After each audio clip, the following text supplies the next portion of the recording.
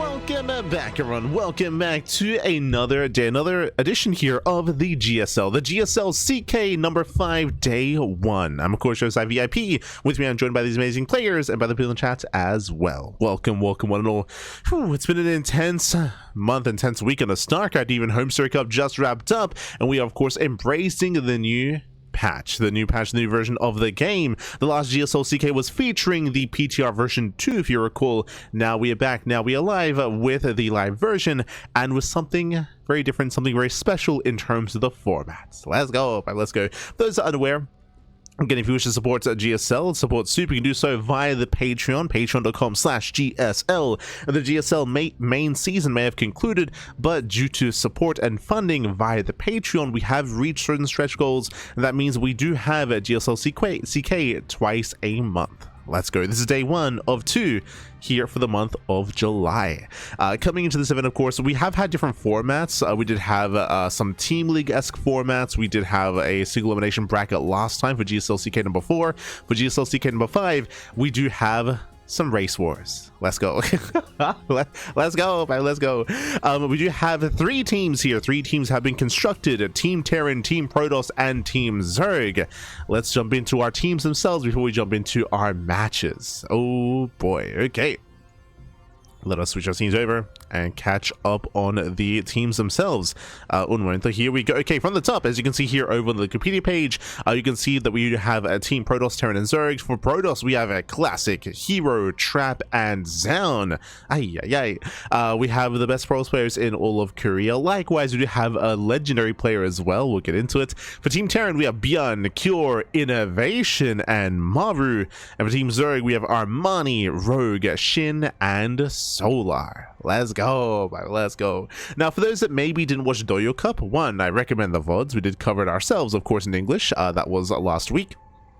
It was one of the first tournaments of the main patch going live. For those that are unaware, Trap and Innovation did return for that tournament. There was a big offline event happening in China. We saw Innovation, Trap, we saw Fantasy, Sue returned, Impact as well, Deer came back as well, and many other extra tired players.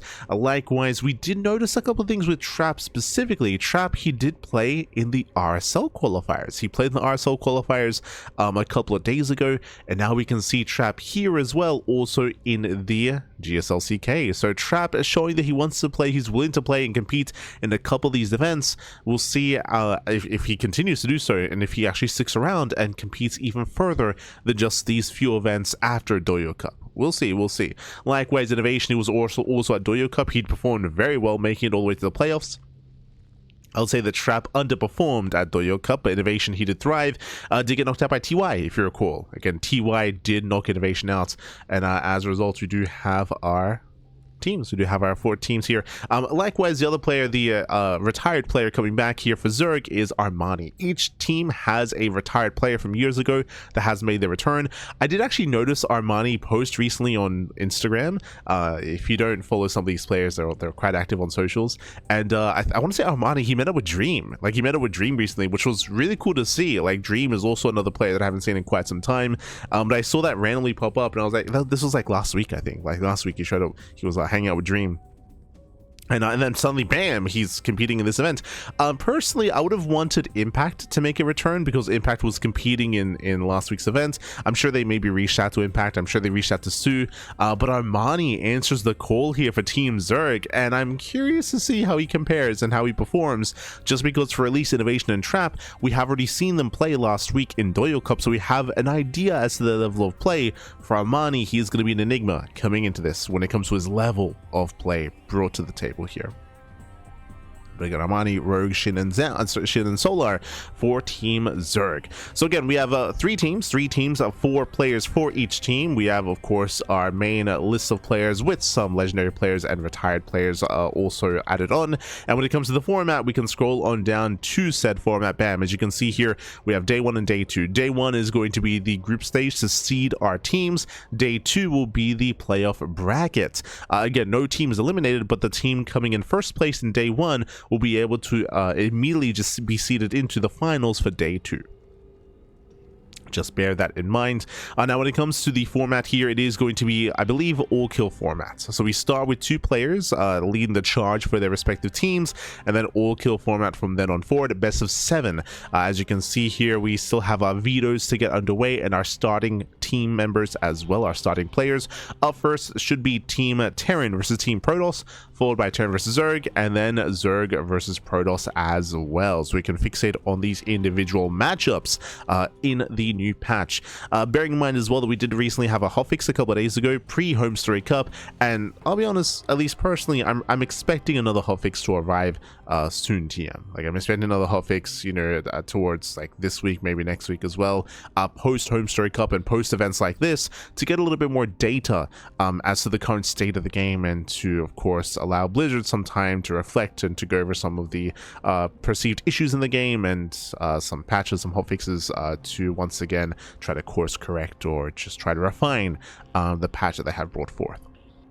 Of course, a very controversial patch, and definitely has a bunch of issues. I will say that the hotfix patch was definitely a step in the right direction, 100%. It was a step in the right direction, but still feels like a ways to go. And again, hopefully events like this are able to give that data, give some of those matches to be able to reflect the current state of these matchups, each matchup individually, avoiding mirror matchups, which I think is a good thing. Like, I feel like, honestly, the mirror matchups themselves are in a pretty good state, but it's the other matchups that do have potentially some issues here.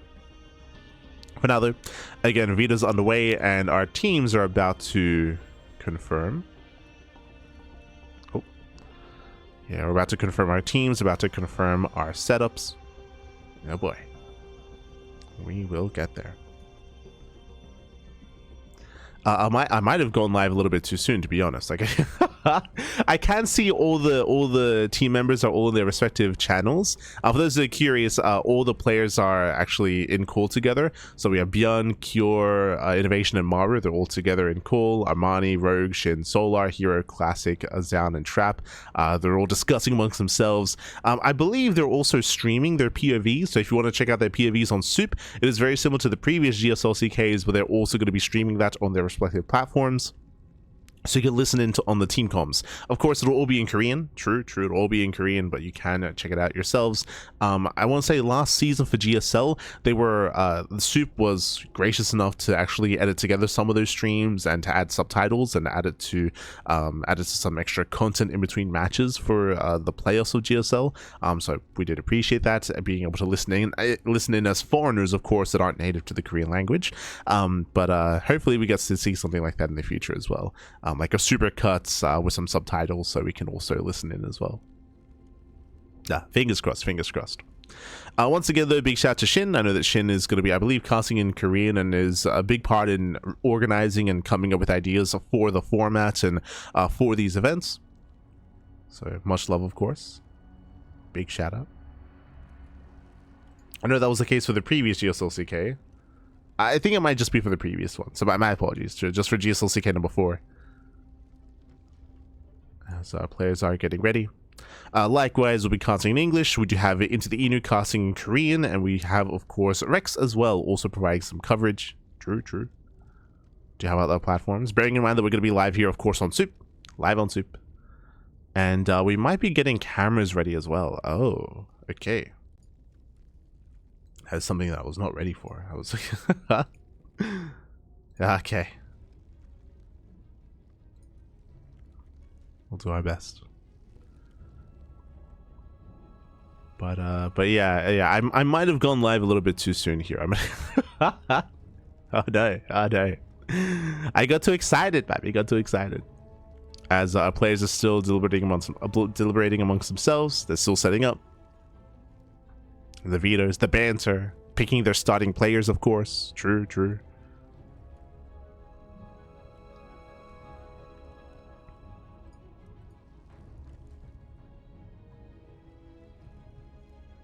And oh, of course, I almost I did overlook it a little bit, but Ryang also going to be casting in Korean as well. True. Este Ryang. So we might actually cut to a very short break here, just because it looks like we need a little bit more time to set up before we do jump into our matches. Let's go. Bearing in mind as well that tonight is going to be three best of sevens. So Oh boy, it's going to be quite a broadcast. It's going to be a lot of content, a lot of StarCraft coming into day number 2, which will be next week. Bear that in mind as well. Next week will be day 2. But otherwise, I guess we'll be going on a very short break here, and when we return, we'll have the main event ready for you. We'll see you soon. See you soon after this short break.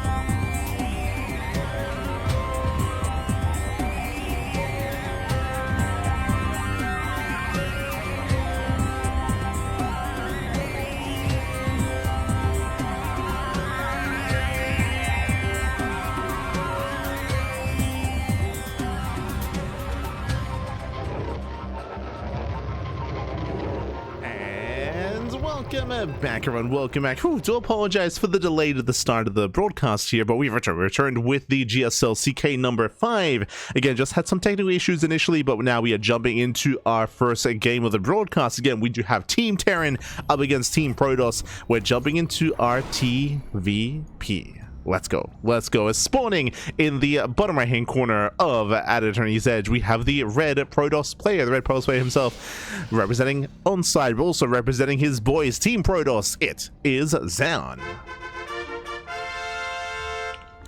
And spawning in the top left hand corner, we have his opponents. We have the South Korean Terran player. We have the red Terran, typically representing Shopify, but here he is representing Terran. It is Björn.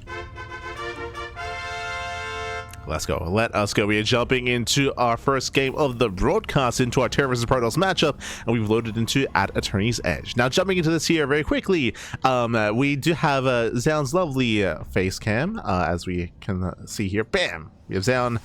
We also have Björn's back. We have God. Oh, look, there's Björn's puppy. Oh, look at him go. Look at we can just watch this. We can just hold on, I'll try to make this a little bit bigger for us. We'll do our best. But one of the reasons why the start to the match was so delayed is just because Björn was having some tech issues. Trying to set his webcam up. So I do apologize for the delay. And we have kind of got, at least we have some Björn. At least we we have Björn and his puppy. Let's go. Let's go. The doggo. Beautiful. So again, do apologize for that. But regardless, we're getting into our fresh series here. We're getting into our TVP. Coming into this, it is single gas opener, so Björn's going for a faster expand. Meanwhile, Zaun back across the map is going for his own, so far, standard setup as well. Gate expand out of Zaun. Un momento.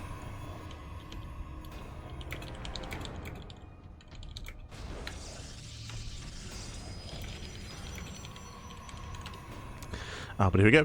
From here, we're going to be settling in. Again, we do have Björn going to be going for his own expansion. As we mentioned, single gas opener, so a greedier build here out of Björn going for the faster CC. Meanwhile, Zaun settling into his own early game as well. Coming into this, of course, when it comes to TVP, we have been seeing a little bit of a shakeup in TVP in general when it comes to Protoss players and how they do approach this matchup. Some players have been embracing this more warp gate less style, going for a massive amount of vanilla gateways and just rallying across the map. But Trigger, who's looking very good last week, embracing that style. Meanwhile, others like Zaun, at least last week, were embracing this more heavy warp gate style, by still sticking with warp gates but having a bit of a diminished mid game as a result of that. So we'll see how our players will adjust their approach. Welcome to At Eternity's Edge. This is one of the more, I would say, more standard maps in the map pool. Depending on how you expand, you can rush across the map a little bit faster. That is true. Can get across the map faster, and we'll see how our players will approach each other here, how we expand and how we take up. For now, Twilight Council opener out of Zaun. Stalker picks in, gonna be zoned away, just nibbling away at the Marines, and might even catch a Marine. So far, they're gonna be forced to the low ground. Gonna be forced down, and the first thing we're gonna be looking for here is how many gateways. Does Zaun open up 2 gate blink, 3 gate blink, or 4 gate blink Stalker? Do we approach a more economic, a safer, greedier, or more aggressive early to mid game? So far, second gateway's on the way. Meanwhile, Björn, economic start into a 1-1-1 into a wood mine drop. Now, we'll see if this is going to be purely a mine drop or if we also drop with Marines alongside this. With extra Marines, you do have extra DPS potential to try to get some more economic damage. Wood mine drops are just all about scouting, but with Marines, you can try to be a lot more intense, a lot more aggressive with this, as Marines are building up. Bearing in mind when it comes to the hotfix patch, we did have a change to the Woodmine itself, and now we do have a much shorter period between shots. Essentially, I say shots, the lock-on period. The lock-on period is shorter, so Woodmine shots do occur faster. It does mean that it is more difficult to react, to defend, and to split units, whether it's Ling Bane, whether it's splitting workers as well, whether it's even trying to drag mine shots. It is much more difficult to achieve all these things due to the change. It does give a lot more strength to the Widow Mine, and we'll see if it's going to be enough to trip Zaun up, as here comes a double mine drop. Double mine drop is moving out. Zaun does have an adept in position, and Zaun, he will spot the medevac. He knows. He does spot the medevac. He's somewhat aware. We'll see if he did actually take notice of what he had seen. As it looks like he has. Yeah, he has noticed Stalkers, they move in to intercept. They try to move in, but it looks like they will miss the medevac. Oh, yeah, medevac does boost past. Stalkers out of position. We're making our way into the main, and Zound did go... How many gateways, by the way? 2 gates in the main. We have 1 gateway at the natural, 3-gate blink, a safe build out of Zound. Went for a safer build, does have the safety observer. Mine drop into the main base. How quickly does he react? He pulls away. Yeah, Zound does pull away in time. Losing 1 probe. Drop back into the natural. And Zound, he does react, he does pull away. Doesn't even...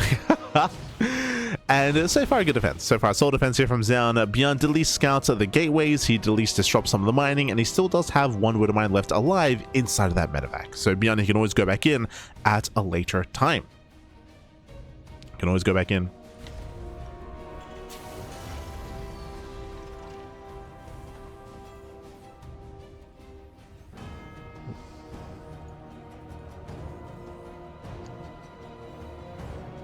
As from here, again, we're just going to be building up.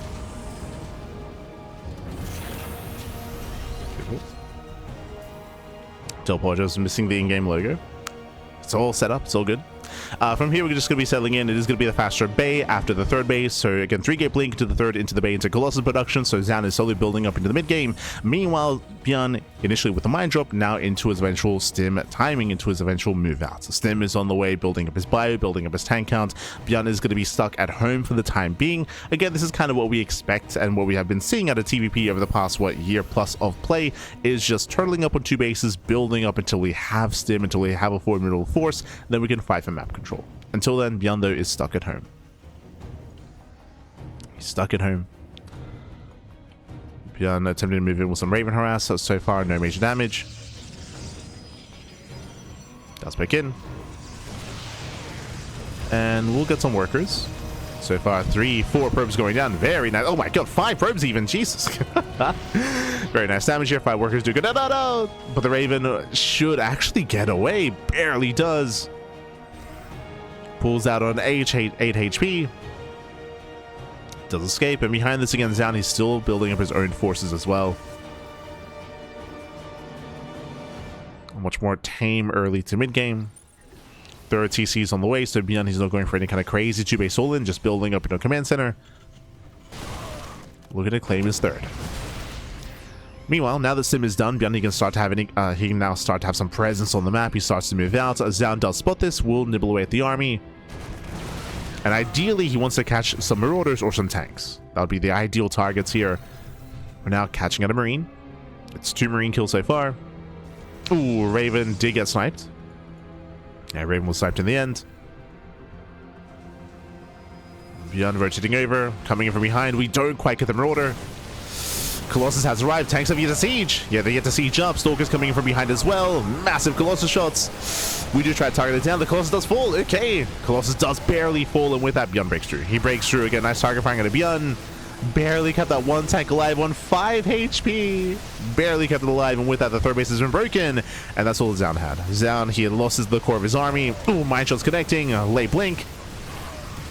Yeah, late blink out of Zound. We just saw a step forward to catch out all the Stalkers. Planetary should, sorry, the Nexus should fall. Oh, never mind. Oh my god, 11 HP. The Nexus survives. Beyond was being a little bit greedy there.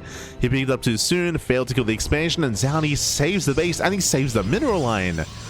On the one hand, this was a better trade for Beyond. He did take down so many Stalkers and Colossus. That was how many? That was 8 Stalkers going down, 1 Colossus, alongside alongside all those Zealots. But the base survives. The economy is still stable here, and Zound will claim another base. Wow. We'll claim another expansion. I do apologize for Beyond's cam again still being very zoomed out, but I'll try to zoom it in later. I'll try to get a bit of a better picture on it. I will try.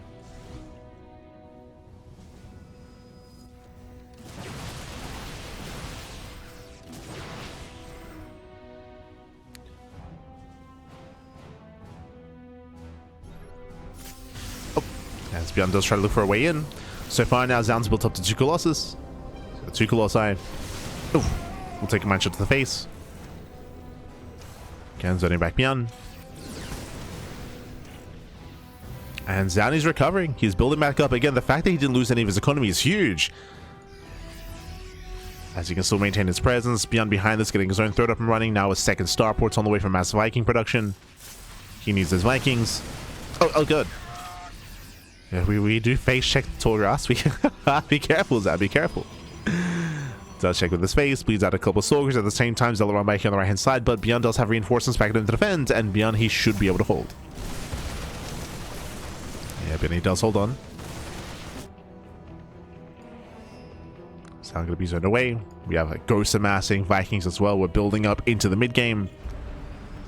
It was close, it was clutch, but we are getting there. From here, Zaun's getting up to his 4 base economy, and now we can start to diversify our splash damage. So far, it's just Colossus. Ideally, we do want to work towards Disruptors, though. Do want to get there. As we build up to 3 Colossus. Baits out the first mine. Colossus, they can lead the charge here. As we build up to 5 Vikings. Yeah, it's going to be enough to force Zaun back. And this is one of the big advantages here of expanding on the south side, is that Zaun, he's actually pushing towards the gold base. A massive power spike is going to be available here for Zaun. Beyond cannot let this just get up and running. It's going to be a massive power spike. Will allow for just the non-stop Zealot production, that gateway explosion that we all are familiar with in CVP.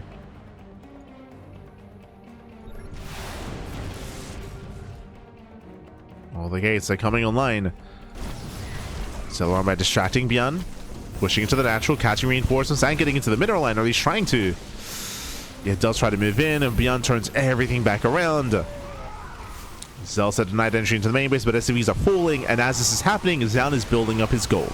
Meanwhile, Disruptors. We spoke about it earlier. Disruptor production has begun. Second Robo's on the way. The gold base is finishing up. Zaun, he's gaining map control. He does need a little bit of time to actually refine his composition. You can see that Zaun did spend a lot of supply, and he's now down in that army supply. So Zaun needs a little bit of time for war pins. Once he has them, though, he can still maintain his map control and start to apply pressure to the 4th base. Beyond is getting his own 4th up and running. Sensor tower here on the top side. The gold base is getting saturated.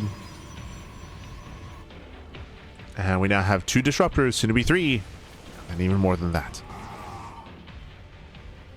Okay, we're getting those Novas. Oh, interesting. So Zani does start to create some choke points. Creating a position to fall back to. Stalkers, they poke in. They scout the 4th base. They get an SCV. Just the one. So now claiming a 5th. Sorry, a 6th. And we get spotted. Zaun moving in. The armies are kind of passing by each other here. Zaun is going for the planetary, and he may have to recall. Yeah, he may have to recall. The planetary is going to go down. At the same time, Björn is coming in from behind. Yeah, Björn is coming in. Zaun, you have to get the hell out of here. He has to pull away. Shows it over. Can we zone? Yeah, there's a recall, and 1 Colossus goes down. Disruptors are going to get caught as well. We get some rough losses here for Zaun. Losing 1, 2 Disruptors, and the Colossus. Actually, he recalled to this position. There's only 1 battery. The only 1 battery Colossus going down. Zelts, will be able to buy some time. Yeah, the Zelts are holding on, catching out some Ghosts even. Oh my god. Yeah, some expensive losses there for Björn, losing Ghosts. As he's down to 1 Ghost left. Heavy losses there for Björn. At the same time, Vikings also, they get reset, which means we can go back to Colossus. Yeah, back into Colossus production. Every Viking falls. But Björn has enough. Björn, with this rally, with the reinforcements, he will break this gold. Remember, there's no splash damage. No Disruptors, no Colossus, just a Gateway army. We can see Zaun trying to hold on. And does force the army back. But he's running out of Zealots. He's running out of Zealots here. Without Zealots, these Stalkers, they're exposed. Yeah, Stalkers are exposed. They have to blink away. We need more Warpins. We need more reinforcements. There's a lot of Zealots. And the Warpins are finishing up just in time. Just in time. Then, oh my god. The flanking Novas. We have 1 left. Novas are coming from behind. And Zaun, he's holding on. He saves the gold, Pappy. Yeah, he saves the gold base. Gets his 5th base up and running. I keep saying 5th base. That's gets his 7th base up and running even. Yeah, the 7th base is getting up. Disruptors are massing. Again, I would not be opposed to Colossal production at the moment. Look at this. Look at the units tab here. We have Marines, we have Marauders, 0 Ghosts, and 0 Vikings. Now they're relying on Disruptors.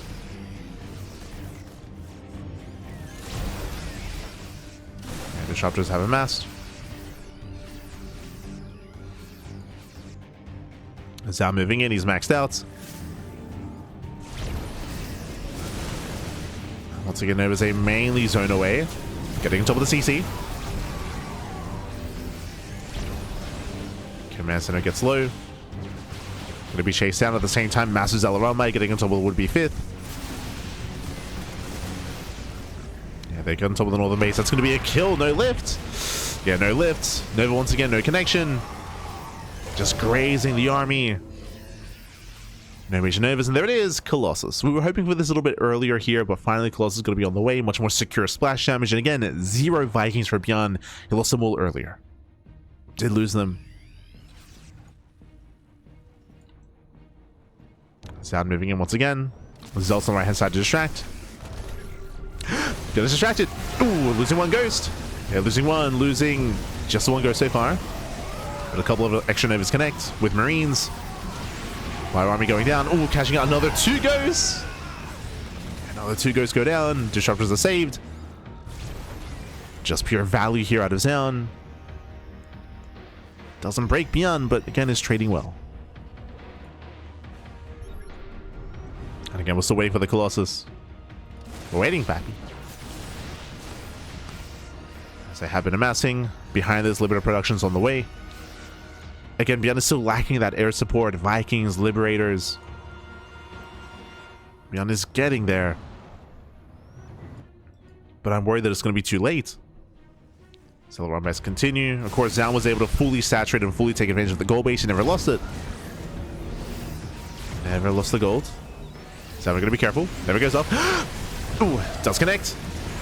And over the Marauders. More connections here on the Marauders as well. And Medivacs, they got a lot of work to do. And Colossus are revealed. Colossi are revealed. Liberator Production's underway. Beyond does get that northern base up and running, true. Fully saturated. Beyond, he can sustain himself.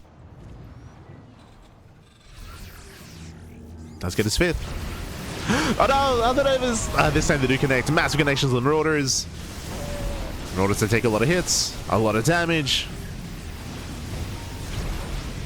Nice splits, nice spread here by Bjorn overall. Again, being as efficient as he can. But there's only so much he can do here as the Colossi have arrived. Catching another Ghost, another Marauder. Bjorn scans for another base. That's what, an 8th on the way? That's oh my god. So it's really a 9th base as Zound is double expanding, taking all the bases. Nerves, they catch another Ghost. And Bjorn, he's running out of Ghosts. He's got what, 2 left? 2 Ghosts remaining. It's now becoming a very cheap army for Bjorn. I mean, I say cheap, it's very Marauder heavy. Very Marauder heavy.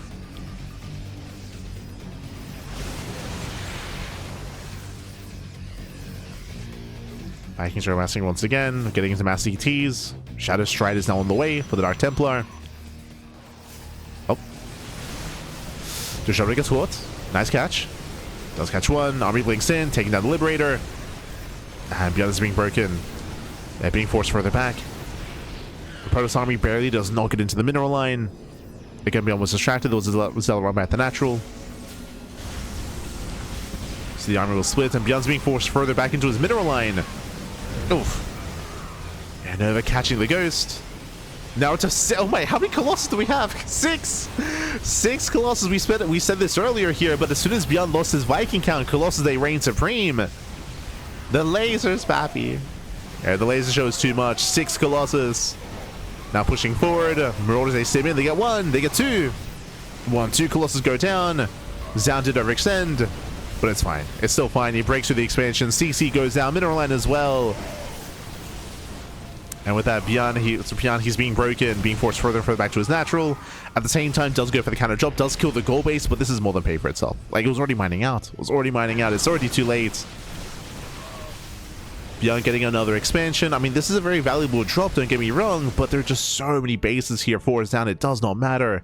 He has all these expansions, all these Nexi, and he can always recall. Can always recall back home. The laser show continues, Bappy. Oh no. That's how he rotates over towards the linear third. Moving further in. Oh, the Colossus are exposed. Uh-oh. Gets surrounded. Your best engage here for Beyond. Does flank the army, but Zealous they flank the flank. Oh god. And with that, doesn't matter. One Colossus go down to two. Two Colossus left. More reinforcements have arrived, and Zaun has done it. He has broken Beyond. GG gets called, and Zaun will take game number 1. GG. Whew. GG, well played. Zaun. Looking satisfied, looking content, Bappy. But Zaun does take a lead in the series for his team for Protoss. GG. GG, well played. Again, Beyond, he had his pup, he had his doggo there to support, but maybe not enough support in the end, as Beyond is going to be knocked out. Zaun, he will stay on. I believe this is all kill format, and Zaun will take a lead for himself for Protoss. GG. GG, well played. Winding it back here when it comes to the game itself, honestly, it was really close. It was really close. It was really clutch. Obviously, towards the end, like, Zaun was looking very dominant, but there were a lot of key moments where Beyond barely didn't have enough. I'm referring to Beyond not killing the Nexus, right? Beyond, remember, when it came to his first tank bio push, he caught the Colossus, he caught all the Stalkers, he was trading well. The Nexus was on what, 11 HP? Like, the Nexus was barely surviving. If that base had gone down, that severely hinders and slows down the Protoss quite heavily throughout the course of that mid-game. Slows them down. Suddenly the Terran has the economic advantage. Suddenly the Terran has momentum instead, and they're able to move out and apply more pressure and break through. Apply pressure and break through, and with that, I mean, we could have seen a very, very different kind of game. Very different game there, but in the end, congratulations, Zaun. He was able to survive and save that Nexus push out. It wasn't just that moment, but the other moment that I'm thinking of here: one, the failed push at the 4th base, but two, we saw the failed push into the gold, right? Where honestly, I thought that Zaun was going to be broken. It was that moment where Zaun, he rotated, he was able to push into the planetary at the 4th location, and then he pulled back and recalled. And in that process, remember, Zaun, he lost he lost 1 Colossus, he lost 2 Disruptors. Zaun lost a lot of units there when he tried to pull away, but in doing so, as he tried to pull away, he actually still saved the base, which again caught me off guard. Did catch me off guard. GG, well played.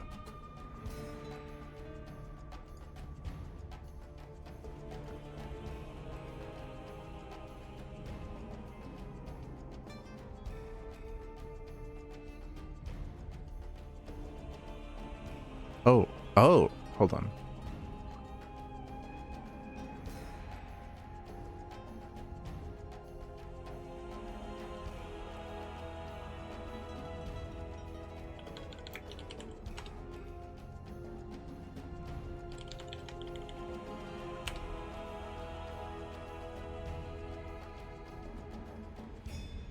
Wait.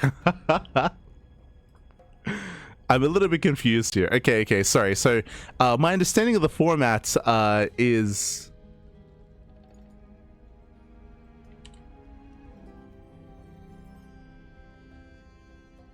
I'm not fully understanding the format here. Okay. So I'm talking to Rex, and I'm like, wait, why is Rogue? So Rogue is stepping into the ring here, and I'm talking to Rex. So I'm like, why is Rogue playing? He's like, I don't know. Oh no. So looks like we're not fully familiar with the format. So you know what? We're just gonna play with vibes.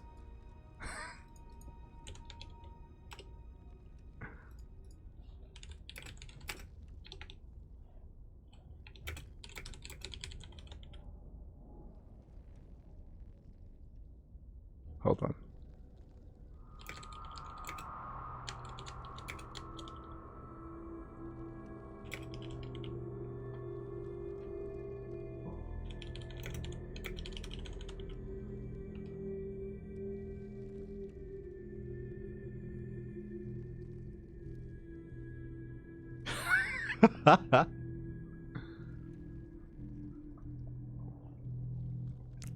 Okay, we're all gonna learn together here. We're gonna...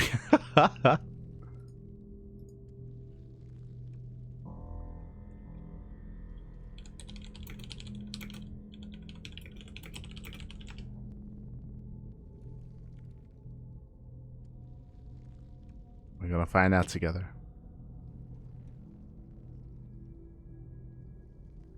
Oh.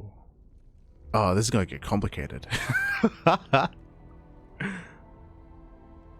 Okay. So there's a couple of rules here to the format. So let's explain this a little bit here.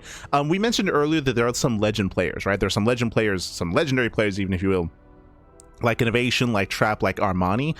Because these players are playing at a bit of a handicap, I say handicap, they're less experienced, they're not active like the other pros. It does mean that if we ever field a legendary player like Innovation, Trap, or Armani, then instead of a best of one, it's the best of two, right? So it's going to be a best of two instead if they ever do step into the ring.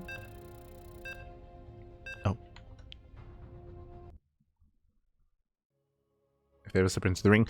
Meanwhile, when it comes to the main format, though, it looks like we're actually fielding players. So we're fielding players. It is not necessarily purely Team Terran versus Team Protoss. Instead, it is all kill format, and the way that it works is that each team is fielding players to knock down the opposing team. So Trap, he wins the first game for Protoss. True, Trap stays on. Beyond, the Terran is out, and now it's time for Zerg to try their hand at bringing Zaun down. Okay. So it's a little bit of a complicated format. It is not strictly Terran versus Protoss. Instead, it's more of like a battle royale. It's a battle royale. You know what? Terran failed to bring down Zaun. Can Zerg bring him down instead? And we're going to keep rotating until Zaun falls. I believe that is the case. But let's go. Spawning in the right-hand corner of Blackrock, we have the blue Protoss player. We have the blue Protoss himself. Yeah, the blue Protoss player himself representing Protoss, and onside it is Zaun, with one win under his belt. And spawning in the bottom hand corner, we have his opponent. We have the red Zerg player, the red Zerg player himself, representing Zerg. All Zerg out there. It is Rogue. That is. That's not what I was meant to switch to. It's unrelated, but it is Rogue and Zaun. Beautiful, beautiful. Let's go. Let us go. We are getting into our second game here of the series. This also means that I don't know if, what necessarily this is a best of, so we'll find out together here. But from my understanding, again, beyond Terran failed to bring down Zaun, it's up to Zerg to step up the plate here. So far, it is going to be our initial hatch gas pool. Standard opener here out of Rogue. Meanwhile, Zaun are going to be opening up with a gate expand himself. Okay, welcome to Blackrock. Blackrock, I would say this is a much more aggressive map, than map pool. Basically, here on Blackrock, the third base and the fourth base are much more open. They're much more open, much more exposed. Because of that, I would say it is much more difficult to get into the longer mid to late game because of how vulnerable these bases are. Typically, we see a lot of all-ins striking and hitting these third and fourth locations and successfully breaking them as well. Just because they are more open, more exposed, more vulnerable. Again, there's no like high ground advantage. You can knock down this tower, for example. You can knock down this tower and wall this area off to buy time. Likewise here, it's a very narrow choke point that you have to open up by breaking down these other rocks as well. So you can open up the map a little bit more. There are some definitely defensive features for sure, but for the most part, we have seen more mid-game play on Blackrock. Let's go. Let us go. Again, shout out to the Warcraft 3 inspired map, and if you notice, but there are some Tauren Marines keeping watch. In the original TLMC version, they were Orc Grunts, but again, here for the latter version, they've been switched to Tauren Marines. If you didn't notice them before, well, there they are. That's why they have horns. They're Tauren. Keeping watch.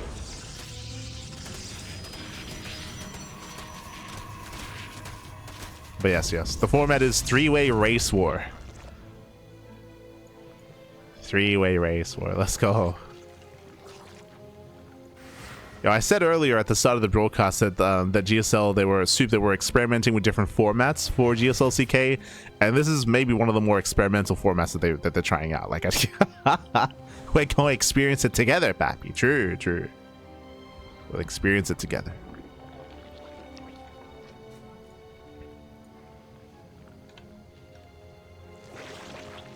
for now.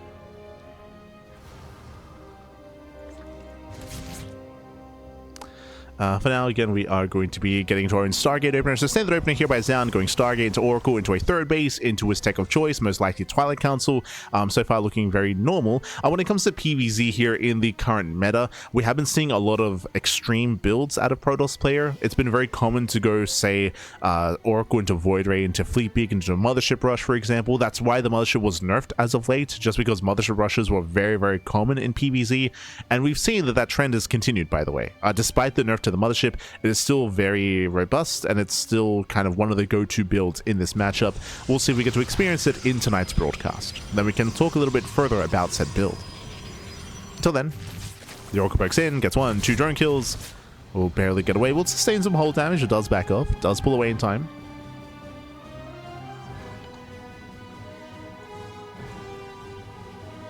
It does pull out, does pull away. Third base now being taken.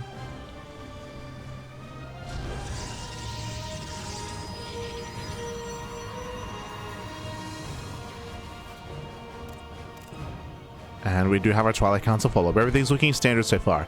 Now, based on the Twilight Council, we're leading towards either Glaives or Blink. The reason why I float the idea of Glaives is because it's known in Forge, but now there is. Never mind. Forge is on the way, +1. Not going to be Glaives, most likely Blink, or even into early charge.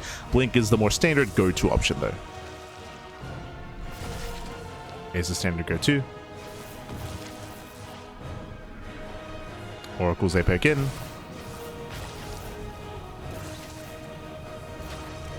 Again, they catch out all the active tumors. Catching out 1, catching out 2 drones as well.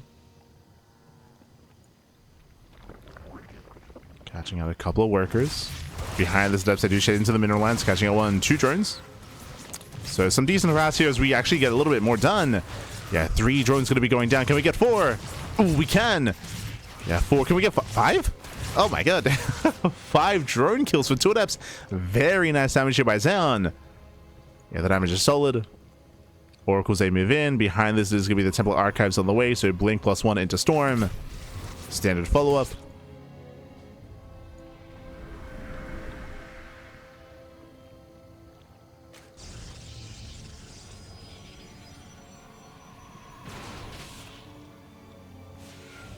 Now we're getting to our standard follow-up here.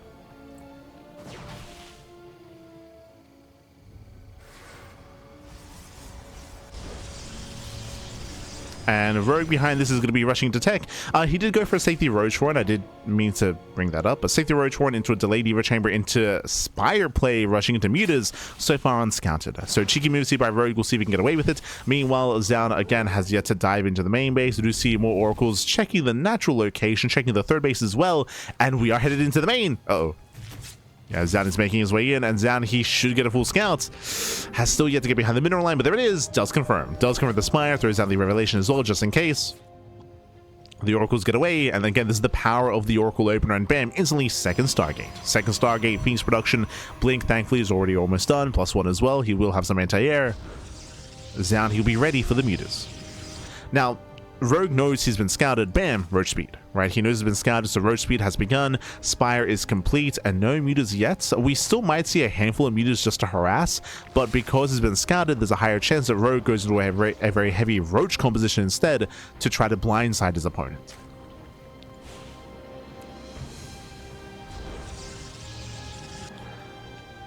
And so far, it's going to be 4 Mutas. So fun fact, 4 Mutas, that is enough to one-shot probes. Getting to 10, actually. So we're doubling down a little bit further. 10 Mutas going to be on the way. We can see Zaun knocking down that tower. Knocking down those rocks. Again, Zaun trying to wall up. Oh. Trying to wall off. Storm is complete. Phoenix production's underway. And it's going to be 10 Mutas, yes, but only 10 Mutas. Bathing Speed is in production. Mass Lings are amassing as well. Speaking of Lings, I do poke in towards the 4th base. Stasis connects! Oh my god! A brutal stasis trap. Mutas making their way into the main. They get caught by the Revelation. Phoenix is getting in position.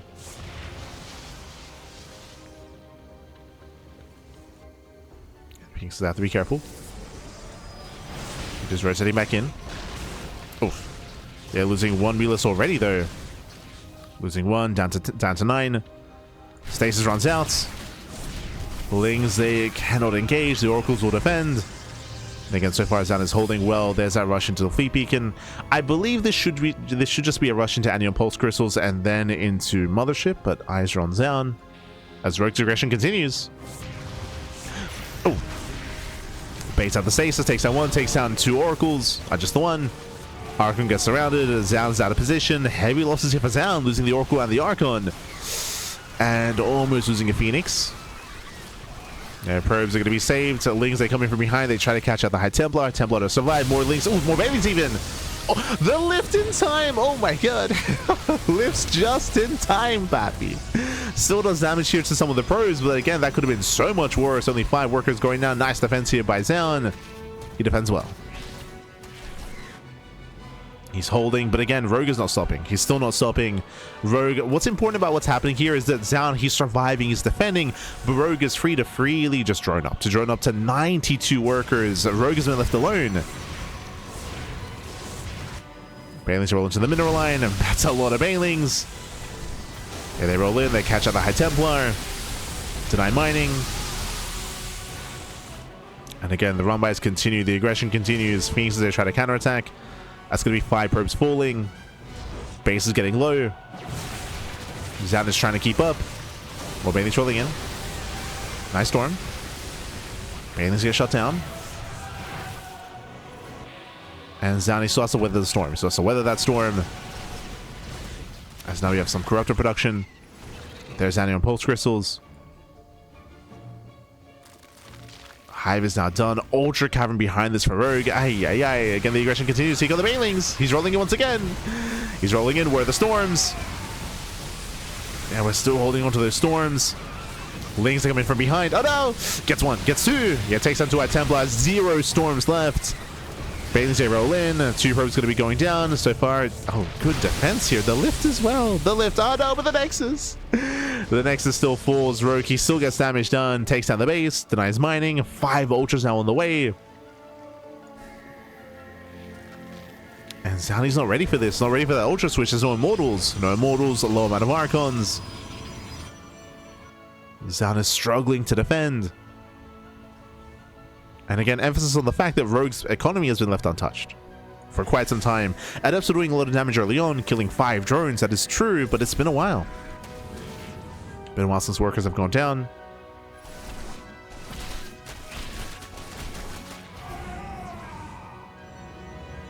Zan is still trapped back at home. And still stuck with a very flimsy army. Again, this army is not built for Ultras. Not like this. Link Brain rolling forward. Nice lifts. Oh my god. Once again. The lift, Bappy. I'll say attempt to harass.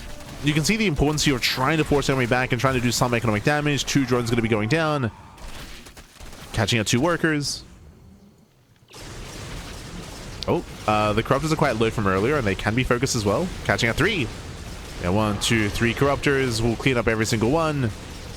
It's value here for Zan at least. But the ground army, that's what I'm concerned about. Remember, we have 5 Ultralisks. And 0 Immortals.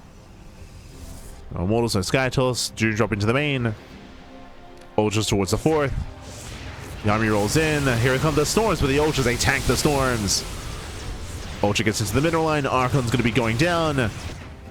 Link drop into the main.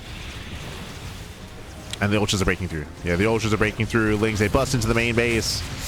Mothership's on the way, but it's going to be too late. It's going to be too late here. Ugh, more units falling. Ultras are going to be cleaned up, but that's still going to be 10 probes going down. We're still not done. Yeah, we're still not done here. We're just flooding across the map. More Lings into the bases, into the 3rd, the 4th base, the main. And Zan has been broken. He has been broken. The Ultra finally gets cleaned up. More Lings flooding forward. The door's wide open. They flood into the natural.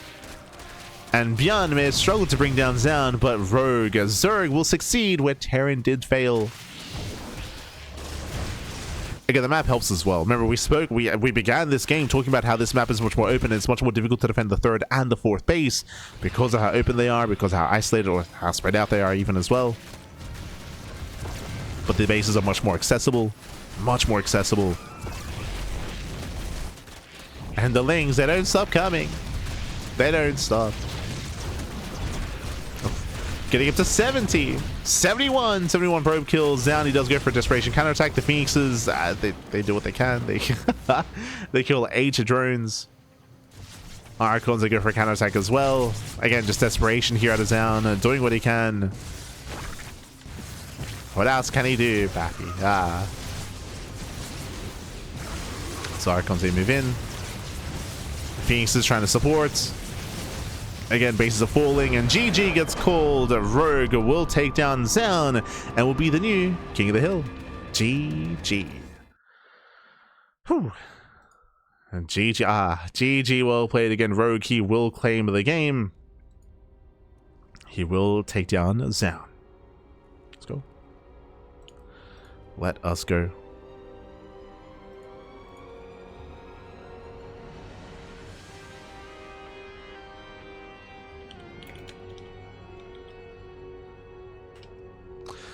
But with that, GG all played.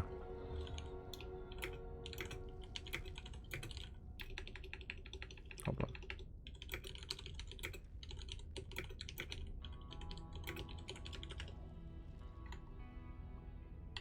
Okay, but GG all played. With that, so I'm gonna have to change up this score actually. Like, how do we set this up? I'm referring to this out of game score. Like, Terran vs Protoss is now no longer applicable here. I guess we will do this for now. Okay. So we'll make this Rogue. So Rogue, he takes down Zaun. He's on Team Zerg. Beautiful.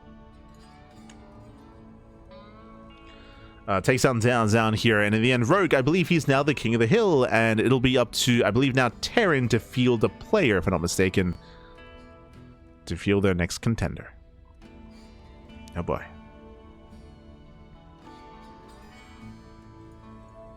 But with that, GG well played. Again, a very intense game, and Zaun had some nice key moments when it came to defending, when it came to lifting banelings, when it came to some harass as well, but in the end, he did struggle too heavily to secure his bases. You could also argue that maybe Zaun overmade Phoenixes, maybe committed a little bit too hard to Phoenix production and Anion Pulse Crystals, considering that the Mutas, their time kind of came and went, and the Phoenixes, they lost value over time, of course. Did lose value. And as a result, we saw that, again, switching into Mothership and switching into a more robust ground army was a little bit more important. We didn't quite get there. GG well played. So with that, Rogue, he will claim a lead, and we'll see who will be fielded next from Team Terran. Let's go. Now, bearing in mind, so Bjorn is out, so we do have a couple of extra players left. For Team Terran specifically, we of course have Cure, Innovation, and Maru. Now, when it comes to the format, sorry, I was just double checking. I don't really know what's going to be a best of completely, but we're going to keep going until we run out of players. We're going to keep going. So again, Bjorn is now out. We still have Cure, Innovation, and Maru left. For Protoss, Zaun is out, but we still have Hero, Classic, and Trap. So we're going to keep going until there's only one team standing. True. Beast of the Hill style format. True. King of the Hill, really. King of the Hill style format. Who will be left standing? So I do apologize for misrepresenting what the format was going to be. I was going off the Wikipedia page, but clearly the Wikipedia page was incorrect. The format was a little bit more unique and a little bit more complex. But again, it is time for Terran. And I did see that they just tried to field Innovation here. Okay. Yeah, Innovation has joined the party. I believe we have our Terran challenger. We do.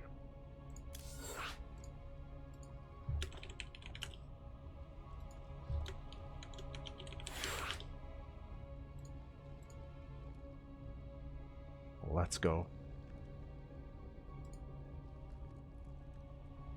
Okay, so bam, as you can see here, it's going to be Rogue versus Innovation best of 2. Now remember, we mentioned this earlier when it comes to the format, but usually these are best of 1s, but specifically this series is going to be a best of 2. Why? Because we have fielded a legendary player.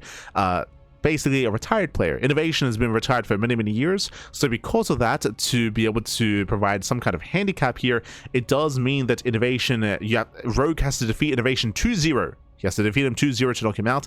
If Innovation takes one game, then he actually wins the series and he actually knocks Rogue out. So Rogue, he's expected and he has to 2-0.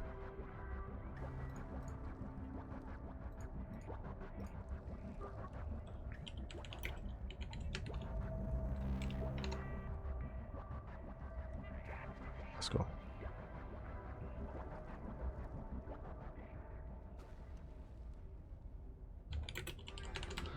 And we just had confirmation as well that Innovation will not be using a cam. Okay.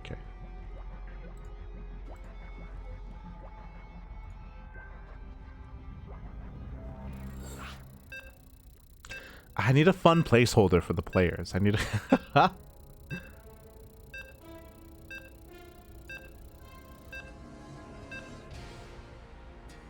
need a fun placeholder. Alright, let's go. Let's go. We're jumping into our next series here. We're going to be loading into our next game. Going to be loading into Fear and Faith. Let's go.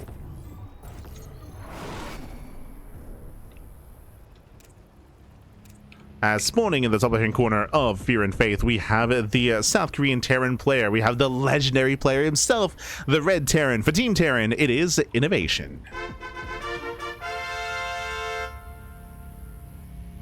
And spawning in the top right-hand corner, we have his opponent. We have the blue Zerg player, the South Korean Zerg.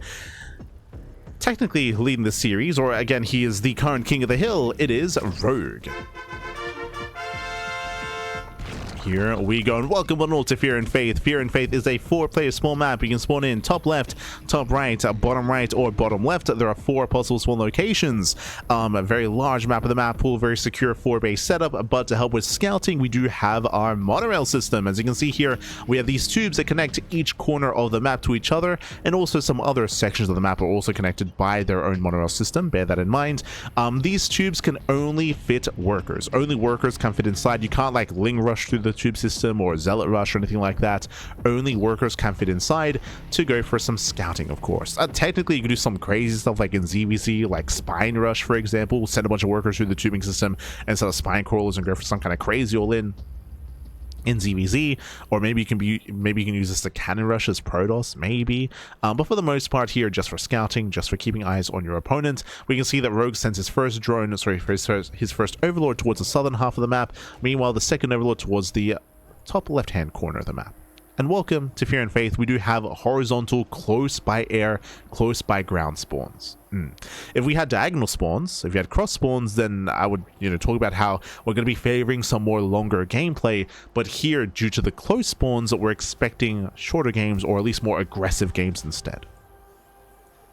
For now, CC first. CC first out of Innovation, going CC first into our later racks. CC first is very common on these 4-player spawn maps, just because the likelihood of an all-in coming your way is very low, so often see CC first. Likewise, we do see Rogue going for his own opener hatch gas pool as well. Overlord does confirm Innovation has not spawned bottom right, and Rogue will soon confirm Innovation's eventual spawn location, eventually. Meanwhile, important to take note that Innovation did not SCV scout. It's very common here when you go CC first to, no SCV scout. We are going for the Reaper though, so the Reaper will eventually find Rogue spawn location, eventually. Let's go. And once again, as we mentioned, when it comes to the format here, because Innovation is a retired player, because of that, Rogue cannot just win the series with one win. Rogue has to 2-0. He has to 2-0 Innovation. If he fails to 2-0, if we tie 1-1, it's a best of 2. If we tie 1-1, Inno wins. So that is a pretty big advantage that the retired player or the legendary player does have. That legendary status. True.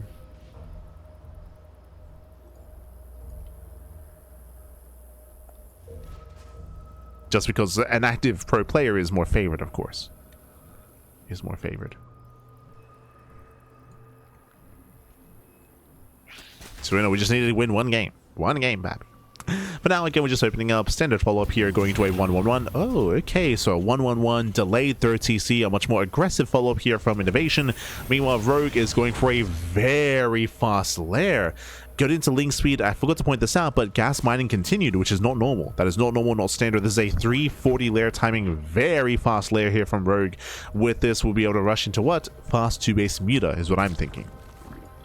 Technically, this can lead into like a 2-base Link Queen Nidasoul in, or 2-base Roach, or 2-base Hydra, but especially when it comes to these close by air spawn locations, 2-base Muta makes the most sense.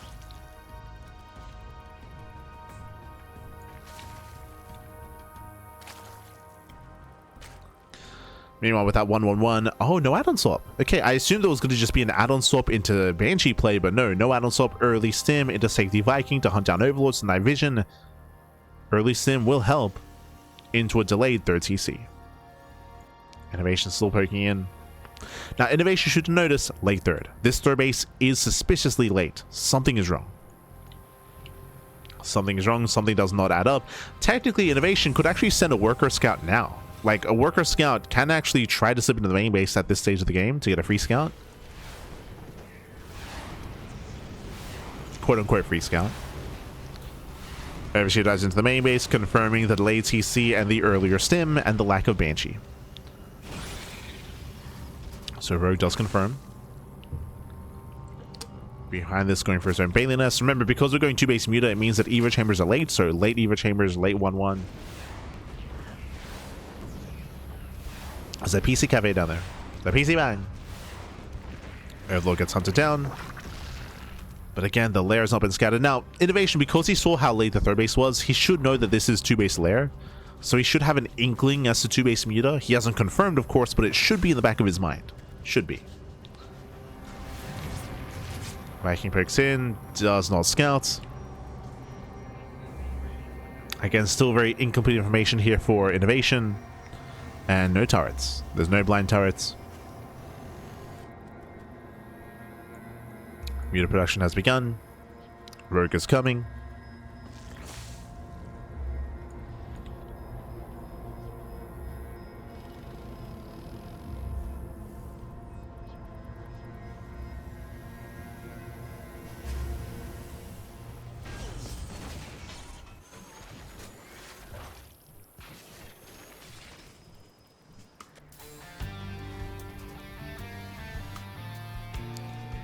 And Rogue is going to come in from behind. Yeah, it comes in from behind. It does hit the mineral line. SCV's going to be going down. And Innovation, he gets caught with his pants down. Does have Marines, but again, no turrets in position. Worker's going to be falling. At the same time, that Liberator popping up. Oh my god, 6 drones go down to the Liberator. Nice counter damage. We're both taking hits. Both taking damage here, but oh, this is getting out of hand. It's getting out of hand. 11, 12 SCVs. Oof. 12 SCV kills, he just fights the Marines, no supports, Marines that were over-simmed, and every Marine goes down. Heavy losses for Innovation. At the same time, Lings, they do hit the third. 14 SCVs and 9 Marines so far. Getting another Worker and another, he goes back in. He goes back in, finds more damage. Thankfully doesn't get another Worker here, but 15 SCVs, that's entire mineral line, and Innovation force lift is third. Force lift up. He cannot defend, he's spread too thin. Doesn't have the army. Now, what I was going to say here is that because of the buff to the Widowmine, Muta play is now less effective than it once was, but only if we have an equivalent economy. Here, Rogue cripples the economy of his opponent. Rogue, he's now up at 20 workers, 61 drones to 41 SCVs. Mules are good. They're not that good. they're not that good, Fappy. Not good enough to make up for 20 workers. The Lings are coming from behind. They do hit the mineral line, and Innovation's all in. At this point, Innovation's all in. He's losing far too much. Reinforcements getting caught. Ooh. Forcing some friendly fire. 3 SCV kills. Innovation moves in. Now, the Widowmine still has they still have a lot of potential, but Bailing speed is now done. Now we're rolling in. Show some mine shots. Yeah, mine shots that get baited out. There's still 1 Widowmine shot left. Sorry, 2. 1. And now it's baited out. Yeah, now it's baited out. Bailings, they roll in. Medusa engage. Massive connections. And with that, there's no Marines remaining. GG gets called. And Rogue, he will take game number 1. GG. Whew. GG, well played. Rogue, he will take a lead in this series. But remember, it's best of 2. It's a best of 2 here, so Innovation still has another chance. Rogue, though, does start things off with a lead. Again, he got away with 2 base Muta. Innovation, we did take note of the fact that Innovation did notice that he had a late 3rd expansion, but Innovation did not confirm why it was late. Was it 2 base Roach, 2 base Spire, 2 base Hydra? Innovation did not confirm, and with that, there were no turrets in position, and he was caught with his pants down. The pants were down, Muta's a snowball out of control, GG gets called, and with that, Rogue does take a lead in this series, and we'll see if Innovation can bring it back and bring him down. Remember, it's a best of 2 between Innovation and Rogue, and our next game is going to be on Lockdown. Also, I don't recall if I mentioned it just because there was a lot going on at the start of the game, explaining the format and explaining what a legendary player implies. But if you noticed, Innovation does not have a cam available, unfortunately. Does not have a cam available, so that's why there is no webcam showing for Innovation. If I had enough time and if I was made aware of this earlier, then I could have maybe gotten like a photo image of Innovation and put that there, but for now, the duck silhouette will do. But here we go, spawning in the top right-hand corner of Lockdown. We have the South Korean Terran player. We have the red Terran representing all Terran out there. It is Innovation. And spawning in the bottom-hand corner, we have the blue Zerg player, the blue Zerg player himself, the South Korean Zerg representing Team Zerg. It is Rogue, the current king of the hill, and he does have 1 win under his belt. 1 more game is all he needs to bring down his opponent. Meanwhile, Innovation, he can still fight back here and now to bring Rogue down. Remember, because Innovation is a legendary player, because he has that legendary status, it means that he has to be 2-0'd. He has to be 2-0'd to be brought down. That does help even out the fact that Innovation is a retired player. So, to help even that out. Meanwhile, welcome to Lockdown. Lockdown is a very secure map on 2 bases. As you can see here, as opposed to the previous map, we do have a ramp coming into the natural, so because of that, trying to break through this position can be very difficult. I mean, we had something similar, of course, on Fear and Faith with a ramp coming into the natural base. So a very secure 2-base setup here. The 3rd base is likewise also on the high ground if we take the linear expansion, but we'll see if Innovation can get a better idea as to what Rogue's build is going to be. Last game, Rogue got away with 2-base Muta. This time, I don't expect 2-base Muta 2 games in a row, but we'll see what Rogue brings to the table. Okay. So a hatch pool opener, slightly later gas geyser here by Rogue. This has become more standard just because it allows you to get faster queens and faster link production to defend against the first Reaper. So it has become more common as the first Reaper is on the way.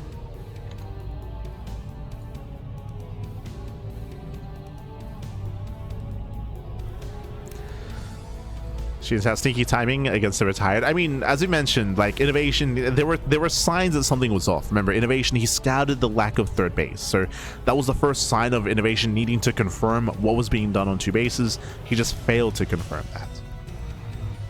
So that was on Innovation on lacking to follow up on that scouting. But we'll see if he can pull that off this time.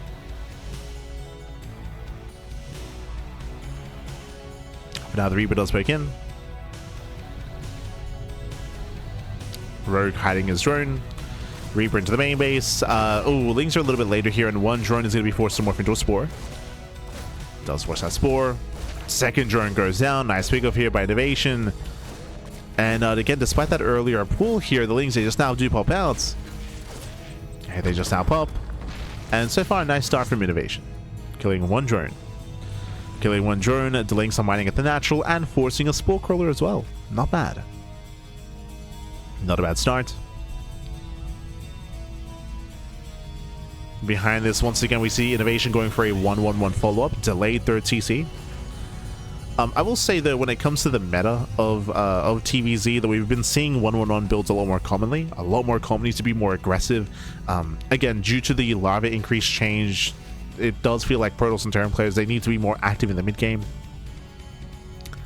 to get damage done. 3rd base is now at a standard timing here. You can already compare this to the previous game where the third base hadn't even been thrown down by now. Here it's a little more standard, a little more on time. Innovation does scout the main base, but again, based on the third base timing, he knows that everything's looking normal. Innovation does check for gas income. You can see 0 gas income. Also confirming that there's no fast lair. So a very different game compared to last game. Last game, Rogue was staying in gas and he threw down his lair at 340. This time we're already at 410 and we're just now pulling into gas. So much more economic and a much greedier build here by Rogue. Much more standard, I should say. Meanwhile, Innovation with his 1-1-1 going Hellion and Banshee this time. Remember last game, Innovation did go Hellion into early Stim, into early Viking production. Ooh, gets caught! Yeah, Innovation does overextend. Losing 1 Hellion already. Backup Hellion's also getting quite low. At the same time, Reaper back into the main base. It does do some damage. 2 drone kills in total. Reaper, you can see, especially because of the Reaper, like Innovation is very paranoid, and he's been a little more adamant about the scouting. A little more adamant. There's nothing to scout, but I feel like Rogue is already in the mind of Innovation. It's already in his head.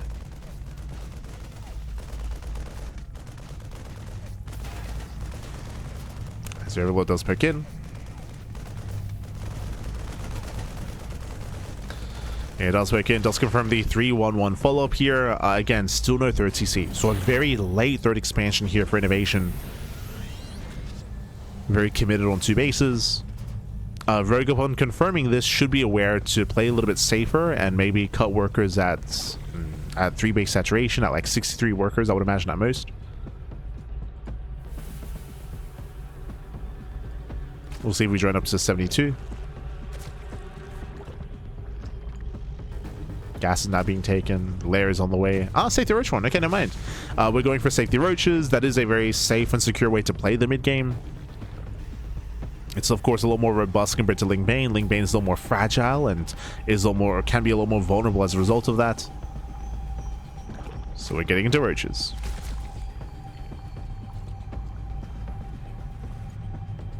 Meanwhile, double Banshee towards the natural. Spores are ready. Despite that, 2 Banshees taking 1 drones. They get 1. 1 drone kill so far. Rotating towards that main. Does try to rotate in. And roach production has begun. So we mentioned earlier that we expected Rogue to cut workers at 63. He does cut workers at 63, but he's going to lose 2 more drones, so down to 61. But that is a lot of roaches amassing. We should be seeing a 4th base. There we go, just for Larva. And Rogue is just ensuring that he has an army to keep up with the potential 2 base all-in from Innovation. You don't want to overdrone. So again, the roaches are amassing. You can see Rogue checking for the 3rd. A massive bio army here is building up. The other sign here of an all-in is the fact that there's only 1 eBay. Only 1 eBay, only +1. There's no +2, so only attack upgrades. This build here is very trimmed down to what Innovation needs most. And here he comes. Yeah, here comes Innovation. It's all or nothing. I believe no Ravagers. Sorry, 2. There's 2 Ravagers currently. As Innovation is looking to find a way in. Got spotted by the Changeling. Rogue should be keeping up. Oh, Changeling gets shut down. Innovation rotating towards the 3rd. At the same time, Rogue does try to catch reinforcements. He barely will miss them. Gets a 1 Marine. Does get a handful of Marines. Just the 1. Innovation gaining ground. And how many Ravagers so far? 3, soon to be 6. Yeah, soon to be 6 Ravagers. Does similar to creep. We need more roaches. 1 Queen goes down. No chance to use. Better concave here for Rogue. Yeah, better concave. He wants that tank. Show us the biles. He gets 1. Yeah, 1 tank goes down. Brutal biles. And there's just not enough bio. Not enough bio here.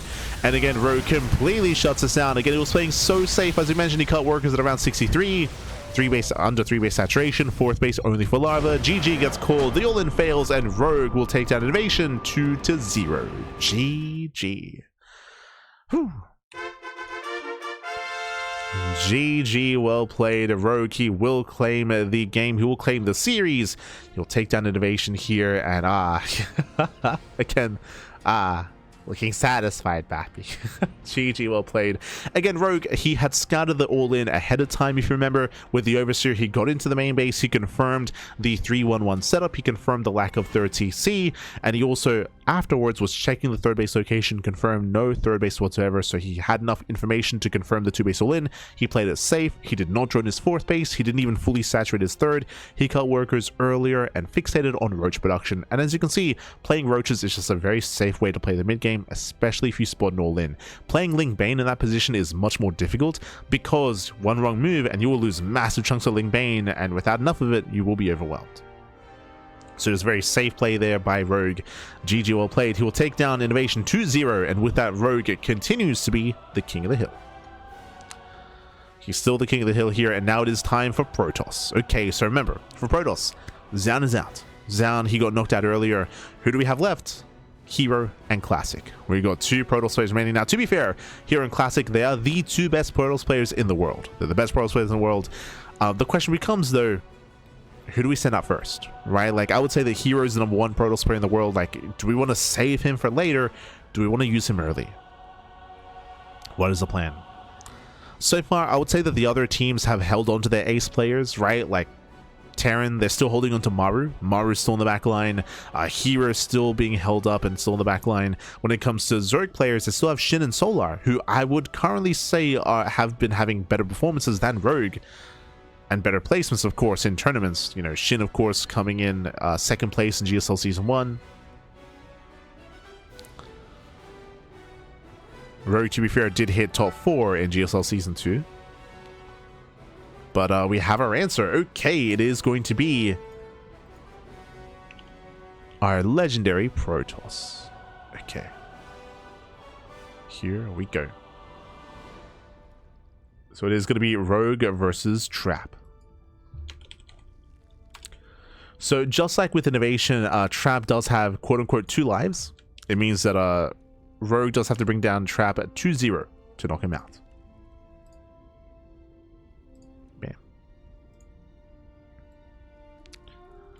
And just making sure that this time we have... this time, Trap, unlike Innovation, does have a camera. So, do you need a moment?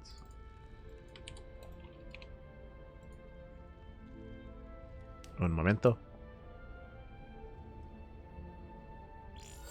Beautiful. Okay. So we have our next match. We have our ZVP. Again, it is going to be another best of 2.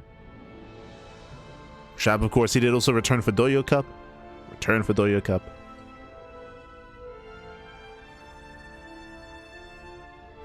And we'll see if Trap can succeed where Zan failed. Remember, Zan, he was the other Protoss representative that was taken out earlier. But now, Team Protoss, they fielded their legendary player. Ah. Vámonos. As our next game is going to be on the Old Sun Temple.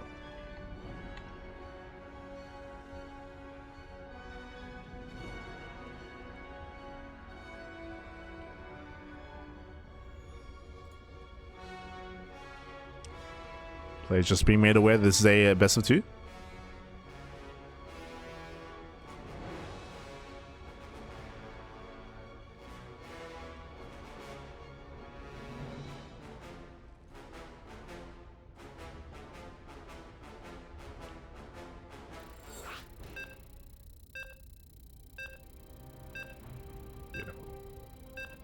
Alright, we're just getting our players ready here, setting up our cameras as well as we get into the Old Sun Temple, another 4-player spawn map. Here we go. Again, we did already experience Rogue earlier in ZVP, but that was on Blackrock, a very different kind of map, a much more aggressive map, a map that favors aggression. Here, very different. As spawning in the top left-hand corner of the Old Sun Temple, we have the South Korean Protoss player. We have the Red Protoss representing Team Protoss. It is a Trap.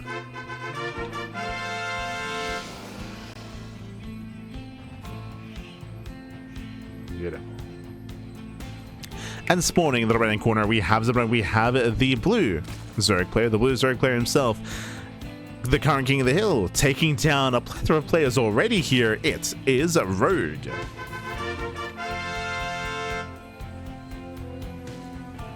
The sexy boy himself. True. Let's go. As we're getting into our PvZ here, welcome to the Old Sun Temple. You can spawn in 4 different spawn locations: top right, bottom left, and top left as well. So 4 possible spawn locations. And we once again, just like on Fear and Faith, we have close spawns. Close spawns here, as we do have our horizontal spawns on the top side. This does mean close by ground, and more importantly, close by air. This was important in the Innovation series because it meant that Rogue was able to go for 2-base muta and rush across the map very quickly. I would say that once again, 2-base muta is another viable option, or at least muta play is a viable option, a tech path available here to Rogue in this matchup as well. If you remember, we did see Spire and muta play against Zaun earlier, but if you recall, the Spire was scouted by the Oracles, Zaun was ready for the mutas, and the mutas weren't really the deciding factor in that game, but you could argue they played their role because they did force, I would say, an overreaction from Zaun into Phoenixes. Did force an overreaction. Did force a big commitment. From here, it is going to be a hatch gas pool, standard opener out of Rogue. Trap does find Rogue immediately, and likewise, Rogue will find Trap immediately as well with the Overlord Scout. As the Overlord will find Trap. Trapping as annoying as possible. Tasing away in the mineral line.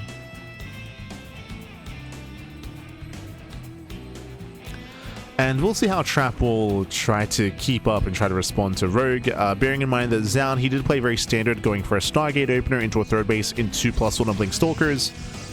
And then, of course, you had to react to the Spire, and we saw how the game did unfold from there. I will say that this map typically is much more defensive, but it also depends on spawn locations. We do have a high ground 3rd location. We have a low ground 3rd location as well. But here, as you can see, there's only one attack path, right? The flanking attack path here is sealed off by rocks and by mineral patches. So I would say that this is an easier to defend on map. You can build up on 4 bases much easier here. The one downside, though, is the distance. The distance between the 3rd base locations is quite long, so trying to rotate can be quite difficult. You do have to rely on side defense and splitting up your own army. And likewise, because of the short rush distance by ground, it does mean you have less time to react and respond to your opponent's rotations. So there is that factor as well. I think I want to say that this map is, and this position is much more defendable compared to Blackrock. But there's still, of course, a lot of aggressive factors at play.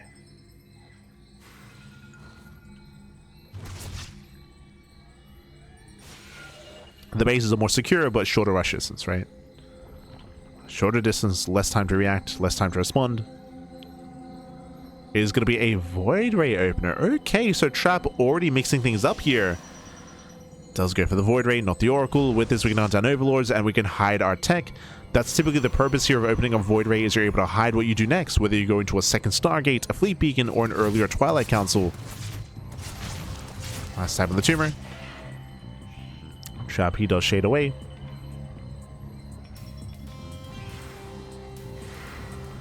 And does pull back, does shade away.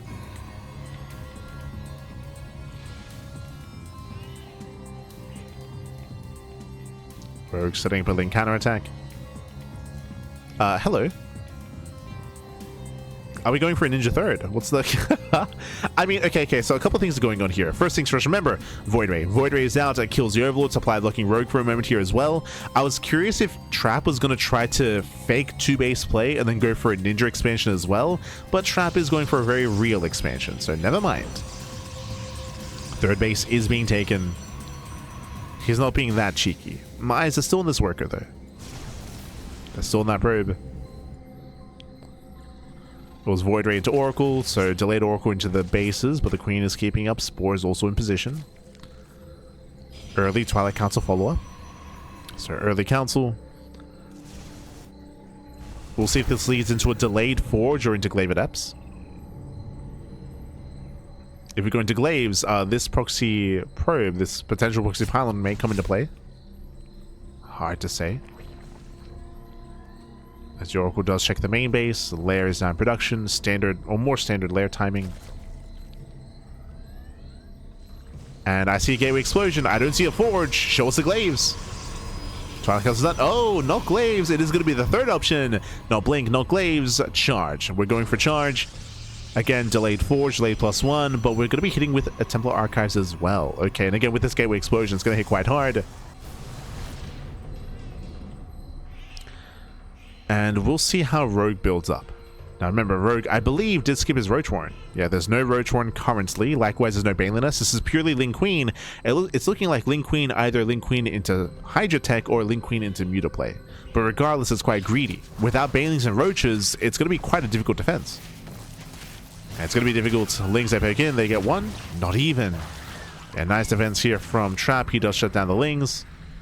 Lair is now done. It is going to be Ling Queen Hydra. So again, without Banelings, without Roaches, it's going to be a tough hold. Rogue is being greedy right now. He's being greedy. He's going to have a very fragile composition. Very fragile. We might still see a Baneling Nest after this. It might just be delayed. But I feel like Baneling is going to be quite necessary here to defend. To be fair, Rogue doesn't really know what's going on. If Rogue was playing against Ling Stalkers, he'd be fine, right? Ling Hydra is perfectly fine against Stalkers. Charge is finishing up. Hydra production's underway. The Lings, they now confirm he knows. Yeah, now he sees the Zealots, he sees the Archons, he's now fully aware of the composition. Trap is moving out. Proxy pylon across the map for the fast warp-ins. And again, we'll see if Rogue can hold on. Rogue is buying time, distracting the army. Warp-ins are happening. It's only 2 Archons. Again, this army is very exposed. Cells they come in to reinforce. And does Trap have enough? How many Hydras do we have? 13! That's a lot of Hydras. Yeah, 13 Hydras and a Wall of Queens. There's just not enough power here. There's not enough gateway units. Yeah, not enough for Trap. Archon gets locked down. Guess what? Gets 2! No! Gets both Archons. That was the backbone of the army. Yeah, Archons, they get sniped. And without the Archons, there's just no... There's no backbone here. Just Zealots. And the Mass Hydra is going to be enough. Is going to be enough. Trappy's trapped. No. He's cornered. He will recall 3 Zealots. 3 Zealots get away. Storm is in production. I assumed that we were going to be hitting with Storm, right? With Storm, with Zealots, with Archons. Instead, we went for a much earlier timing, but it felt like it was too early, to be honest. I felt like it was a little bit too early. There just wasn't enough meat to the army itself. And likewise, Rogue, just like last game, doesn't join up the 4th. No drones at the 4th base. Cutting workers at 63. 63 drones. Bam! Mass Ling Hydra. Basically going for his own 3-base all-in. Why do we say that? No Eva Chamber. No Eva Chamber, no upgrades, no drones, no saturation. Just 3-base play at a Rogue. Breaks across the map, shuts down the aggression. And Rogue, he has broken that natural base. We have Zealots coming from behind. Storm is still not yet done. Just now finishing. Yeah, Storm is done. But it's too late, Pappy. It's too late. The damage has been done. 21 drone kills. Or probe kills even. And the High Templar, they go down. GG gets called. And Rogue, he snowballs out of control. He takes game number 1 versus Trap. GG. Whew. GG, well played. Rogue looking very cool, calm, and collected here after that game. Like, yes, I just cut workers at 63, built up my Ling Hydra, and just sent it across the map. GG, well played. Again, Trap, he was, I would imagine, hoping that maybe Rogue was being greedier. I would imagine he was hoping that Rogue was droning up a little bit harder, cutting more corners, being greedier. That, of course, was not the case. Rogue, he was cutting workers early, committing into mass army. And again, it was very similar to what happened with Innovation.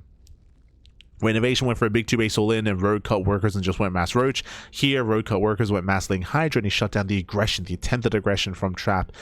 And now it's on Trap. The pressure's on to recover, to bounce back. Remember, this is the best of 2.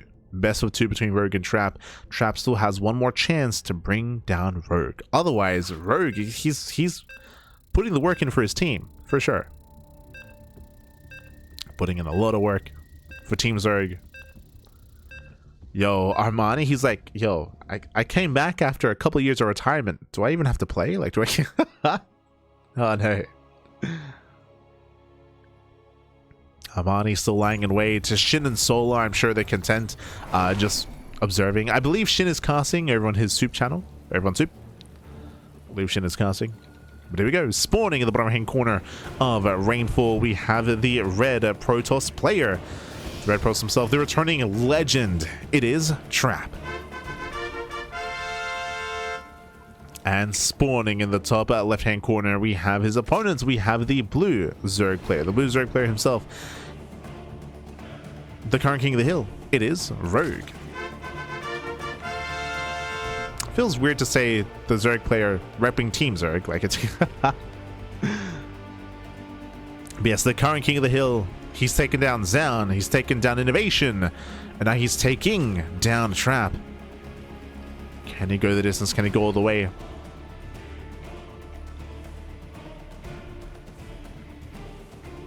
Again, Trap, he does come in with the scouts. Welcome to Rainfall. Rainfall is a very small map of the map pool.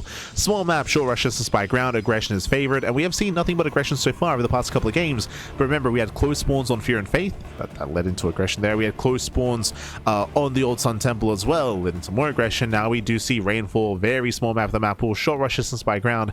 Trap, he will force the unnatural natural out of Rogue, expanding at the third location. So we'll disrupt the build a little bit here. Will be a bit of an annoyance.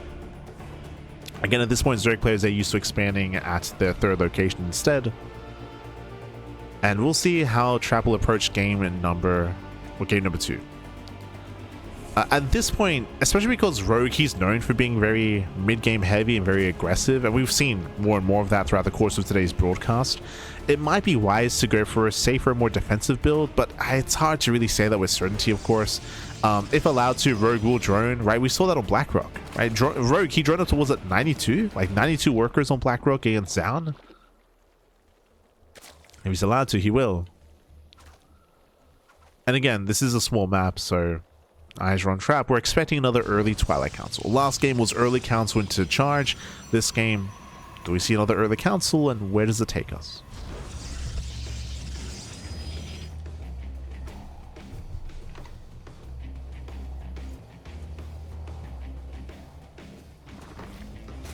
So far, just our standard opener. Gonna be settling in to Rainfall.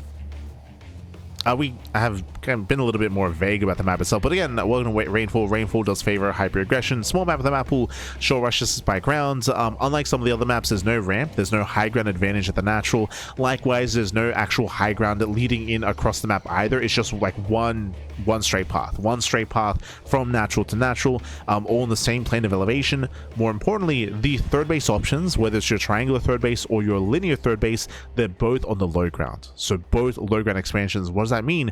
That means that if an all-in does come from across the map and does wedge itself in between the bases, you do have the aggressing player has the advantage of being on the high ground and splitting apart your bases themselves. It means that as a defending player, if you have units here on the third base location, you have to push up a ramp into a concave into your opponent's army.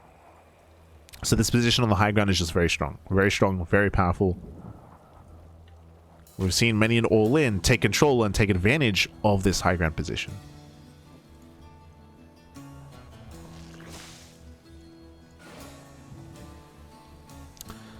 So that is something to bear in mind.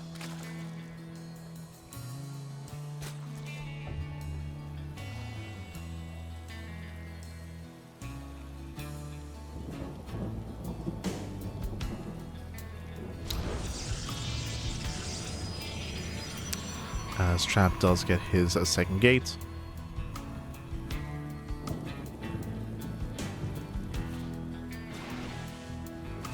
Getting ready for his third. Lings are in position and will delay. Not bad. Probe goes down. Delay on the third base. It was a Stargate opener into Oracle. So standard opener so far as the adepts are actually shaded across the map. Oh my god, they get into the main. They get into the main base, catching out one drone so far. I mean, nice chaos being ensued here in the main. Yeah, chaos does ensue. 4 drones going down. Do we get 5? We do. 5 drone kills. Nice damage by Trap. Very nice damage. 5 drones go down. Trap may have had a delay at his third base location, but he does kill 5 drones. That is worth it for Trap. It's worth it. As we are going to be opening up Triple Oracle. We're still waiting for the Twilight Council at this point. We're still waiting for the Council. Rogue was forced to make all these Lings. Trying to make use of them. Early Eva Chamber that sells us most likely +1 melee into Ling Hydra. So early Eva Chamber, early +1 melee. As things attempt to break in, and so far Trap is keeping up. And Trap, he's not going for early tech. Look at this, the third base is almost done, and we're still staying on just a Stargate. building on more workers. Now we have the Twilight Council and the Forge, standard timing into what looks to be +1 and Blink. Okay. So much more standard setup here by Trap. The Oracles, they get across the map. They get 1 drone kill so far. 1, 2, 3 drones. Oh, but the Oracle does take a lot of hits. Takes a lot of damage. Recalls back home, and we still managed to get a couple of extra workers, 5 in total. Some of the Oracles are very low, but they were able to come back home to defend. Yeah, they race back home. Wings, they poke in, they pull away. They do catch a couple of adepts. It's 1. Ah, not even. Adepts, they shade away.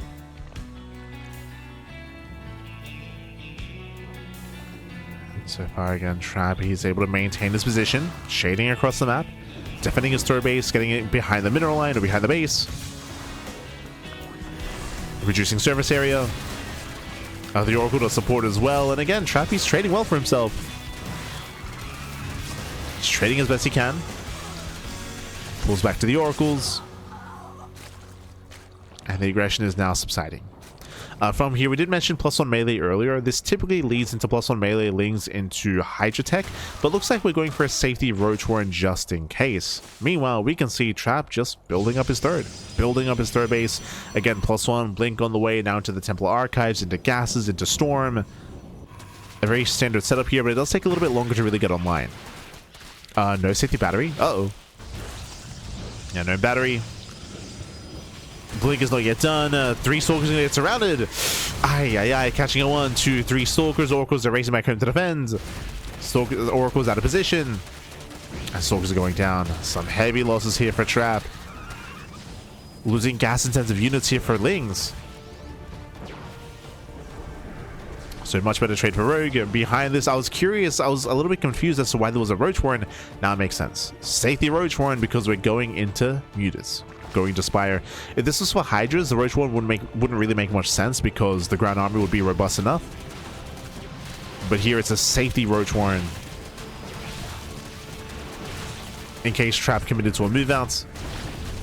Gateway goes down, Lings are putting in, still no battery. Still no battery at the natural base, and more Stalkers are going down. The Lings are breaking through. They're breaking through to the bases. The Oracles, once again, they race back over to defend. Once again, out of position. The Archon does defend the third, but the natural base is falling. We're losing workers, causing more chaos, forcing Trap back home. And the scariest thing about what's happening here is this is all distraction. It's all just a big distraction that's getting damage. While the Spire is now done. Unscouted. Trap, he's being pressured to counterattack. Oh god. He'll have 1 Archon, 3 Stalkers. It's not much of an army, to be honest. No. Oh, catching another Stalker. Lings, they keep Trap back at home. They keep him busy. Yeah, Trap is being kept busy. We do see some safety Roaches on the way. Basically, Rogue, he saw this army, and this is scaring him. It is giving Rogue some cause for concern, so he does make a couple of Roaches. This will delay Muta production. Oh, wait, no, my apologies. When Muta's first. My apologies. When Muta's first. Roaches are building up in case there's a counterattack. And it's going to be 9. 9 Roaches are out. They won't find too much damage yet, but they're at least containing Trap. Trap is contained. Phoenix production has now begun. We're throwing down a wall of cannons, shield batteries. Trap is turtling up on 3 bases. And this means that Rogue can drone up to what? 80. 80 drones now for Rogue. Here's they find a pylon. Now what's important here is that how many mutas are there? Only 9. Like, this is not a big investment into mutas. This is forcing a reaction. It's forcing Trap to be contained, while Rogue does fixate on his ground army instead. He's not going mass muta. Just enough to harass. Dipping into the bases.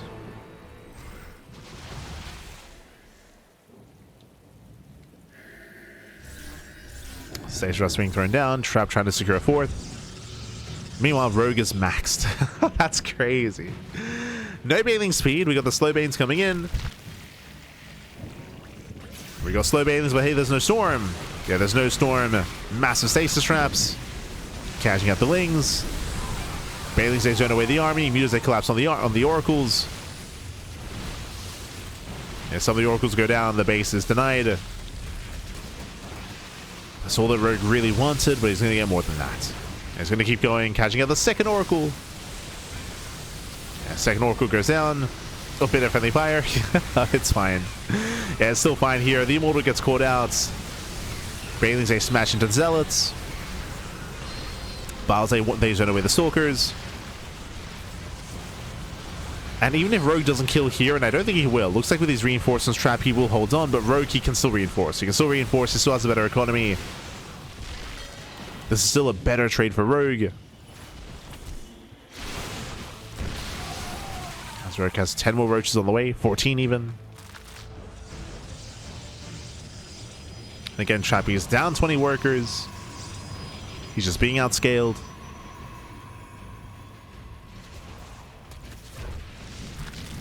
And this is the issue with playing Standard.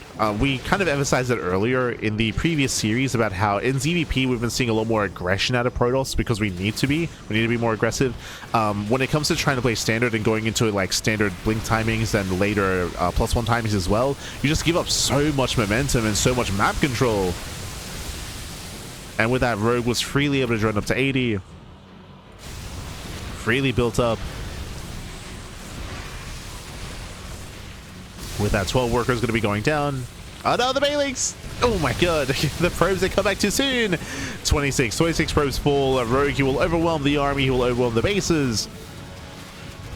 And with that trap, he cannot keep up. Not like this. GG gets called, and Rogue will take down Trap 2-0, knocking down Trap and knocking him out of the tournament. GG. GG well played, knocking him out of the King of the Hill. GG well played. Rogue will take him down 2-0. Oh, he's gone. Oh my god. But GG well played, Rogue. Get a knock at the door. Had to get his Uber Eats. And with that, GG well played, Rogue will take down Trap. Trap is now out, and now it's going to be the Terran's turn. It's going to be up to Terran here to bring down Rogue. Who do we have left? Well, we've only spent, we sent Beyond and Innovation. Beyond and Innovation are out. So we have 2 Terrans left, Cure and Maru. Only 2 Terrans remaining here. Who's up next?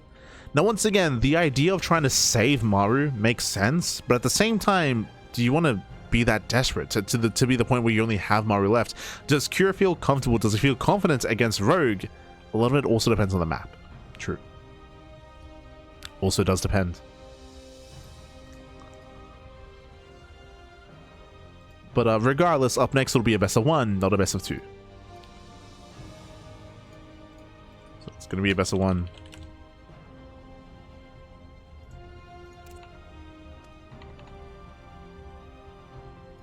And can anyone stop Zerg? Can... Oh, no. Oh, we have the answer here. It is not going to be Cure. Up next, Maru. Maru, he's stepping into the ring here. We are sending out our ace player.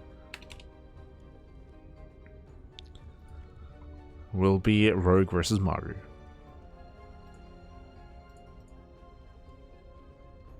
Let's go. The big guns are coming out.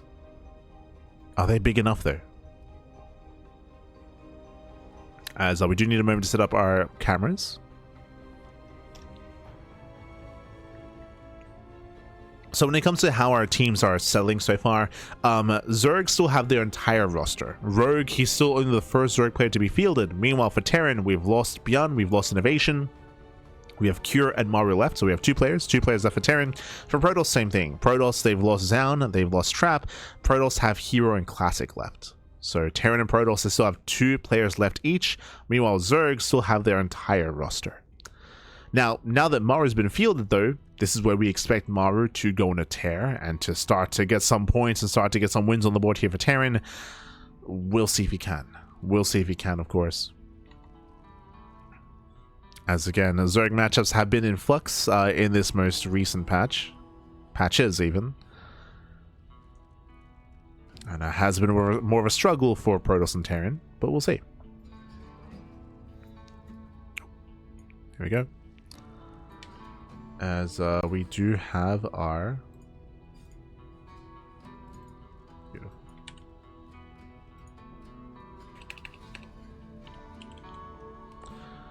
As we do have our cameras.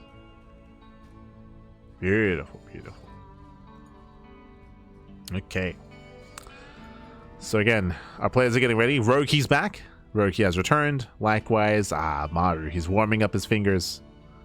Warming up his hands. He's ready here to put in the work. To carry his team. We'll see if he can. We'll see if he can carry. Oh, there's some banter going on in the chat right now. In the player chats.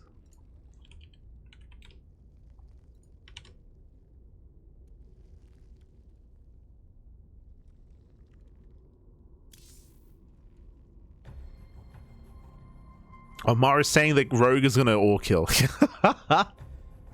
Maru is like, yo, Rogue, no one can stop him, mate. No one can stop Zerg.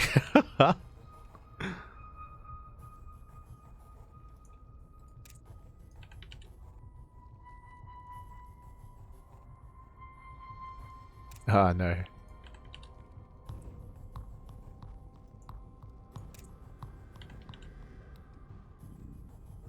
Again, bearing in mind that Rogue and Mar, they're both good friends, both ex-Jin Air players, of course. True, true. Ex-Jin Air. They're bantering about how messy Mar's room is.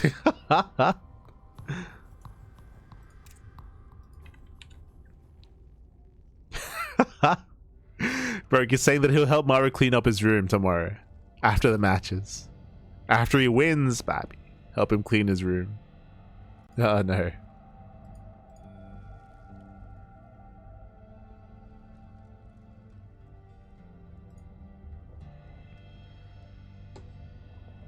Yeah, they're just bantering with each other. But here we go.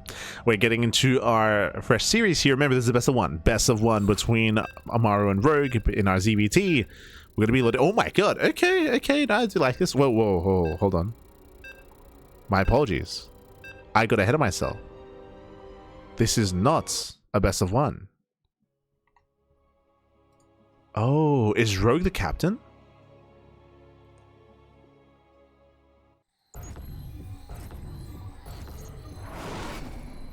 So, I mentioned earlier that when it comes to legendary players, it is best of twos for legendary players.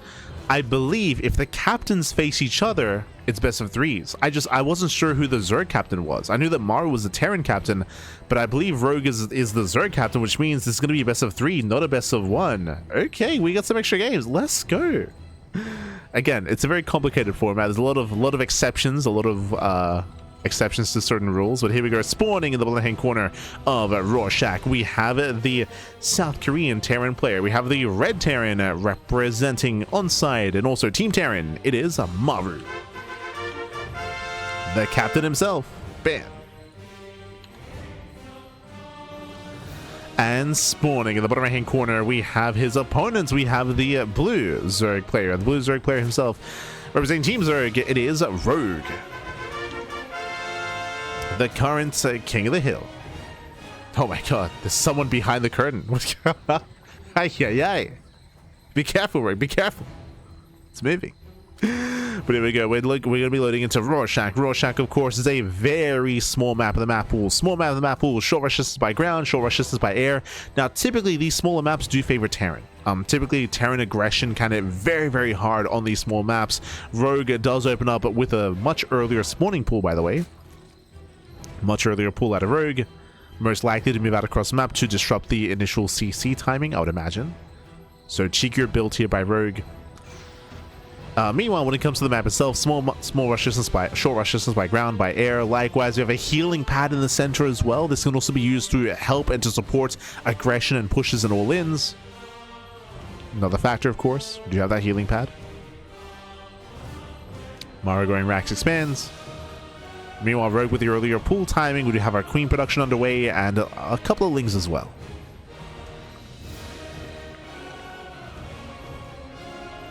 Banelings are on the way.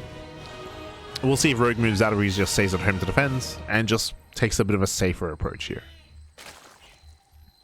The answer is yes, he's going to be a little bit safer. So Lings, they just stay back.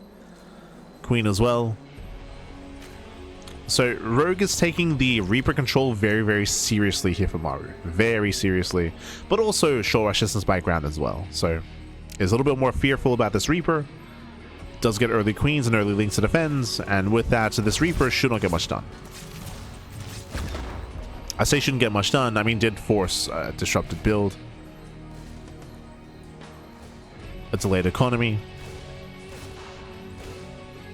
And we do have a very fast second Rax behind this. Okay, going for a 2-on-1. Yeah, so a 2-on-1 follow-up here. So basically, what is that? 2 Raxes, one factory, 1 starport. We're going for an early sim timing. We're going for additional Marines. And this typically hits with a 2 medevacs. Oh. 2 medevacs and 16 Marines. That's typically what we should be seeing ourselves build up into. As again, with the later factory, we're not going to have any Hellion support. Usually the factory is just made for a reactor and to add on swap into reactor and medevac production. Typically. There are definitely some like Hellbat 2-on-1 variations, or of course 3 CC 2-on-1s, but I believe that's not what we're seeing here. I believe this is just a straight up 2-on-1 instead.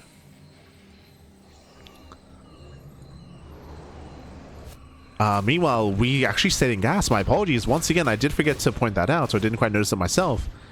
But Rogue, he stays in gas, a very fast lair. The Reaper Scouts, yeah, massive scout for Rogue, sorry, for Maru. He does confirm the faster lair. Additional gas income.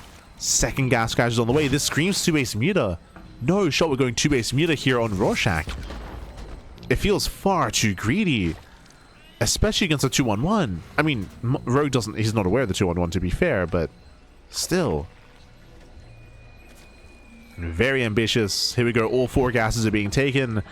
If I'm not mistaken, I believe Maru hits... I believe this 2-on-1 timing hits before mutas are available. And we have seen players insta-GG on these small maps before. Like, against this... if they're going 2-base muta. Like, infamously, I'm thinking of, like, Miyamika. We've seen him go, like, 2-base muta or 2-base Hydra and just be shut down. Reaper does fall, despite the heals. Yeah, 2-base muta out of Rogue. He's crazy. Like, again, Stim is almost done. Stim is almost done. Medevacs are on the way. This will hit first. Rogue, he now sees the Marine production. He now knows that there are no Hellions. Now Rogue knows what's going on. Baneliness is on the way. It's going to be a tough hold. I'll be very impressed if Rogue can survive this. Like, no shot. Again, the Spire is halfway done. There's going to be slow Banes to defend. Here comes the move outs. The wall is solid. 17 Marines. I guess 15 here with the drop. Boosting into the main. Yeah, it does boost in. We have the Ling Bane here at the natural base. Drop into the main. Off of creep. Oh, does force a pick up though. Rogue is keeping up. 5 Banelings on the way. If Rogue can survive this and survive long enough for Muta play, then Rogue, he can throw a lot of control himself. Oh my god. Yeah, collapsing on the bio army. And Rogue, he's holding. No shot, he's holding on. We have 6 Mutas on the way as well. Once again, like pre-patch, like pre-PTR, I would say that this would usually just break and kill the Zerg. We do have a reinforcing medevac on the way. But with the increased lava, with the increased Ling Bane, Rogue is holding on. Oh. Do you have a Widow Mine? Widow Mines have arrived. Again, there's a lot of pressure on Maru. He needs to do more damage. Rogue coming in for this round. Mine shot on the Banelings. Banes do fall. Ah, but so many Marines go down. So many Marines go down with that force to pick up. Maru trying to maintain this position. At the same time, behind this, remember, a delayed or non-existent third CC. No third base, no further economy. Maru, he's basically 2-base all in. I say he is 2-base all in. He's getting into a 5-rack setup. Yeah, 5-rack setup. This is a different variation, of course, the 2-base all-in compared to Innovation. This does have a lot more momentum, a lot more like aggression to it. It is of a higher pace.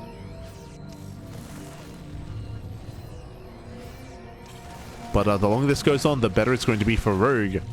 As Bailing speed is now done, we have 20 more Lings on the way. And I feel like Maru's heavily reliant on these Widow Mines. These Widow Mines have a lot of potential. A lot of potential. Units, they come in from behind. We're going to knock down the front door. We're going for the base raid. Yeah, Rogue is going to strike that natural. At the same time, Maru, he rushes across the map. Bailings, they roll in. There's 2 Widow Mines here at the natural. Down to 1. Yeah, down to 1 mine, gets baited out, so the mineral line does fall. Maruhi will lose everything at the natural base. At the same time, Maruhi commits in, but there are Bailings back at home. Nice splits. Very nice spread. Solid spread here by Maru. Boys are being pulled, trying to buy time for the Bailings. Ooh, mine shots going off. And the Bailings, they will not finish. Yeah, they will not finish here. Very nice target firing. Maruhi breaks into the natural base. At the same time, Rogue is inside the main, trying to get the production. But I believe, ooh, he does take a Bailing to the face. The Bailing connects. Yeah, Bailing's connecting. It's still going to be quite close. Every SCV goes down there. Yeah, every SCV falls. Maru, he'll lose control of his own main. At the same time, Rogue is still mining. He's still mining, he's still producing. Still trying to mass up more units. I say that doesn't really have much to work with here. Yeah, just the boys. Does have some Bailings though. Oh no! Oh my god. Does force to pick up, and GG. GG gets called. The counterattack, the base trade fails, and Rogue, he will take game number 1. Whew, GG. GG, well played. This is the first time that I'm seeing a 2-on-1 up against 2-base Muta on the new patch. And again, I would say with a little bit more confidence here that in the previous patch, like pre-PTR, this should be a lot more stronger for the Terran player to punish 2-base Muta, to punish, especially on a small map as well. But here we had increased Ling Bane, increased army here for Rogue. Rogue, he was able to get away with 2-base Muta against the 2-on-1, even against the 2-on-1 into the 5 racks, 2-base all in. And Rogue, he was able to counterattack, able to base trade, able to shut Maru down. And with that, Rogue, he will take a lead in the series. Oh, that game doesn't bode well. That does not bode well here, as again, I feel like Maru, he was set up to punish Rogue, failed to punish, and oh boy, now we're getting to game number 2. We're jumping to Sanctuary 3. Let's go. As I mentioned before, I wasn't certain as to who the captain was for Team Zerg, but it looks like it is Rogue. So because it is captain versus captain, it's a best of 3.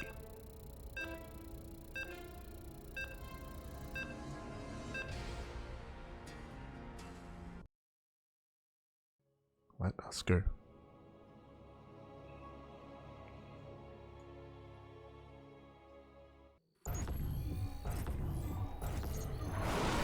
As spawning in the bottom left-hand corner of Sanctuary 3, we have the South Korean Terran player. We have the Red Terran, the Red Terran himself.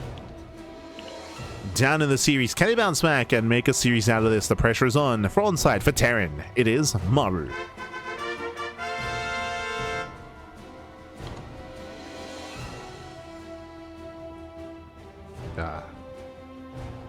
Make sure the smudge doesn't get to him. As spawning in the top right-hand corner, we have his opponent. We have the Red Zerg player, the South Korean Zerg, leading the series 1-0. It is Rogue.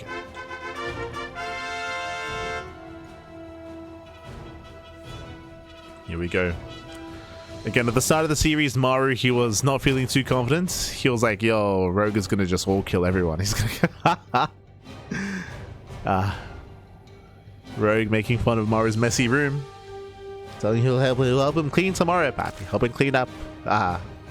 As we're going to be opening up the low ground. Looks like 2x Reaper. Looks like 2x Reaper here at Amaru going for a first and soon to be second racks to fully wall off. Welcome to Sanctuary 3.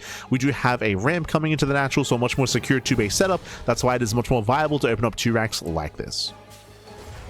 So second racks is going to be on the way. Rogue back at home, just going hatch first. Hatch first this time at a Rogue, not pool first. Meanwhile, do you see what I see? No gases. Without gases here, this might not be 2x Reaper. This might be the Juanito build. This might be 2x... So I say Juanito. I guess the future build, really. But 2x Marine into a much stronger stim timing. So there are some pros and there are some cons to this build. First things first here. Again, Marine production. Ideally, you want to catch the first Overlord. So this Overlord here, ideally you want to try to catch it out before it can get to a pillar. So you can kill the first Overlord. Then again, you can start Marine production very early on into Stim, into Reactive Marine, into Heavy Bio Army on 2 bases. The downside of this build, of course, is you have no Reaper, so 0 scouting. As you can see here, Maru, no SCV scout, no Reaper scout. So Maru, he will have no idea as to what's going on. Likewise, no Reaper scout, no SCV scout. There won't be any Hellion follow-up either. So you're sacrificing a lot of scouting information in favor of extra Marines. High risk, high reward. The reward is, of course, you will have a stronger Stim timing because you have earlier Marine production. Downside is you don't really know what you're up against. As the first Overlord goes down, Marines, they can try to apply some pressure to the 3rd base location. We'll see if Maru commits completely across the map, or just stays in the tall grass. And Maru, he's sharking around, rallying. Okay, he's going to be rallying across. There's that CC on location. Behind this, we do see our Queens on the way, Link Speed, staying on 2 bases, delayed 3rd base here by Rogue, I'm sure because he's aware of the aggression, the threat here of Maru. Maru's going for not a 2-1-1, he's going for a 3-1-1. Technically, this can lead into a 4-Rax 2-base all-in, with a 4th Rax as well. So, eyes on Maru, regardless, hyper-aggression, more so than last game. Nice snap on the Tumor. There is that Tech Lab for Stim. And again, we'll see if Maru goes for a 4th Rax or for a Factory. That's what I'm curious about.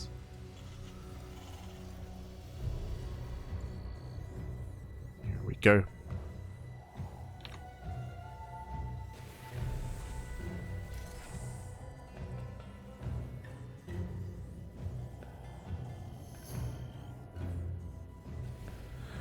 Team Liquid says Shin is the captain. Yeah, I think that might be incorrect. There's a lot of, I would say the Wikipedia page on TL is very incomplete. Again, as I mentioned before, like the format was incorrect on Wikipedia. So take what you see on Wikipedia with a grain of salt. With a big pinch of salt even. With a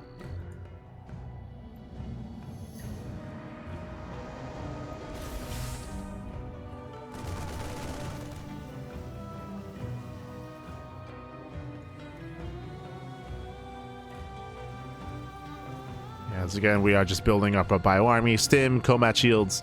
Likewise, behind this is going to be an early Eva Chamber out of Rogue. This is the correct thing to do against 2-on-1s, is early Carapace. Again, Carapace is the most important upgrade against heavy marine compositions. The reasoning for this is because the attack rate is so high for the Marines. This every attack, of course, is going to be impacted by the armor upgrade.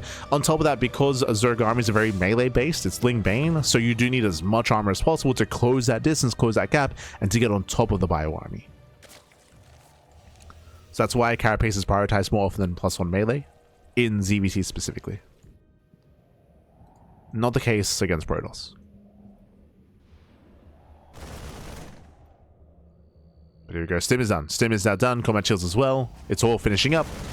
Maru's pushing, and he's going for a bit of a Beyond timing. What does that mean? He's pushing pre-medevac. Pre-medevac here, it means that there's no support, and it means that every Stim hurts. So you have to make every Stim count, because there's no support, there's no healing for this army. So you cannot waste your Stims. We're gonna count them. There's the first Stim. Yeah, Dustin first.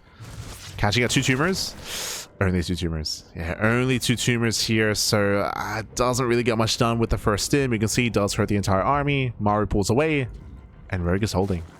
Yeah, Rogue is holding. +1 Carapace will finish. Balin S is going to be on the way. Now, I will say that at least Maru doesn't lose anything, right? He has to back off, he has to retreat. It looks like he's waiting for his second timing, which is going to be with medevacs. So waiting for the medevacs. Maru does race back home. Now, what this push from Maru did accomplish is that it forced out a massive reaction. Rogue has not drawn his 3rd. His 3rd base is very undersaturated here, whereas Rogue could have been a little bit greedier and gotten up to 2.5 base saturation, drawn up a little bit further. And you can see now Rogue is droning after he was forced to make all these Zerglings. So Maru, he was forcing some inefficiencies out of Rogue. Forcing inefficiencies.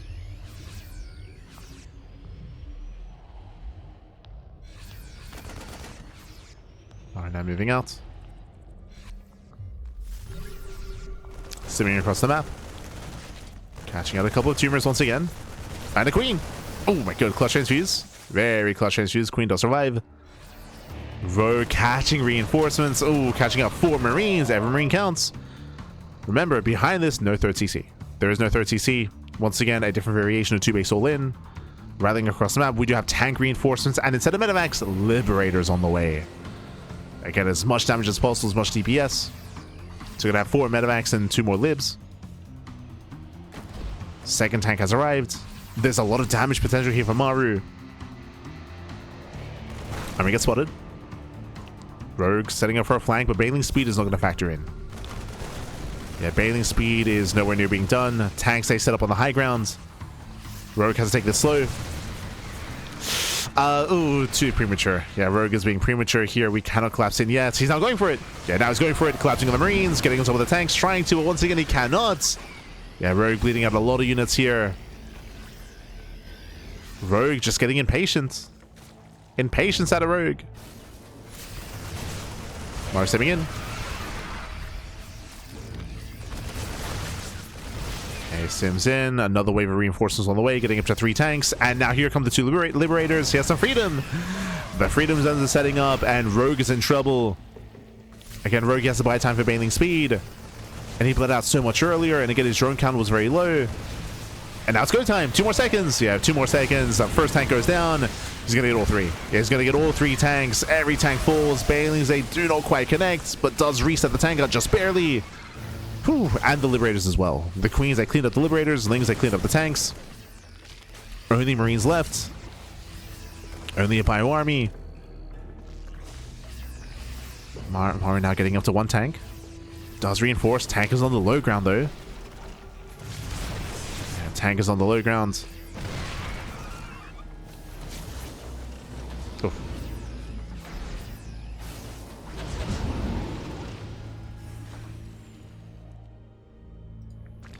Alright, splitting up his forces, trying to sort of the attention of Rogue. Rogue does have a 4th base just for Larva. You can see Rogue is now droning, but again, as we mentioned before, like the droning could have been done a little bit earlier. So this does make it a very close defense here, very clutch. Does force a big up. Another double drop here out of Maru. So we're going for a tri-pronged aggression. We have the main army in the center, double drop on the top side, and double drop on the south side. Behind this, there is still no 3rd CC, by the way. So still very 2 base all in. Rogue getting into infestors. Fungals would be ideal, but Rogue needs a little bit more time. Creep is being denied. And denying more creep. Marines, they move in, waiting for the scan. No scan available. Does get into the mineral line. Gets a couple of drones. Rogue is ready in the main. While pushing into the center. I mean, creep is receding. Hive? Yo, we're not going for safety infestors. Bold move. I assumed the pit was going to be for infestors, but no, we're rushing into Viper tech. I mean, Vipers would be ideal, but this is still a ways away. Will the game last long enough? As here comes another massive wave of reinforcements. I like the idea of Rogue trying to catch reinforcements, but he will miss this. Yeah, he will miss the wave of reinforcements. Maruhi is able to bolster his main army. Again, that's a lot of liberation zones. That's a lot of freedom. And the tower gets knocked down. Yeah, it knocks down the tower. He will not get flanked. A massive army here from Maru. At the same time, Rogue does counterattack. He will get across the map, but I don't know if this really matters here. Yeah, it may not matter. Lings, they get choked up. That 1 tank doing so much damage. At the same time, here comes the main army. Queens are trying to move in. Mass Transfuse takes down 2 Liberators. There's still 4 left. Oh, the Banelings are clumped up. But massive tank shots. Every Baneling goes down. A rough fight there for Rogue. And with that, Maru breaks through. Maru, he's breaking on through. Takes down all the Ling Bane. Messy fight there from Rogue. Very messy. And again, so greedy for Rogue to rush into Hive instead of Infestors. He was trying to rush into Viper Tech. Too greedy, Pappy. Now with that, Maru, he has broken the 3rd expansion. Rogue just does not have enough. Banelings, they try to roll in. Does force a pickup though. Okay, the Queens. Queens, they catch out the Liberators. Rogue is holding, and he does have that backup 4th base. Lost the third expansion, but Rogue, he still has a booming economy here. No shot. Rogue, he's surviving. He's surviving. He reset the Liberators. He reset the tanks. Oh, the Queens. We'll lose 1, 2. Yeah, 1, 2. 2 Queens go down. Full medevac falls. Remember, Maru, he has no command center behind this. Like, he's down to 33 SCVs. Maru, he doesn't have a lot of longevity. He could try to lift his main, of course. He can lift up his main base and land at the third. But no shot. Rogue, he's barely holding. In the end, he did get away with the Hive. I feel like it would have been a cleaner defense if we had not rushed into Hive, but sure, I mean, he's got it. He's got the Hive plus 3 carapace on the way. Oof. We'll lose a couple of Queens. Queen count is low, and he will lose every Queen. Yeah, every Queen goes down. Heavy losses for Rogue. Overestimating the power of the Queen. And now, where's the anti-air? Where's the anti-air, Pappy? Oof. Yeah, Liberators, they take over control of the third base. Drop behind the Liberators. Ling Bane rolling in, but Maru, he just had to lift. Yeah, kites away, does lift up. Catching out 6 drones. Back into the main. Drop plays being annoying. Viper production finally begins. Did mention this earlier, the Vipers, they're going to be king here.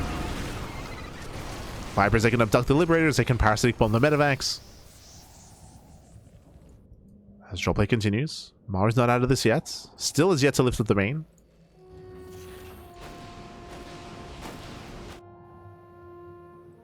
Still is yet to lift. Oh! Vipers have arrived. Rogue reclaiming his third. But Rogue, nothing's in position. We do have some units in position here. Here comes Maru. Maru sims in. Oof. Does not break through. Still will get 8 drones. Oh my god, the target firing. 8 drones do go down. Very nice damage. Power bombs, they connect. Cashing out a medevac. Every medevac counts. Meanwhile, the main base is floated over. Maru, he has an economy. He's got a third. Rogue scouts. And Rogue responds. Yeah, you can see Rogue instantly respond here, but there are tanks backing him to defend. That's a lot of tanks. 5 tanks. Maru's squeezing out so much out of 2 bases. He's crazy. Now Maru, he saw the Lings attempting to move out on the right hand side. Now the high finishing is actually impacting this game. Plus 3 carapace did finish. Adrenal is now on the way. Vipers are out. Maru's still hanging in there.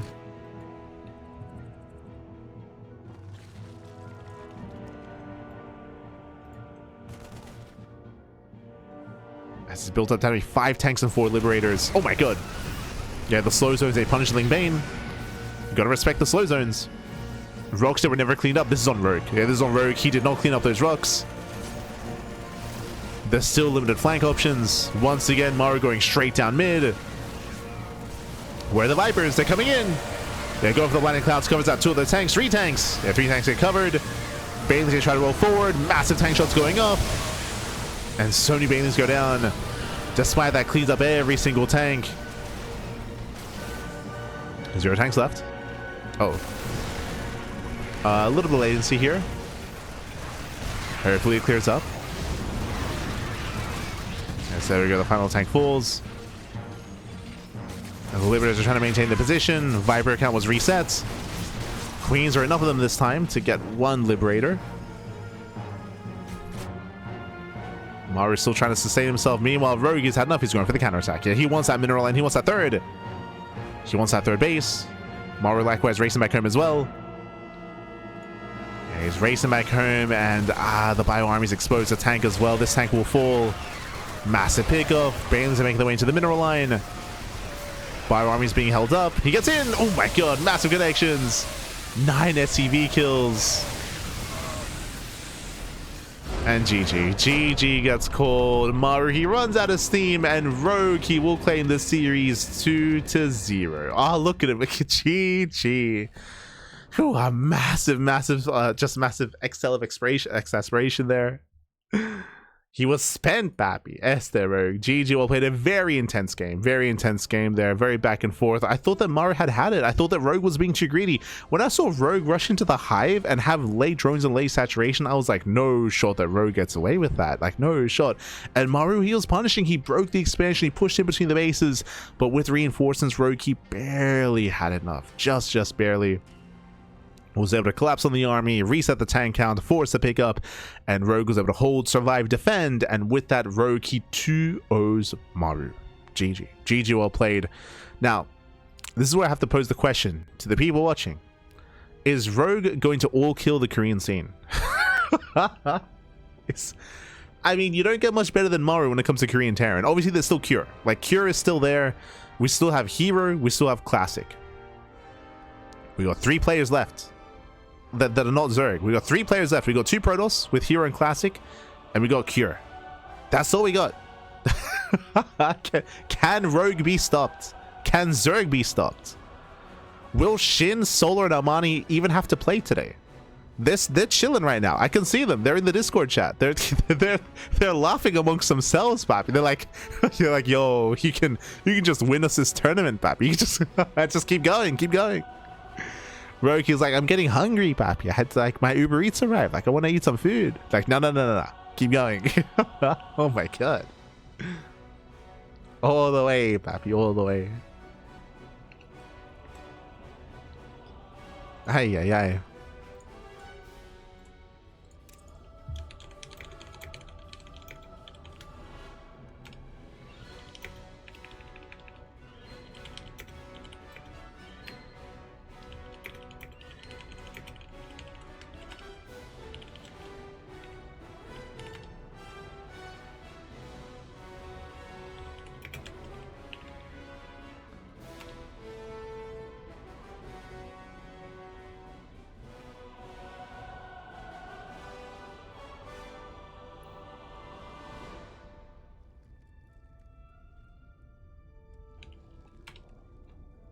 Ah.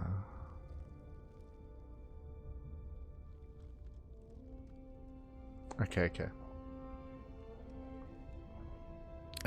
Let's go.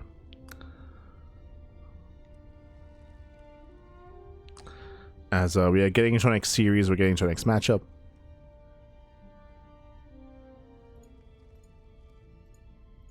And who's up next? That's the real question, Pappy. Who is up next?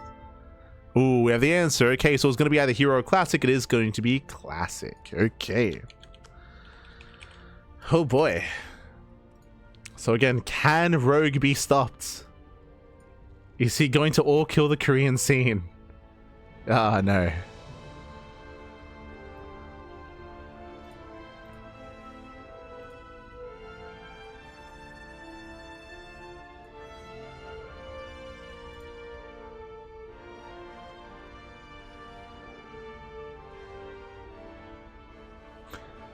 So are we up to lava spawn time reduced in the next patch? We might legitimately just revert it back to what it was previously, like originally.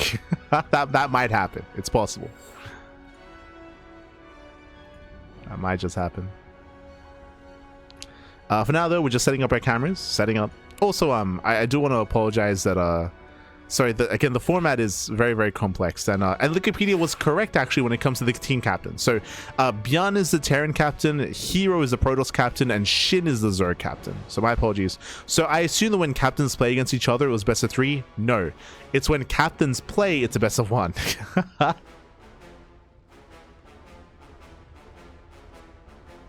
Yeah. So when captains play, it's a best of 1. Because neither Rogue or Shin are captains, best of 3 here. So it's going to be another best of 3. Let's go. And we do have our camera. Okay.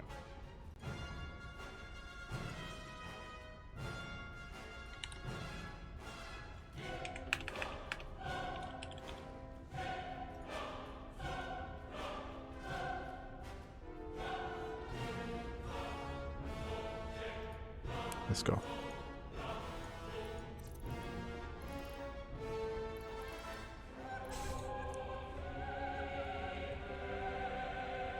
But here we go. We are setting up.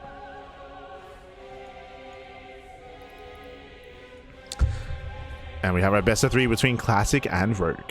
Okay. So again, just once again to reiterate, when non-captains play against each other, so I guess there's another exception. Okay, when a legendary player plays, it's a best of 2. So Innovation, Trap, Armani, when they play, it's a best of 2. When captains play, it's a best of 1. Captains are Byun, Shin, and Hero. They're the 3 captains. When non-captains play, so Maru versus Rogue, non-captains. Rogue versus Classic, non-captains, best of 3. There we go.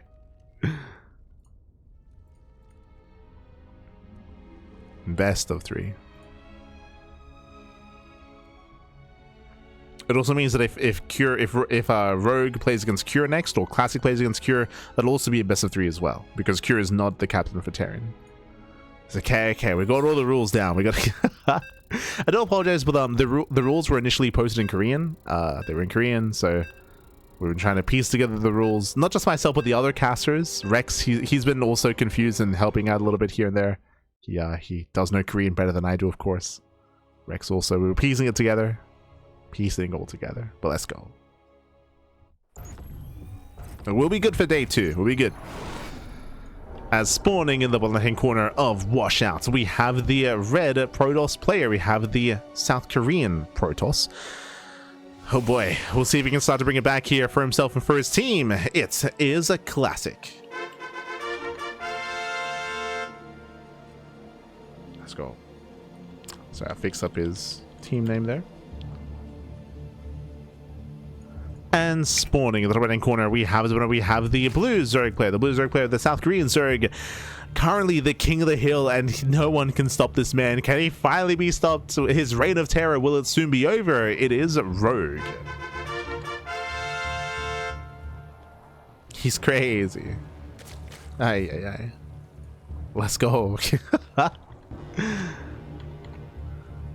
Let us go as we are settling into our fresh best of 3. True. Best of 3. Best of 3 here between Rogue and Classic. Welcome to Washout. Washout is an interesting map in the map pool, longer rush distance by ground. It can of course be opened up here in the center as we can knock down these rocks and open up the center of the map, but otherwise we should be able to settle into more of some mid-game play here. When it comes to the mid-game, we do have some hybrid bases. As you can see here, we have the gold and regular mineral patch bases here on the bottom side. We have 1, we have 2, we have 3 hybrid bases on the south side. Meanwhile, we have 3 hybrid bases on the top side as well. So a bunch of hybrid expansions. Another kind of feature of this map is that you can knock down these towers. So destructible towers, where if they get destroyed, they actually land on patches and they destroy the mineral patches as well. That's one of the more unique features of this map, is you can destroy mineral patches and disrupt the economy that way. But I'll be honest, games don't often last that long. We have not really seen much late game on Washout, so we haven't really seen too many of these hybrid bases come into play. But we'll see if we can get there. For now, Hatch Gas Pool, standard opener out of Rogue. Likewise, Classic should be going for a Stargate opener himself. We'll keep an eye on his tech of choice as we just open up Gate Expand into Cybercore.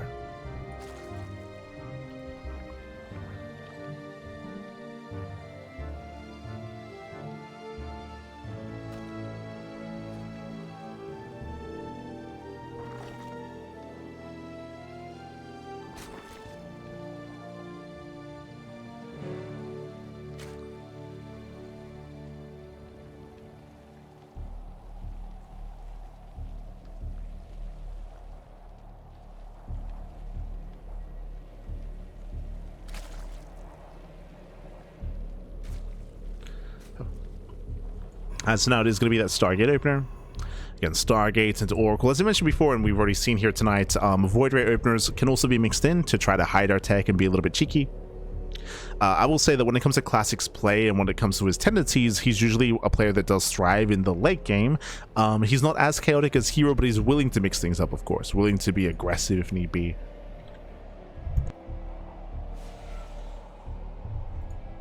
Even though I would say that Classic probably has the best late game PvZ in the world, he doesn't just rely on that, of course.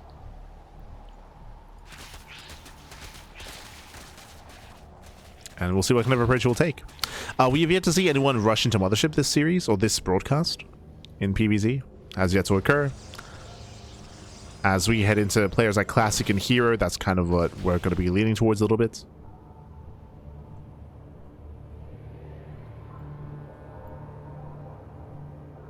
Likewise, when it comes to the VOD, when it comes to most likely on like the YouTube comments section, we'll probably leave a comment with the actual rule set, just so everyone's aware of that coming into the tournament and coming into the broadcast. We'll list the rules, just because it's been a little bit chaotic and it took us a while to fully iron them out. Took us a while, but we got there. We got there.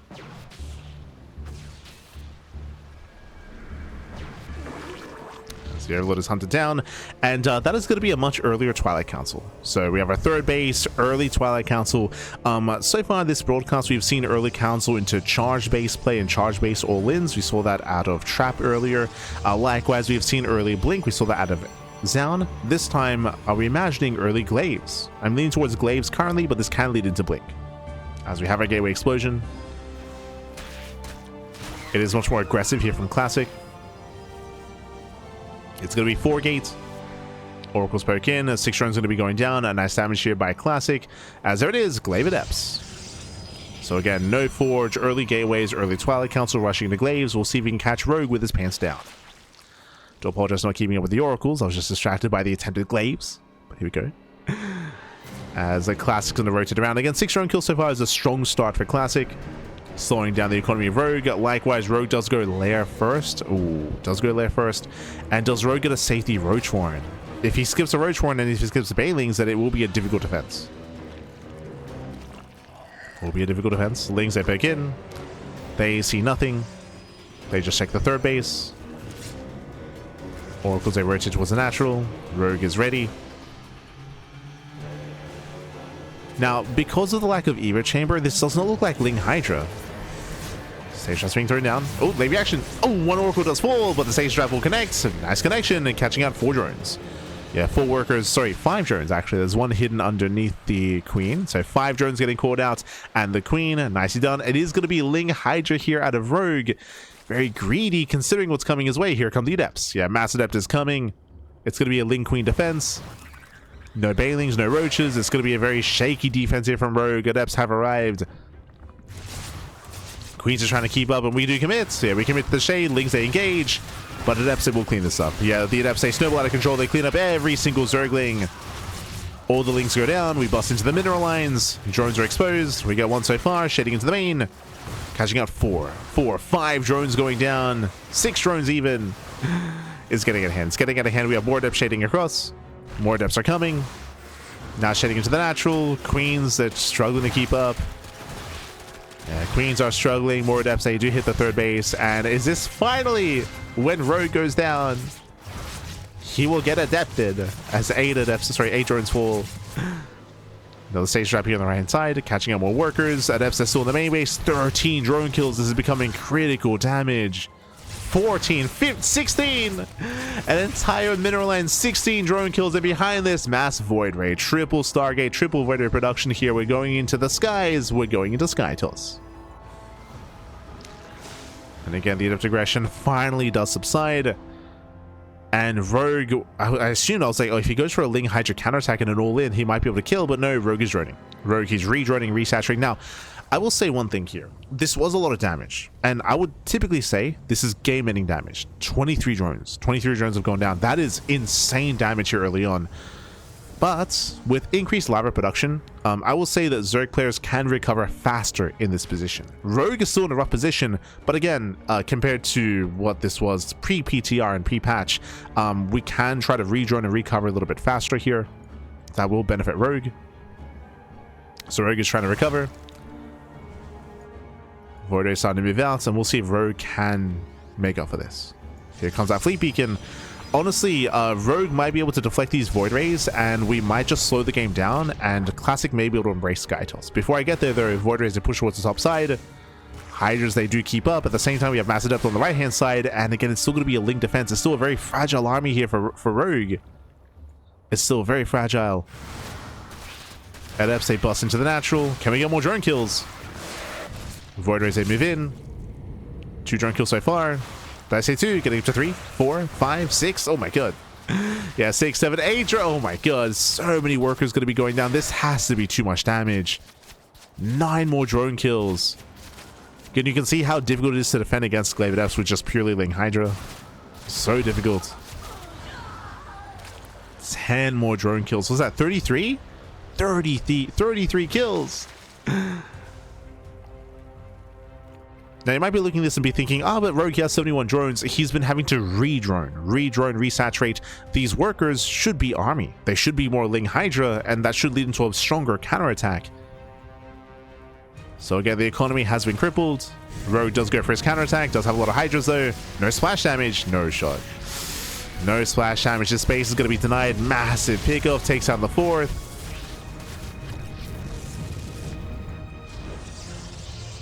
Carrier production has begun. I'm curious to see if if Rogue goes for a... Oh, does catch out the Oracle. I'm curious to see if Rogue goes for an infestation pit into safety infestors or just goes for the Spire. Remember, Microbial Shroud is more accessible now as you no longer need an upgrade. And that does help strengthen Hydra play against Skytoss, especially pre-Storm. If there's no splash damage, if there's no Storm, Microbial Shroud is actually useful. Actually useful. But I believe there is no pits. Yeah, there's no infestation pits. Roki's building up.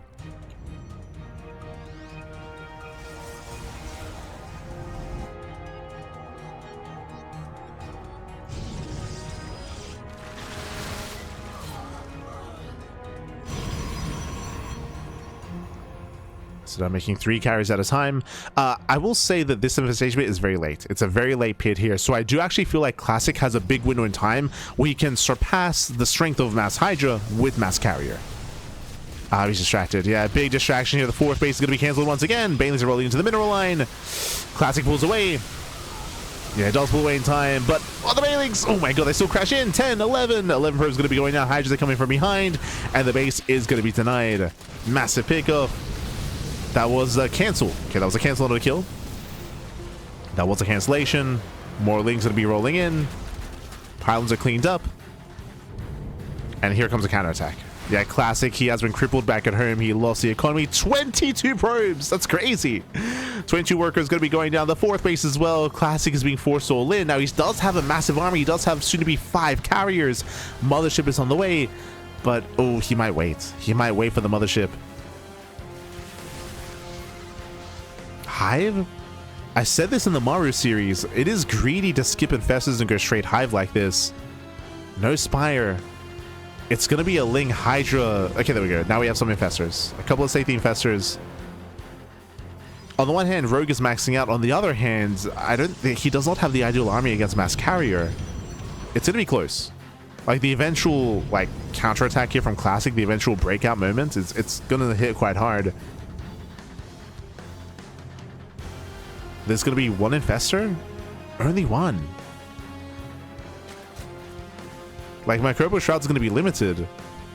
There's a reinforcing pylon. Again, Classic is all in, but has a very strong army, and without Corruptors...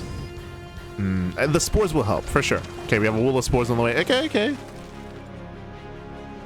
If we can fight with the Spores. Now we have... These infestors are late. 4 infestors now on the way. Banelings rolling in, distracting Classic, trying to buy time. Cloak is activated. 7 probes going down. Again, this is buying time. Spores, they're repositioning. The spores are being spread thin. More spores on the way. Trying to build up the wall of spores. Now we have 6 infestors coming in. I believe they should at least have 1 microbial shot each. They're going to have fungals as well, of course. Now, when it comes to the buff that we mentioned, for those that are unaware, remember, you no longer have to research the upgrade of Microbial Shroud. Now, it does begin with the Infestor. But as you can see, they need more time. Yeah, they need time to gather energy. Uh-oh. Army's moving in. Shows a Shroud.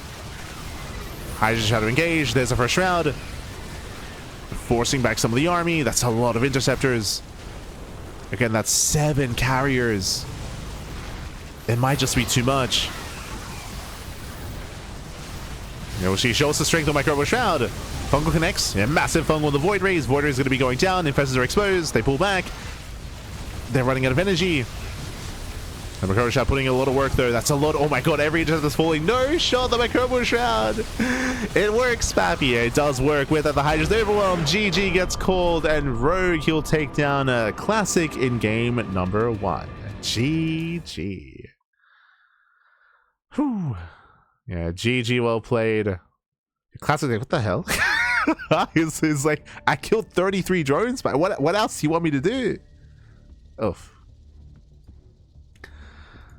GG with that. Rogue, he will take a lead in the series here. Again, Classic did crippling damage early on, killed 33 drones. And again, he was up against Mass Hydra of all things. No Spire, no Corruptors, but looks like the Infestors did arrive in time. I was concerned that it was too late. I was concerned that the Infestor production was going to be too late and there would not be enough energy, but we had the Fungals, we had more importantly the Microbial Shrouds, we had the Wall of Spores as well, and against 7 carriers, the Mass Hydra still held the line. GG, well played. Again, if you're curious, the reason why there was no splash damage is because Classic was all in. He had no economy. He couldn't afford Storm. He couldn't afford Colossus. He couldn't afford splash damage. That's why he had to go then and there. That's why he was all in. And with that, Rogue does take the game. No, will he all kill? Will he? Oh, no.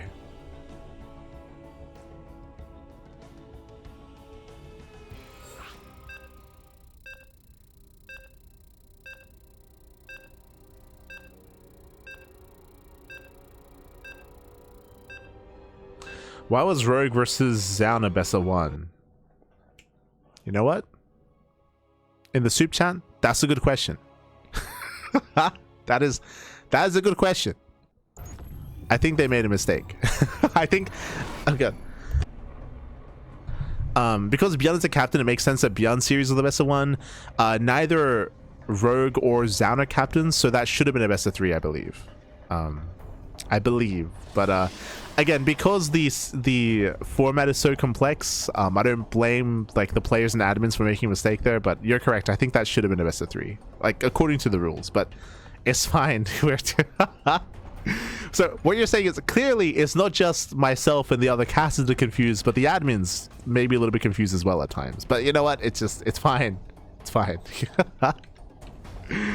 There's a lot of moving parts when it comes to the formats, but it's all good. Spawning in the bottom right-hand corner of At Attorney's Edge, we have the red Protoss player. We have the South Korean Protoss down in the series. Can he bounce back and fight back for himself, fight back for his team? It is a classic.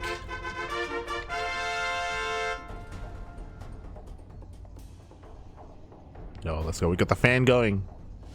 Fabulous. And spawning in the top left-hand corner of At Attorney's Edge, we have the blue Zerg player. We have the blue Zerg player himself. We have the South Korean Zerg leading the series 1-0. Very close to all killing the entire Korean scene. It is Rogue. No. Now the reality is, if we throw enough players at Rogue, he will tuck her out. You know, he'll.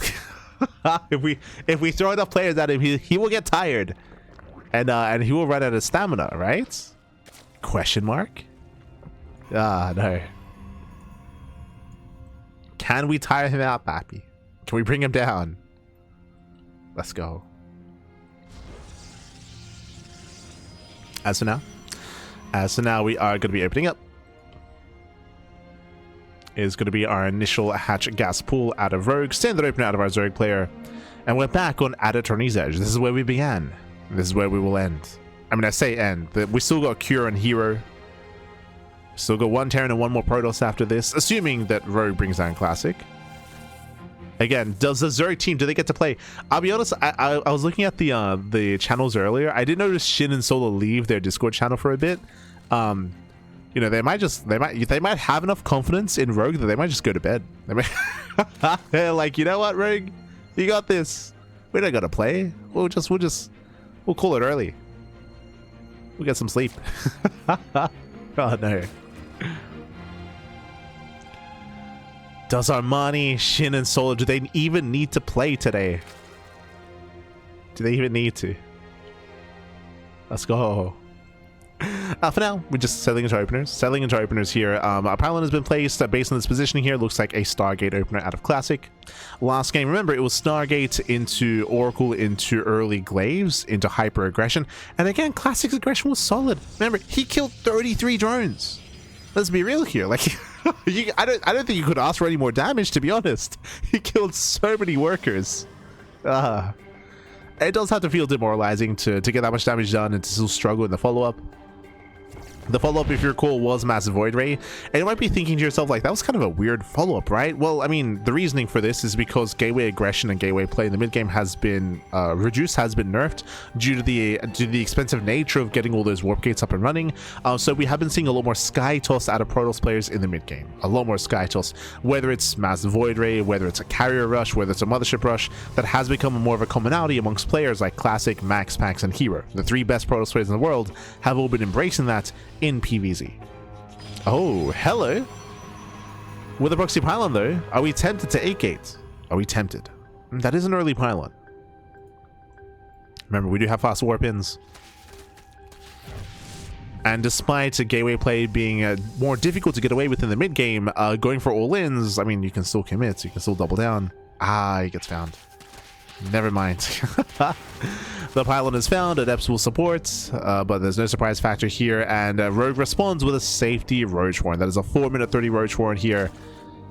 So remember, one of the reasons why Rogue had such a difficult early to mid-game last game is because Rogue skipped Roaches and skipped Banelings. It was a Link Hydra defense, and Rogue sustained so many losses because of that. Here, upon seeing the proxy pylon, Rogue responds with a Roach Warren to play safe. So safer play here by Rogue. Meanwhile, it's going to be the initial third base into Twilight Council and Forge. This tells us not Glaives anymore. It's not going to be Glaives here. Glaives does not coincide with the Forge, as +1 does not benefit Adepts. So this is looking more like +1 in Blink, or potentially even +1 in Charge.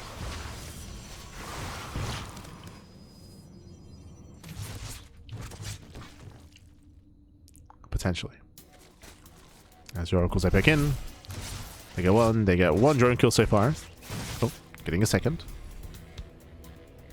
So 2 drones going to be going down. It is going to be +1 in Charge here from Classic. So early charge timing, early aggression. Not as early as Glaive Adepts last time, but this will still hit quite hard. And I'm curious to see if this is with Archons. You saw something similar at a trap, if you recall, where you moved out with 2 Archons on Old Sun Temple. Yep, there it is. Temple Archives. We're going to be hitting with Archons. Now, this did fall in its face against Rogue on Old Sun Temple because Rogue cut workers at 63. If you remember, he cut workers at under 3-base saturation and went pure Ling Hydra. Adepts, they do shade into the mineral line, and they get some denied mining. Yeah, just denied mining. Drones, they survive. Rogue is saturating, and remember what we said earlier, safety Roach Warren, because Rogue has identified that there is no Glaive Adepts, there is no aggression coming his way, no Roach production whatsoever, we're building up into Hydras. Meanwhile, Trap hit with Archons, Classic will hit with Storm. Later timing at a Classic, waiting for Storm.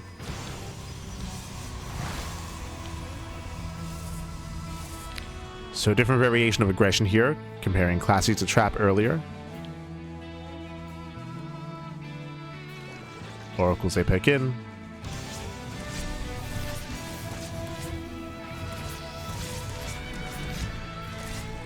And they pick in, they pull away. Lings, they will hit the third, they hit the natural, and they do get a surround. Yeah, they surround the army here, catching out 1, 2, 3, 4 Adepts. Nice catch. Gonna be zoned away. So a decent catch here from Rogue. Likewise, we have Mass Hydra building up. Roach speed on the way to reinforce just in case. Again, Roaches are ideal when it comes to just building up a robust wall in front of your Hydras to protect them against charge shots and Storm. As Classic is pushing forward, claiming a 4th base, pushing towards his opponent. And again, you can see our bases are right next to each other. We're on the same screen. Ooh. The Oracle gets caught. Storm is done. Yeah, we do have Storm. And Storms, they will connect. Grays in the army. We have 3 more Storms. Plenty of Zealots. Not much buff for the Hydras. And this will force back Rogue. Now, as you can see here, Rogue, he does cut workers at 63, just like against Trap. Cuts workers at under 3-base saturation. He's mastering up Roaches. The goal here is to just break through. Just run, to just try to overwhelm this forward position. We saw that a bunch of Storms are baited out. There are 4 High Templar left. It's 4 Templar. Roaches are amassing. Classic is moving in. Can Classic break through? Can he break through? And Roaches, they do bait out one of the storms. I mean, nice connection on the Roaches. That's going to be 3 storms being thrown down. There's 1 storm left, if that. They're running out. Yeah, Classic is running out of storms. There's only 1 remaining. Oh, High Templar barely pulls away. There's the final storm. We can maybe energy overcharge. Nah, no energy overcharge. 0 High Templar left. 0 storms remaining. And Rogue is doing it. Rogue has done it. Has broken through. A couple of Zealots are trickling in. Archons are being overwhelmed. There's just nothing left. Nothing remaining. The base will fall. And Rogue, he will take down another victim here. Another player falls to Rogue. He can't be stopped, baby. He cannot be stopped. He's crazy.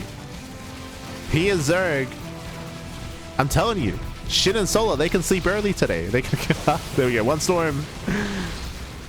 1 storm comes in, but again, there's just barely a standing army here. We got a couple of Stalkers left. We got 1 Zell. GG gets called, and Rogue, he will claim the series 2-0.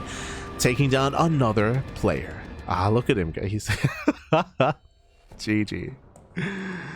GG, well played. Rogue, he will take down Classic 2-0. And with that, we have 2 players left amongst Team Terran and Team Protoss. We got 2 left. At this point, it's just become the world versus Zerg. Like, it's just... oh, no. It's the Korean scene versus Zerg here. Terran and Protoss, they've teamed up. Ah. Again, the enemy of my enemy is my friend at this point, and I'm sure they're colluding amongst each other. We're down to 2 players left for Protoss and Terran. For Terran, they have 1 player remaining. It is Cure. So Cure is left for Terran. Meanwhile, for Protoss, it is Hero. So up next, again, we are alternating. Protoss, they bow out for now. And up next is going to be Terran. Oh boy. There we go. So Rogue versus Cure is up next. Let's have a look at the Terran roster here. Yeah. Yo, shout out to the Terran boys, by the way. Like Bjorn, Innovation, Maru, they're all still in call together. They're bearing witness. They're supporting the boy. They will not abandon Cure. Giving him their energy.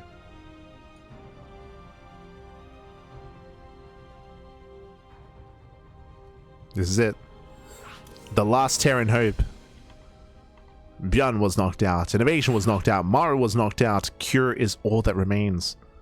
I mean, he is one of the best Terran players in the world, to be fair. He's one of the best Terrans. Remember, he did come 2nd place in GSL Season 2 this year. 2nd place in GSL. He did surpass Maru in GSL performance. And now we have confirmation this is the best of 3. Best of 3 between Rogue and Cure.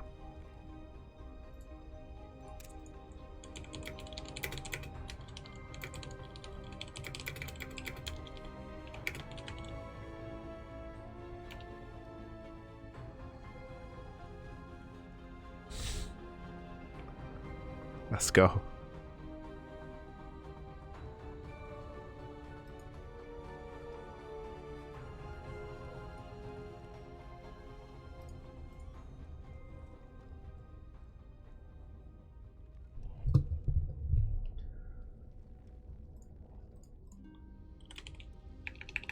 right, let's go. Let's go.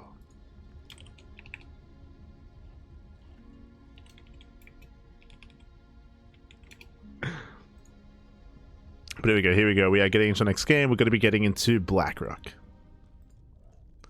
But I also just posed a question here to our other casters. I was like, guys, was Rogue vs. Down supposed to be a best of 3?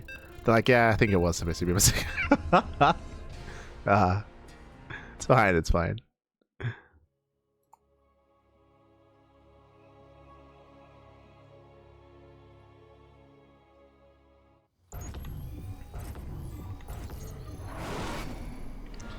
There we go. Here we go. We're getting into the next game. We're getting into our next series here. Again, the final player for Team Terran.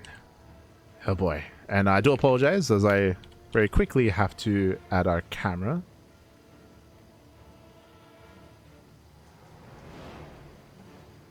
Beautiful. As spawning in the bottom left-hand corner here of Blackrock, we have the South Korean Terran player. We have the red Terran. Representing Team Liquid, but here he is, the final player for Team Terran. It is Cure.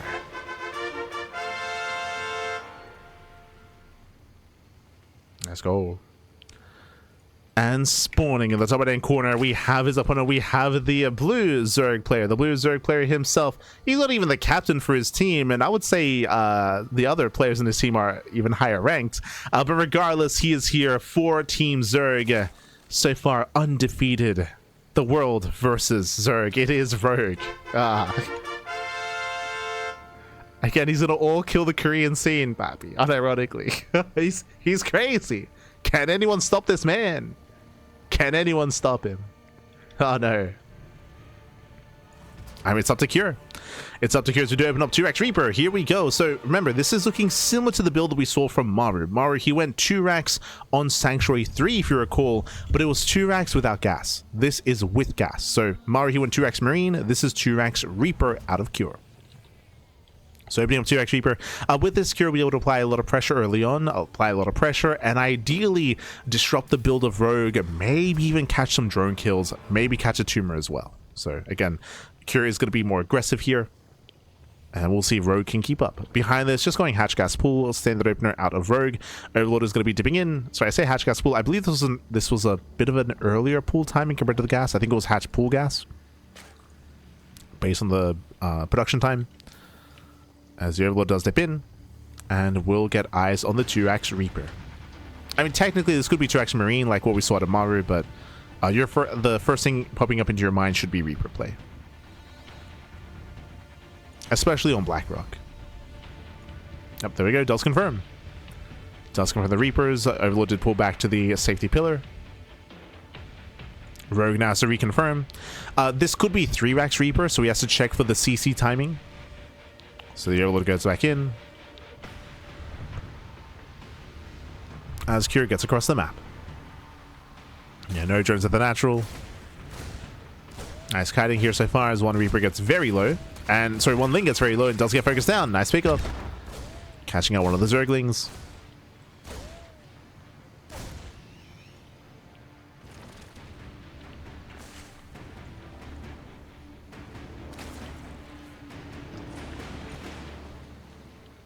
Cure does pull away.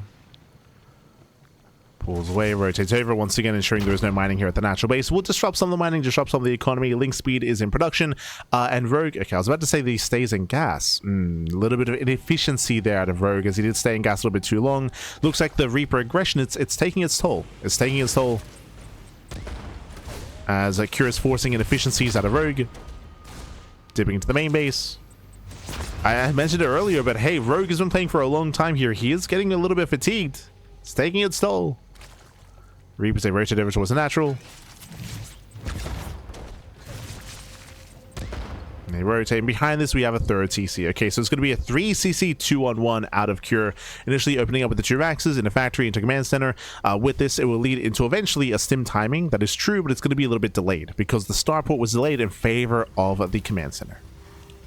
So an economic variation of 2-on-1. This does hit quite strong in the mid game, and it does hit a bit of a later marine timing, later stim timing. And the Overlord does confirm the third CC timing. So Rogue, he confirms the build of choice. He's fully aware. He knows that he is safe to drone up a little bit earlier, a little bit faster. Against regular 2-on-1s, you have to be ready for the aggression earlier than normal. Here, it's going to be later, so you can drone up a little bit harder. Wait, do we add-on swap? That's a tech lab. Okay. It's going to be a 3CC 2-on-1 add-on swap into Banshee. Cheeky moves. What now? Was the tech lab spotted? Hold on. It was. That's a tell. So if this tech lab was clicked on, like seeing this setup here, Rogue might just assume that's a reactor. If he assumes that's a reactor, it would be into reactor medevac. If he clicked on the add-on, then he would be aware that it's a tech lab, which screams that Banshee play instead. Technically, this is inefficient. We bring this up all the time. This is a build that was popularized by Beyond and by Maru, and because Cure's playing with them right now, it's possible that they told him to do this. But this was a build popularized a couple of years ago by Beyond and Maru. Basically, the way this works here is that because the 2-on-1 has been scouted, Rogue's expecting medevac play, so he should be delaying and skipping spores, right? Spores should be delayed in the bases, and as you can see, they are, right? Spores are delayed because you do not expect Banshees, because you expect Marines to hit with medevacs instead. This is hitting without medevacs. The Banshee should be coming in as a bit of a surprise, and as a result, the Banshee can do more damage than it otherwise should. So the Banshee ideally is supposed to be a surprise. I say that, but the Banshee actually meets up with the main army. Oh. Okay, interesting. Does not harass. Cure, he's still pushing pre-medevac with everything. Okay.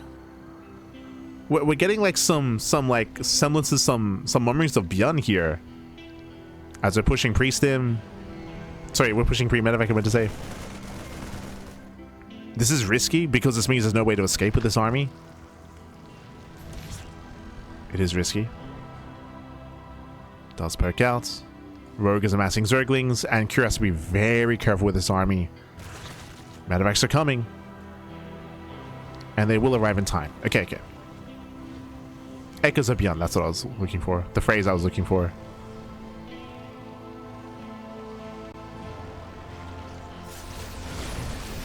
As Marines, they stim in. They catch at a Queen. Nice pickup. Does catch a Queen. A Rogue will be able to collapse in. Will force a pickup. The stutter stepping though, very nice trades out of Cure, very nice.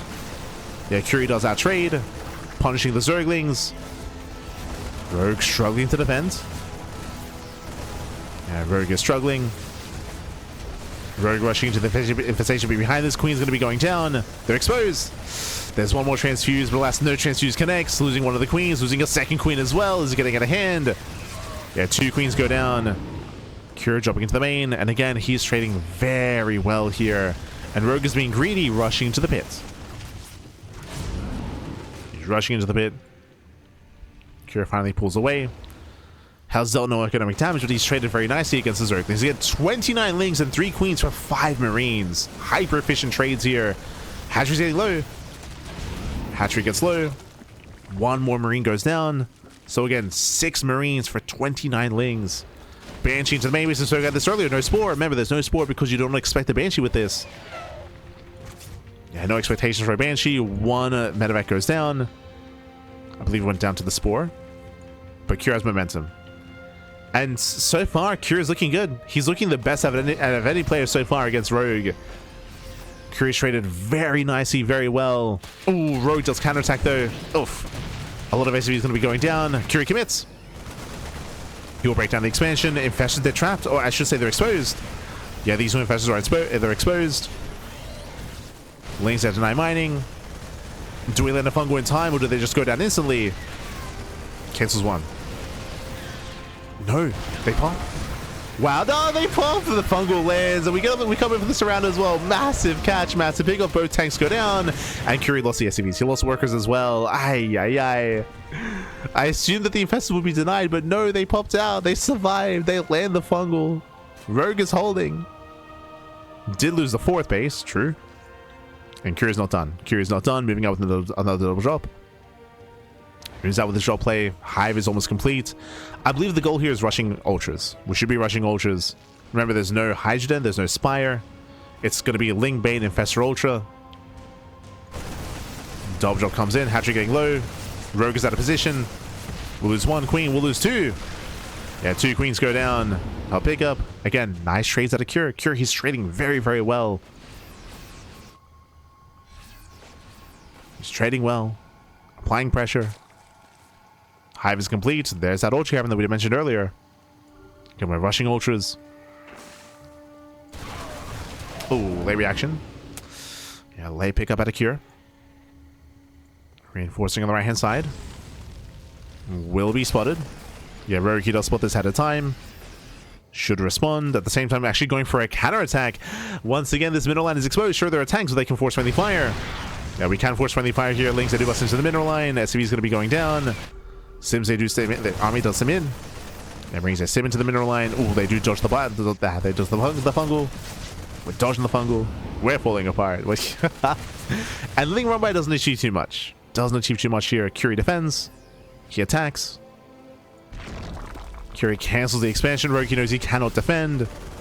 Rogue is spread thin. He's being spread thin here. And what I love the most here out of Cure's play is just his pace, right? Like the pace here is very, very high. The momentum is high in favor of Cure. He's being hyperactive, hyper aggressive, ensuring that Rogue cannot comfortably expand. Rogue going for the center expansion. Once again, Rogue is out of position. Once again. And the hatchery may just go down. No shot. The hatchery's getting low. Doesn't get targeted. Massive pickup. Hatchery falls. Now we just pick up and pull away. Just abusing the fact there's no anti-air. There's no anti-air. No Hydras, no Corruptors, no Mutas. The drop play continues. Rogue, he's stuck on 3 bases. Ultras are revealed. This is pre-Kindness plating. We're still lacking the upgrades. Kindness plating +3 still on the way. Army moving in. Lingze will deny some mining though. Okay. Rogue is still in this. Oh, the fungal! Oh, the fungal! The chain fungal as well! Oh my god! Yeah, massive loss for Cure. Fungals connects. Oh, nice mine shots. Yeah, nice mine shots and Cure is popping up.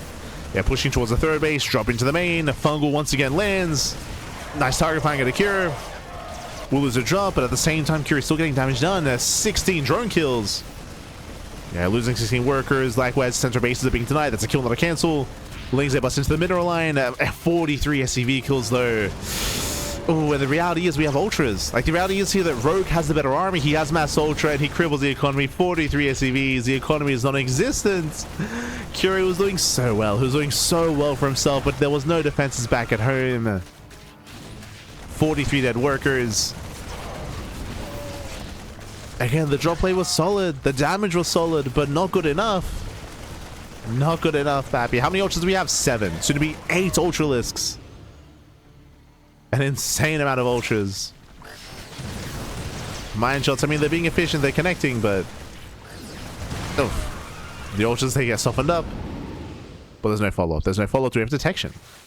We do. Yeah, Widow Mines are going to be cleaned up as well. There is the Overseer. Some of them get cleaned up. Some of them. Drop back into the natural. There's a scan. Cure, he's down to another 10 SCVs go down as Ling harass continued. Curie's down to 21 workers. He's down to a 1 base economy. He's heavily reliant on these mules. Widow Mines, they reset. More value, more shots going off. The triple marine drop, let's go. The triple marines.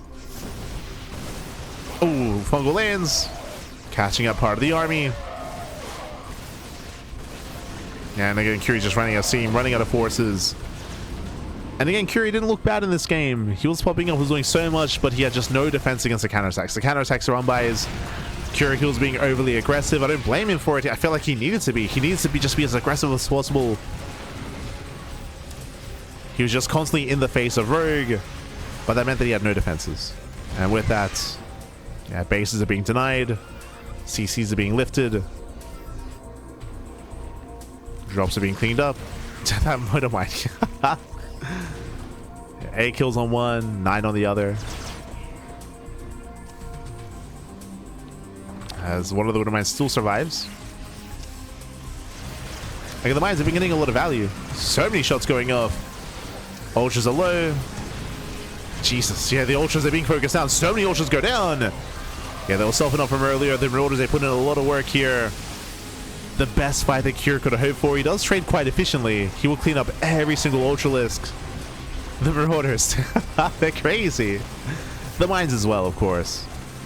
Yeah, Widow Mines as well. Rogue, he takes a bad fight. He overextends off of creep. Cure. I mean, again, he might not have an economy, but he did outtrade the hell out of Rogue. Did take a much stronger fight.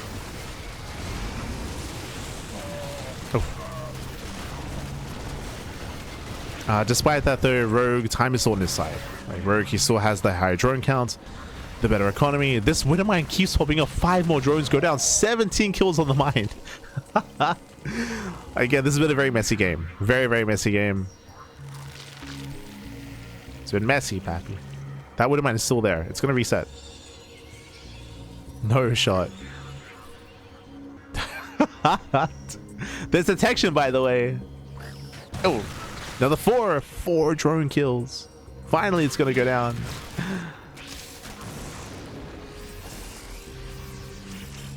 Meanwhile, Cure, he's down to, again, really one base mining, one base economy. He's being hyper efficient with his army, of course. Been trading well, despite the deficit. It's impressive. Has been impressive. Rogue needs to calm down and get some of these bases up and running. There you go, does take top left. Wouldn't mind burrows. Oh my god, massive connect. Again, these mines have been carrying. We spoke about this earlier in the broadcast, but the Widowmine buff like does impact like Ling Bane compositions. But GG gets called, and Rogue, he will take down Cure in game number 1. GG. Whew. GG, well played. Again, a very intense game. Very intense, very back and forth. Again, Cure, he was looking solid. He was looking good. He was dropping all over the place. He was counterattacking, try-prone aggression at a Cure. But alas, the Ling Rumbais kept getting by and kept dealing critical damage. It was insane how much damage those Ling Rumbais were achieving. And that was able to allow Rogue to sustain himself in that game, in this series, to be able to deal counter damage, to recover, to keep things more or less even, and to eventually overcome and overwhelm. And with that, GG. GG, well played. Whew. With that, Rogue takes a lead in this best of 3, but remember, it's a best of 3. Cure still has another chance here to bring it back. Oh boy. As again, Cure, he's the final Terran player left. The final Terran.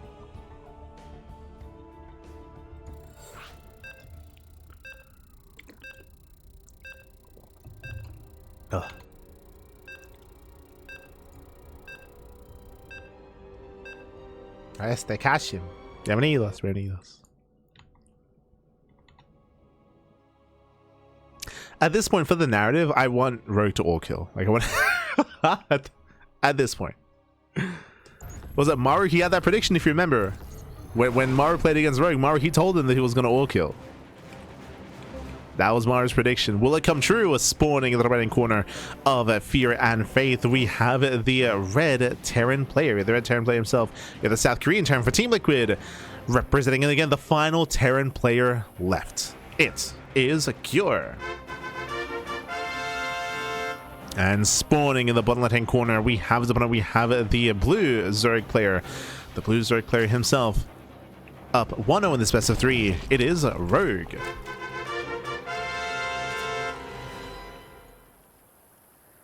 Here we go.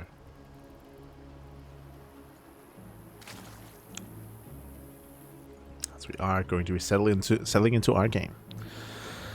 And welcome to Fear and Faith. Fear and Faith is a larger map. The map pool, 4-player spawn map, so you can spawn in top right, top left, bottom right, and bottom left as well. And for the first time, we've been covering quite a number of these 4-player spawn maps already in this broadcast, but every time we load in, it has been close spawns, right? It's been close spawn on Old Sun Temple, it's been close spawn on Fear and Faith, has led to more aggressive builds and more aggressive tendencies. For the first time tonight, we have cross spawns, diagonal spawn locations, so long rush distance by ground.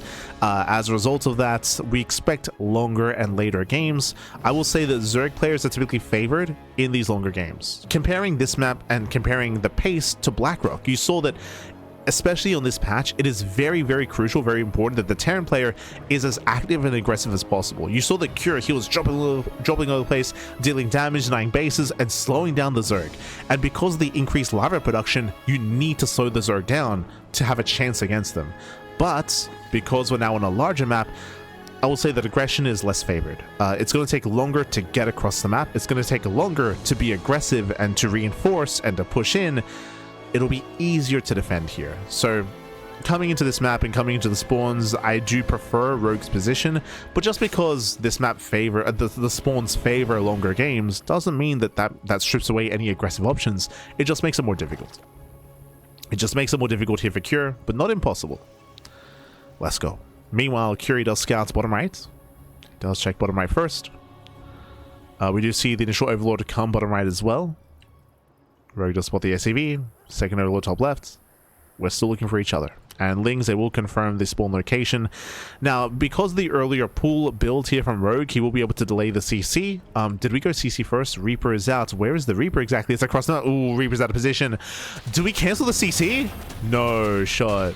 Reaper's racing back home, out of position, was across the map. This CC is going to be cancelled. Ay, ay, ay, a rough start here for Cure. Not like this. There's a cancellation. We cannot save the CC. A rough start for Cure. It was a big gamble from Rogue. Again, Rogue, he went pull first. He went pull first before the hatchery. The gamble was real. Reaper was out of position. Late scout by Cure. And with that, Cure is forced to throw down his CC on the unnatural location. He's going 3CC. Double expand, double CC here from Cure. Hyper agreed to recover in this game. But Cure does fall behind. Yeah, it falls behind early on here. Again, this is hyper greed. This is desperation out of Cure, double expanding.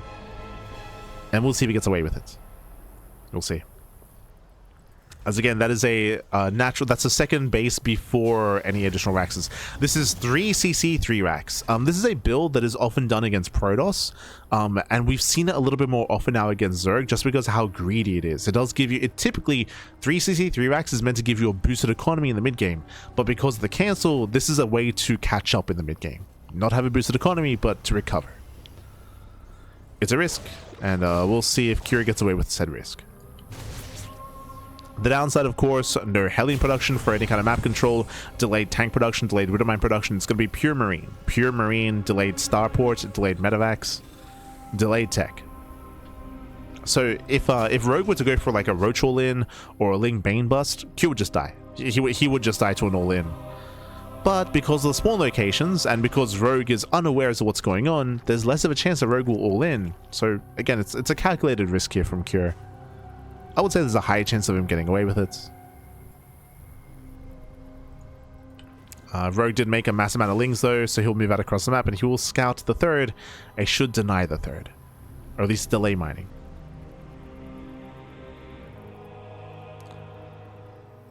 If Rogue wanted to, honestly, he could just hit the natural, to be honest. We'll see where he moves in. Yep, Rogue, he's hitting the natural. We do have some vanilla Marines. They're vanilla. No stim, no upgrades. Nice positioning, though. They do get into the mineral line. And with that, Cure will hold. And nice positioning here. Cure does hold on. Still bleeds out a couple of Marines, though. Depot goes down. Roki, oh, bad call. Yeah, bad call there. Roki did misjudge, and Cure, he will defend. He will defend here. Remember, Rogue was only Ling aggression. He's droning up behind this, and Roki doesn't check the third. Otherwise, he could have gotten free damage here. There could have been free damage at the third base, but Roki doesn't think to check, because why would he? There's no expectation with it to be a third base on location this early on.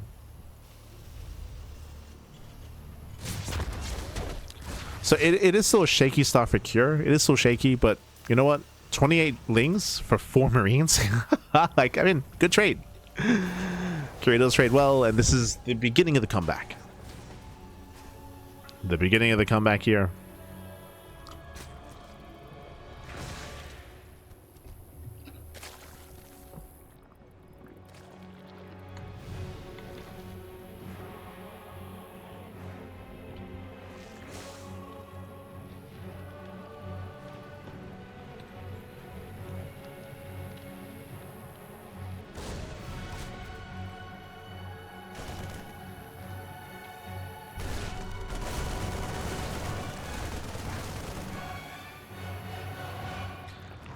So we are building up.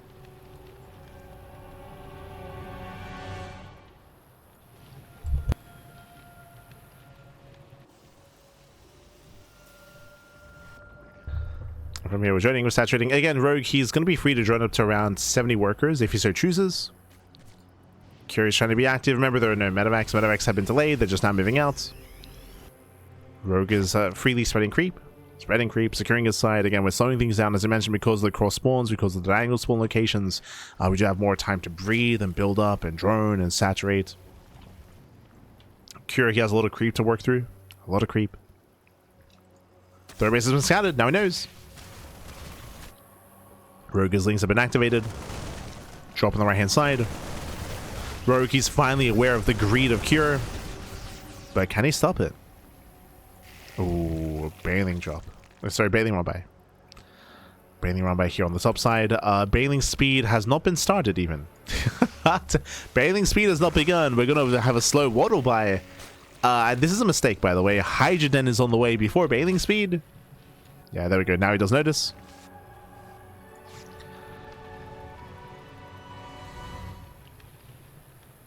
Does notice the bathing speed. Curious still being active. Still pushing through. Bailing's at waddling in. And Cure should react in time. For now he's distracted. Yeah, Ling Bane does collapse in. Bailing's at waddle into the middle line. Catching up the army. Ooh, massive connections. And 8 SCVs. 8 SCVs go down. So far, a nice trade here from Rogue. He did successfully distract Cure. And Cure, he still has yet to fully recover. And you can see that that supply disparity due to the earlier losses. Remember, this build here from Cure this follow was supposed to help him recover in this game, but did still lose workers. Did still lose even more.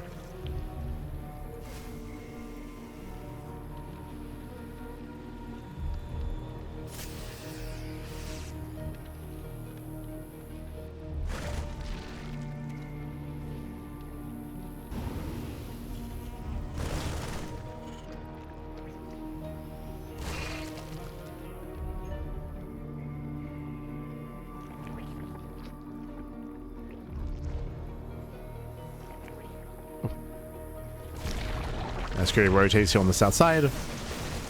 Rogue trying to keep up. Oh, yeah, catching out some Widow Mines. And this time we have anti-air. Remember, previously on Black Rogue was going Ling Bane, Infestor, Ultra. This time much more standard, just Ling Bane, Hydra. Just Ling Bane, Hydra, much more standard composition with actual anti-air. There's Nasa for the drop play, even borrowing some Banelings. Let's go. Oh no! The Banelings! Oh my god, massive connections. Cure gets caught out. Yo, Rogue, he's styling, baby. He's styling on Cure. Looking very comfortable. Rogue is about to max, by the way. He's about to max out. Getting ready for a Ling Bane counterattack. Cure pushing through the center. Pushing on the right. Hydra's in position. Rogue is also all over this. Forcing friendly fire. Oh my god. Decent mine shots. Decent mine connections. But here comes that harassing force. It's a massive army.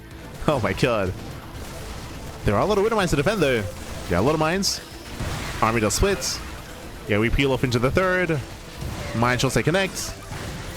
Oh my god, massive mine shots. Banelings don't quite get into the mineral line. But chaos ensues. Yeah, chaos still does ensue. SCVs, they still do go down.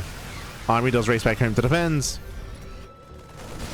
Oh. And in the midst of all this chaos, again, Curry will bleed out the majority of his army. He will bleed out units. Hydras, they collapse in from behind. Better angle. Catching out Marines. Catching out Widow Mines. Still no detection. No overseer. Oh my god. Mine shots are popping up.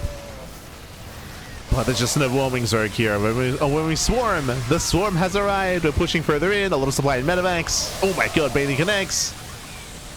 And with that, Rogue, he has done it. He has done it. He has broken the back of Cure. Again, the SOOP was lying to you. It's all Widow Mines and medevacs.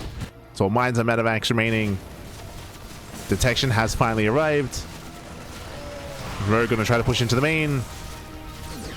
Oof. Baiting out the mine shots. Now we have detection. Everyone Mines that will not survive this. Not this time. As Curie tries to make a stand. Coming from behind as well. Catching out a couple of Hydras. He's doing what he can. He's trying. It was just a rough start. It was just a really rough start, being forced to cancel the CC, forced into a 3 CC 3 racks, and it didn't quite pan out the way that Cure was hoping. Again, Cure was trying to recover from the start of the game and wasn't quite able to. As I mentioned before as well, it was unfortunate the spawn locations. If we had closer spawns, then Cure could have been more aggressive and could have been more active, but again, the spawn locations did hurt Cure more than help him.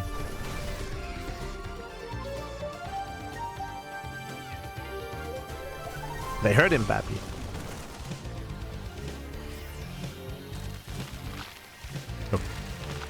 Oh. We're gonna close it out with Lunkers. Yeah, Lurker Tech is on the horizon. We have a Lurker range on the way. It's halfway done. Halfway complete.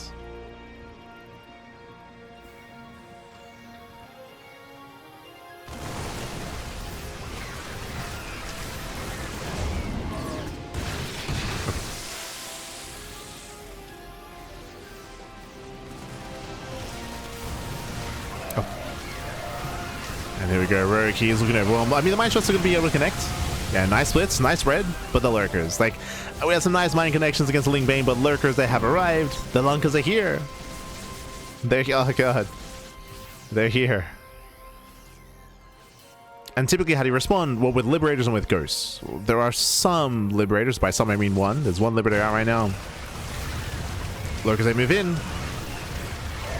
They bully back the Marines. Massive spine shots going up. Oof. Yeah, Marines, they try to stim in. They just get annihilated, pushing into the Lurkers. Oh my god. Yeah, rough trade here. So many Marines go down. We do get a nice surround. Nice surround, nice flank. Cure, he will clean this up. Again, Cure, he's fighting his heart out. He's fighting as hard as he can. But he fails to break through the Lurkers. Yeah, he doesn't break through. Meanwhile, at the same time, Lurker behind the mineral line, denying mining. We have one more scan. Cleaning up the final Lurkers.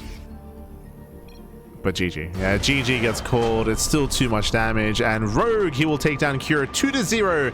And with that, Terran is now out of the match. They're out of the series. GG. GG. Well, look at he's spent, Pappy. He's spent, leaning back in the chair. Aye. It's like, do I have to do everything? Shin and Soul, like, keep going. Just go all the way, Pappy, all the way. GG, well played. With that Rogue, he has taken everyone down. He took down Innovation, Trap, Maru, Classic, Cure. There is one player left. So Terran is out. Terran is out. Bjorn, Cure, Innovation, Maru, they've all been eliminated. They've all been taken out. For Protoss, Trap was taken out. Classic was taken out. Zaun was taken out.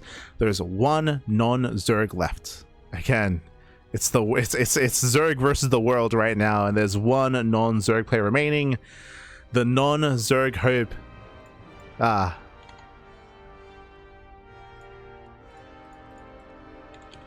Wait, what?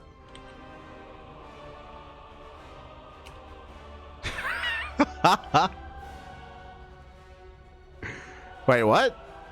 Hold on. Okay.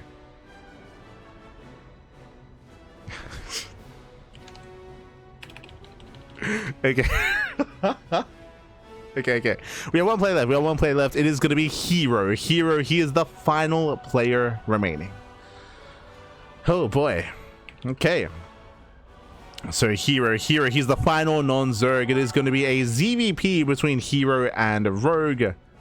Potentially the final game of the broadcast. Now, I say potentially because, again, if Hero defeats Rogue, then it's time for the reversal kill where Hero has to play against all of the Zerg players. Rogue, Armani, Shin, and Solar. So technically, we might see some more games. We might see some more matches. But it's all on Hero.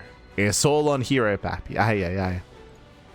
Now, I just got an update here. So it looks like Wikipedia was incorrect. Remember how earlier we were talking about the captains and how captains, when a captain plays, it does force a best of one. So Bjorn was the captain earlier, Shin was the captain, and Hero was the captain. I guess to fix some things up, because Zaun did play a best of one earlier, Zaun is now the captain for Team Protoss, which means Hero playing here means a best of three. So I guess like retroactively we're saying that Zaun was the captain, that's why he played a best of one, and Hero is not the captain. Hero, because of that, Hero versus Rogue will be a best of three. Best of three between Hero and Rogue. And that fixes up the earlier series as well. True. Does fix it up.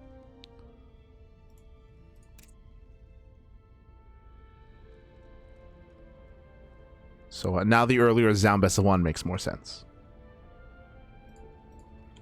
See, we made it work in the end. We fudged the numbers a little bit, but it's all good.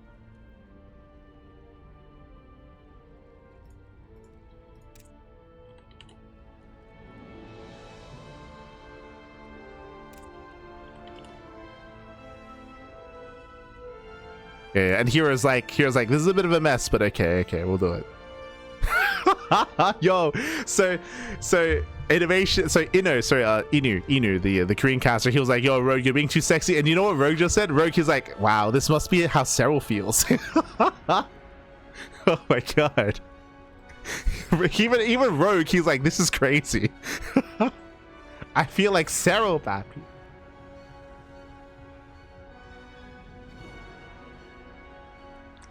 As Rogue, he's on an 11-game win streak. 11-game win streak. And Rogue is like, mate, this is insane. And they're all laughing. They're all having fun. Rogue, he's like, I just keep winning. I'm just playing and I just keep winning. It's crazy. Oh, no.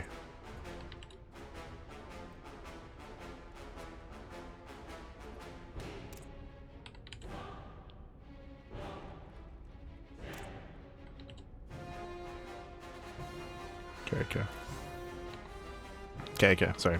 Just setting up player cams.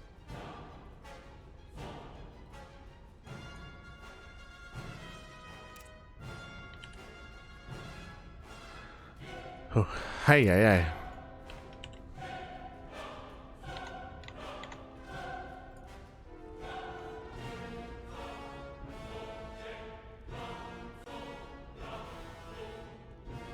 And looks like we do have our link for our players. Okay.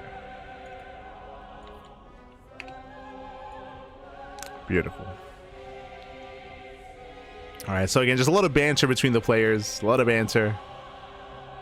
Rogue feeling like Cyril right now.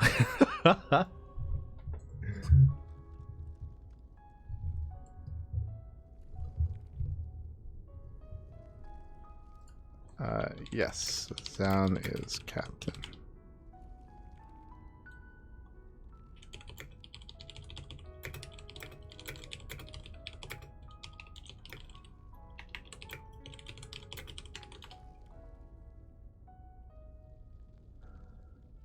Let's go.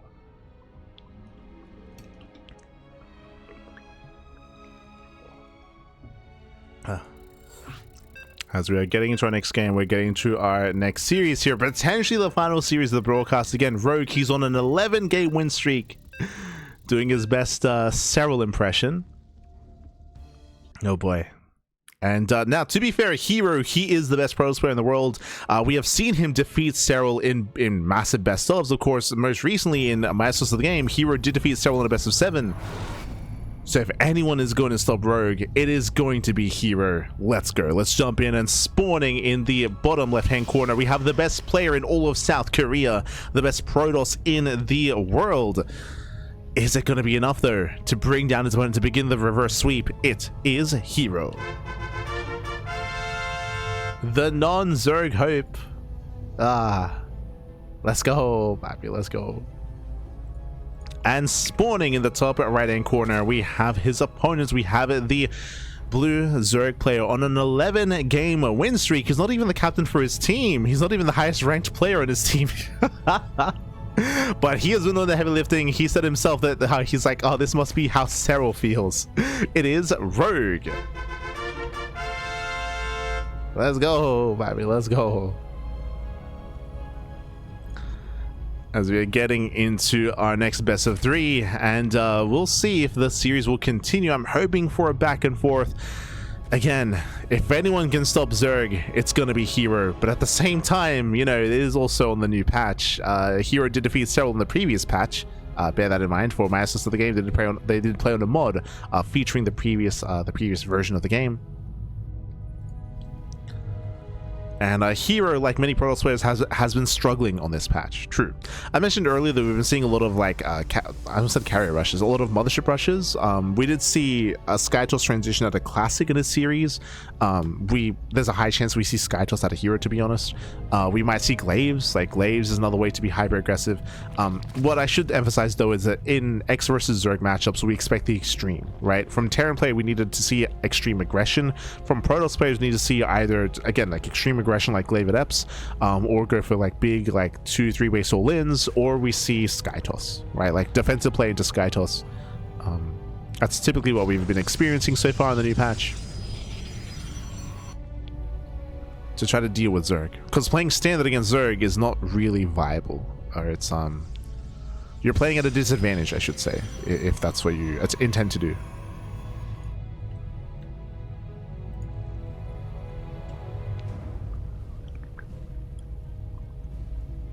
Oh boy. so far. Just opening up. Hatch gas pool. Unnatural, natural here for Rogue. Forced to expand at the third location. Welcome to Lockdown. Lockdown is a map where you can be very defendable or very defensive on two bases. As you can see, there's a ramp coming into the natural, so a solid two-base setup. The high ground third base can also be quite defendable, and you can knock down these rocks as well, these towers, to fully wall this area off. So the idea of trying to be more defensive and to get into, say, heavy Skytoss play, I can see that working here on Lockdown. We'll see. For now, Stargate opener. This is standard. We'll see where Hero leads us, whether we go into a fast Twilight Council into Glaives, whether we go into a third base, into a later Twilight Council with Forge and a plus on a Blink, whether we go into heavy Blink play. We'll see. But again, here's the last non-Zerg player left. This also confirms that Terran is finishing in last place. In this race war, Terran, because they were the first team to be eliminated, they are going to be finishing in third place. Now it's between Zerg and Protoss for first and second.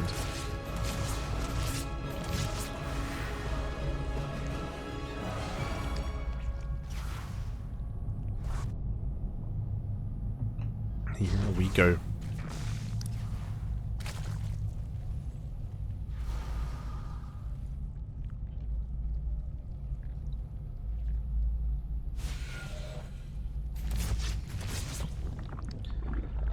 Hero does poke in. Pokes in. Shades away. Void Ray opening here by Hero. Sorry, Void Ray follow-up. It was Oracle first, so Oracle into Void Ray. Does zoom across the map to get the speed zones. Oh my god, they're crazy. Lings, they will actually delay the third though. Nice harass here by Rogue, forcing the Oracle back home. The Oracle's forced back home. Third base now being taken. Is delayed. Nice moves out of Rogue. Does also alleviate some pressure and does give him time to finish up the spores. Meanwhile, the Overlord has been found, and Hero can hunt them down. He can hunt down the Overlords. And now we are waiting to see, does Hero throw down a Fleet Beacon, a second Stargate, a Twilight Council? What's the follow-up going to be?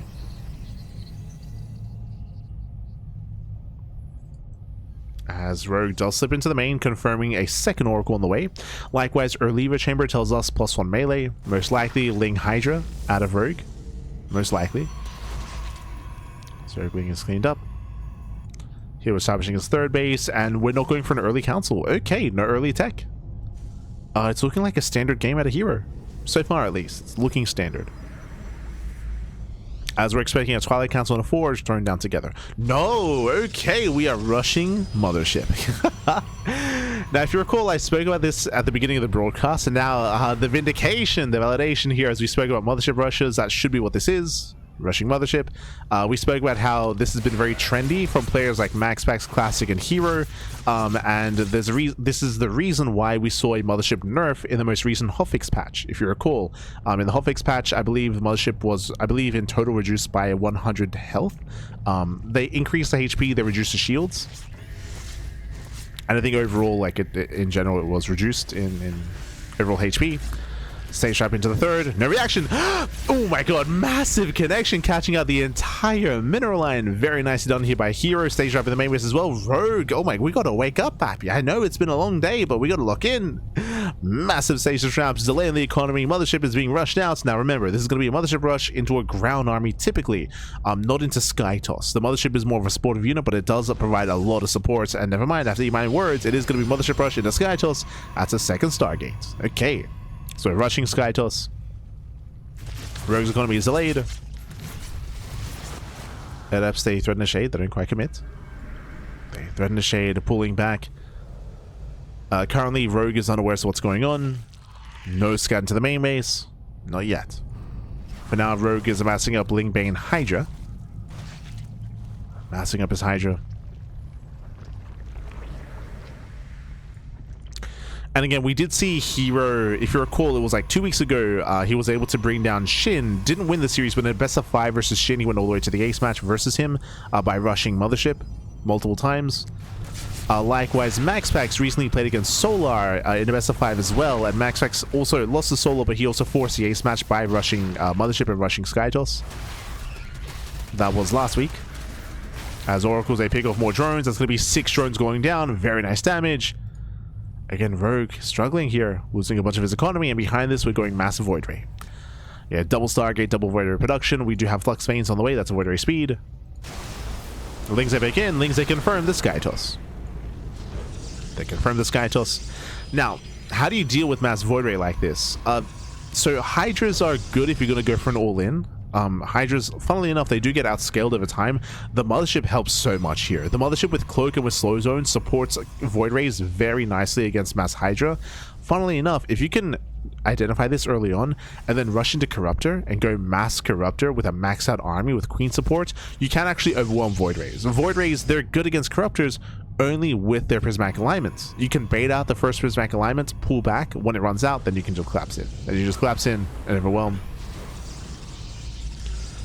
But we can see that Rogue, upon identifying what's going on, he's committing into Lingbane Hydra.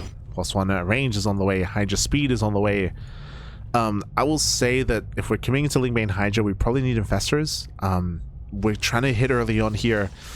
We'll see if Rogue can break through. Again, Cloak is going to be huge.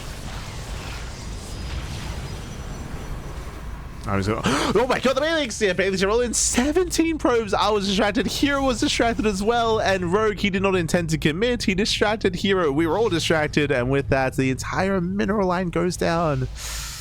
Oof. So Hero, he's going to be stifled here when it comes to his economy. Hero, he needs to break out across the map. There's only one spore. But a lot of Hydras. Yeah, detection has arrived. There's a Cloak. Slow Zone as well. Lings, they try to come in from behind. Yeah, a bit of a messy engage here from the Zerg, from Rogue. Yeah, zones away the army. The Lings, they catch out the ground forces at least. Cloak and Slow Zones are now going to be on cooldown. And now it's time to counterattack. And Hero's being overwhelmed. Hero's being overwhelmed. Tempest are on the way, but Hero needs more time. Behind us, we have cannons, we have shield batteries. Rogue, he smells blood in the water. He knows how close he is. Morphing in more Banelings. They roll in on the right-hand side. This time Hero reacts. Hero's ready. This time Hero's ready on the right-hand side, but what about the left? Yeah, what about the left here as the Mothership gets caught? Massive pickle, the Mothership goes down. Yeah, the Mothership falls. Void Rays are trying to hold on, but the Nexus will go down. There's no saving it. And can Rogue go 13-0? Right now he's 11-0, 11-0, which is crazy. Bailings, they roll in, they cripple the economy. Hero does not pull away. Oh my god, massive connections. 19 probe kills. And that's going to be 12-0. 12 wins and 0 losses as Rogue, he will break through the main army. Lings, they flood into the Mineral Lines. Probe's going to be going down. Again, Hero, he had a good start killing workers. I mean, the Oracles popped off. Remember, we had a massive stasis trap in the main and the natural, but it did not matter. GG gets called, and Rogue takes game number 1. Whew. GG. Look, let's go. Esther, GG. Well, he can't contain himself. You can see he's trying to like hide a smirk, but no, he cannot. He cannot hide it. GG, well played. Rogue will take game 1 in this best of 3, and can he claim the 2-0? Can he claim the 2-0 here? Can he go 13-0? Will he all kill the Korean scene? Vámonos. Vámonos.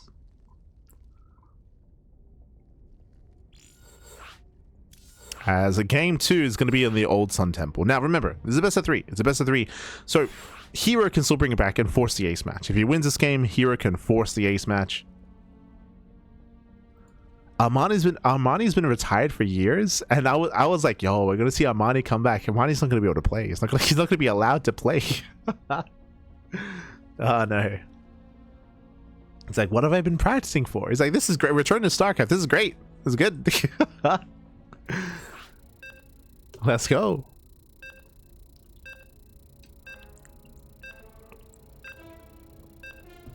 As we are loading into the Old Sun Temple.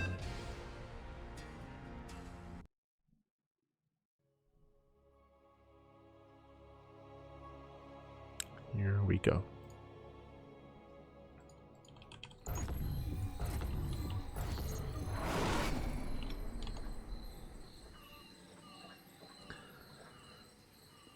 As spawning in the top right-hand corner of the Old Sun Temple, we have the red Protoss player. We have the red Protoss player himself.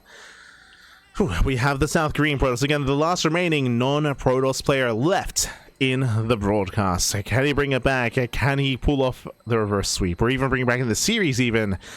It is Hero. And spawning in the top left-hand corner, we have his opponents. We have the blue Zerg player going pool first. Okay, that's a 12 pool, by the way. We're going for the 12 pool. We have the blue Zerg player. It is Rogue. Let's go, baby. Let's go.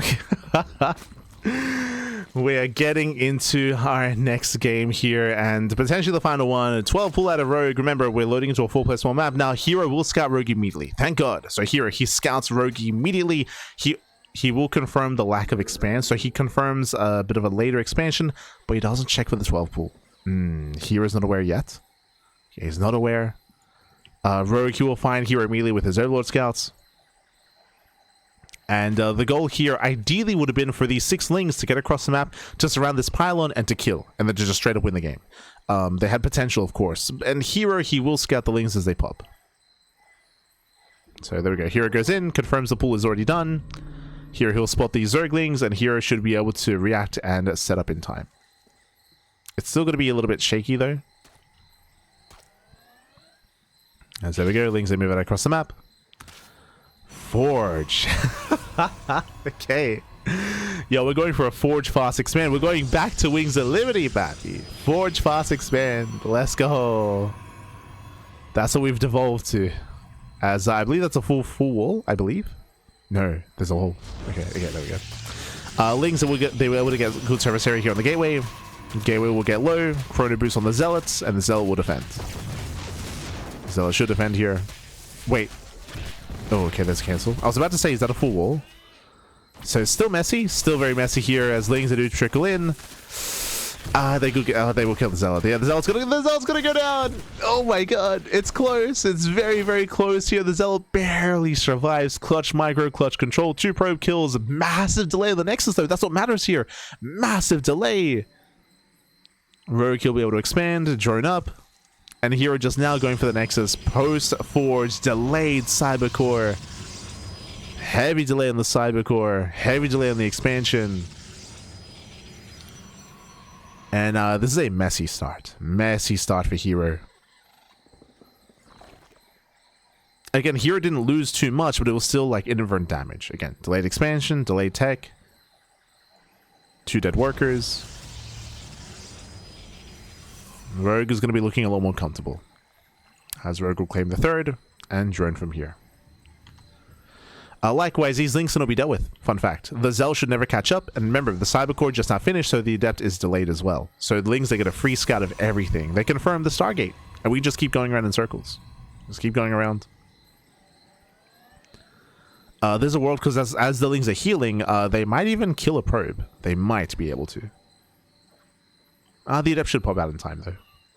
Adept is more than halfway done. Lings, they're fully healed up. He wants a probe.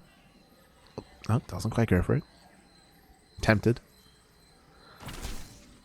Oh. We do get caught up a little bit here. And yeah, with the help of the Adepts, Hero, he will survive. He will defend. The Lings, they don't survive long enough to see the first unit, whether it's a Void Ray or an Oracle. But at least they confirm the Stargate. Confirm the Stargate. Warp Gate is on the way. Back across the map, Rogue, he's claiming his 3rd. Droning, saturating, claiming his 3rd base.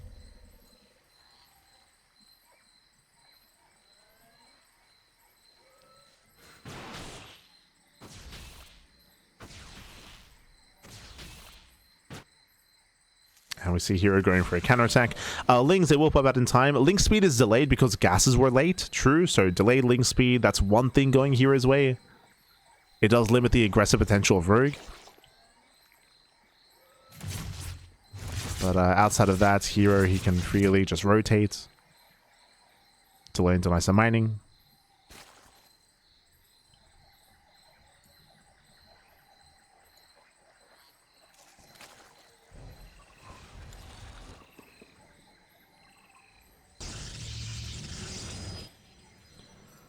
And it's going to be early Eva Chamber. So +1. So we're rushing into +1. So fast +1, most likely into Ling Hydra out of Rogue. This typically is not the tech of choice if you're going into a Roach heavy style, but we'll keep an eye on Rogue regardless. Likewise, Hero, he's going for an early Twilight Council. I mean, early in comparison to his third base, but late in regards to the build overall, just because everything is late for Hero. Fast, oh right, true, I was about to say, I was like, +1's already on the way. It was a Forge opener, so fast +1, this might be early charge, this might lead into like a charge based all-in. Curious to take advantage of the fast upgrades. We'll see. We'll see if we can take advantage. The Oracles, they rotate. They rotate in between the bases.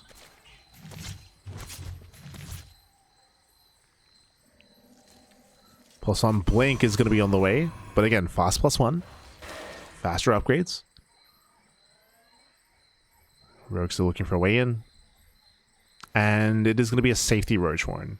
Now again, if there's Glaive Adepts on the way, then Rogue can reactively make Roaches. Otherwise, you don't really expect any Roach... Wait, whoa. Carapace?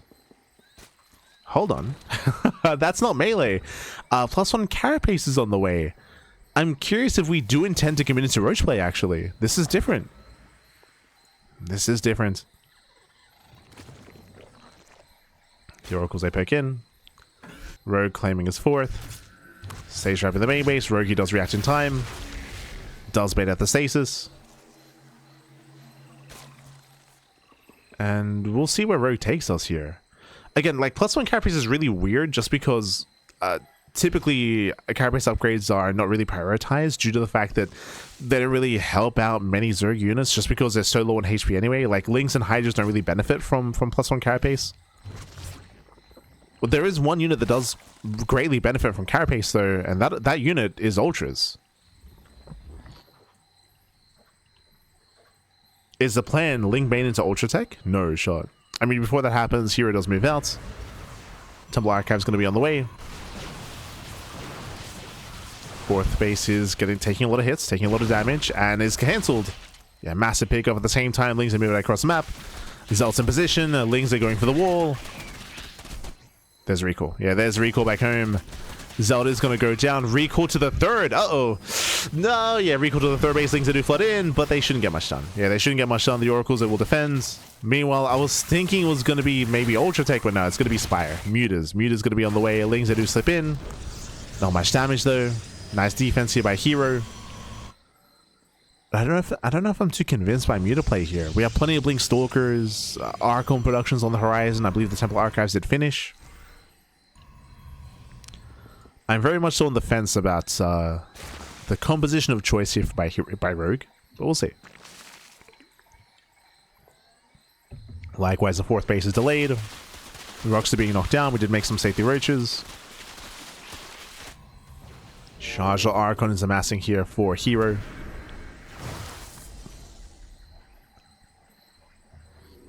He's amassing the army.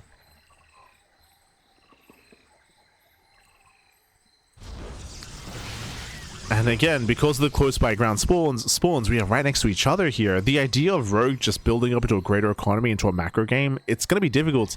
I will say that Hero does have some aggressive options. Some aggressive timings. Very much so. And like, it's going to be a clutch hold if Rogue goes into Muta play and he triggers a counterattack. There's Revelation. Revelation on the eggs morphing in Mutas of all things. Okay. So Hero, I believe currently Hero is unaware. That is true, but he will be able to spot these Mutas as they spawn, I believe.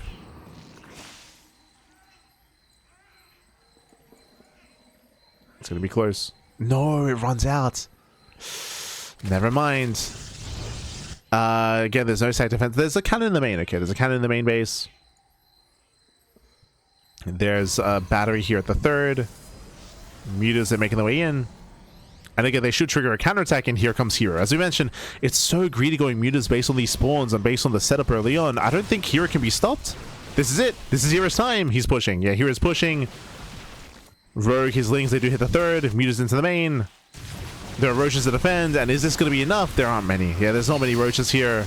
Zealous break through, and Hero's overwhelming. Yeah, it's not going to be a 13-0. It's not going to be 13-0. As Rogue, he will lose every single Roach here again. He was so greedy trying to go into Muta play. So greedy. I mean, I say that. We have reinforced. Oh, no. We're coming for this round. We're coming for this round. We have 14 roaches on the way. No shot. He surrounds the army. Archons are going down, and he will get away with it. Oh, my God. I thought that Hero might have enough. The answer is no. With these reinforcements, Rogue, he will be able to pull it off here. Oh, my God. Hero versus the world. Sorry, Hero. Rogue versus the world.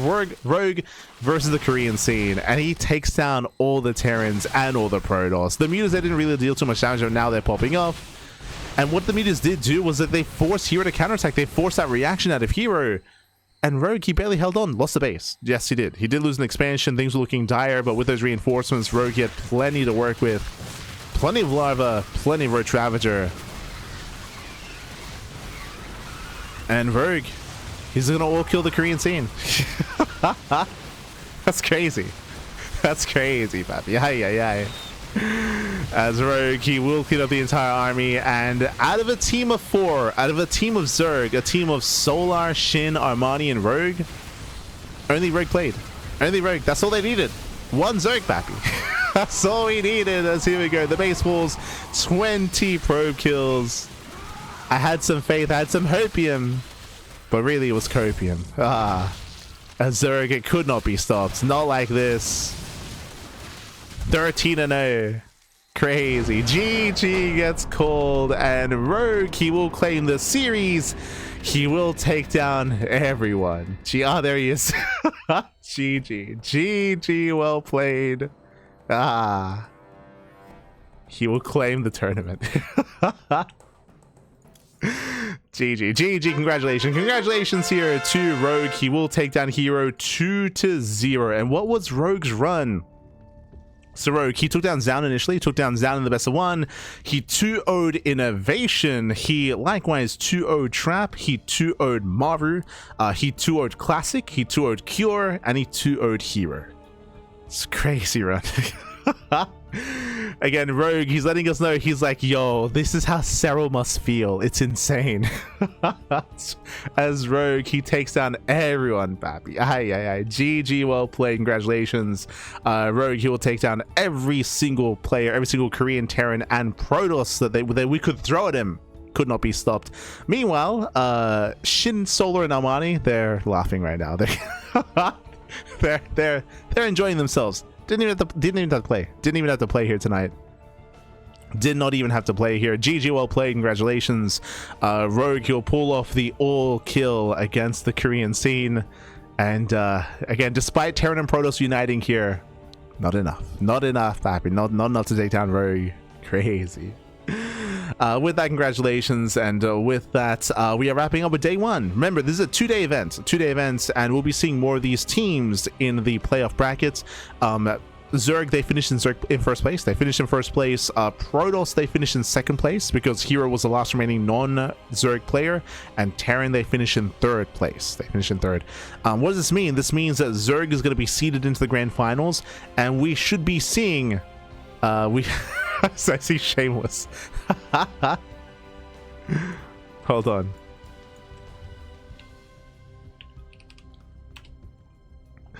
I see Shameless having fun. But with that, GG well played. Just as a heads up here, it means that Zerg, they're seeded into the finals. Meanwhile, it's gonna be Hero versus. Wait, are we done, or are we gonna keep playing? Hold on here. Okay. We're having an interview. Okay, I was a little bit confused. So Björn, he just joined the group, just joined the party, and it looks like they're having some interviews. They're having some interviews with the captains over on the Korean stream. Unfortunately, we're not privy to that. Unfortunately, we're not. We won't be able to translate that. But yes, Björn, as the Korean captain, the Terran captain, sorry, I believe he's going to have an interview. And I believe Shin, as the Zerg captain, is going to have an interview. And they might drag on Zaun, as Zaun is the Protoss captain. So it looks like they're going to have some interviews in Korean. Where's Kronos? Where's Kronos? My Kronos, papi.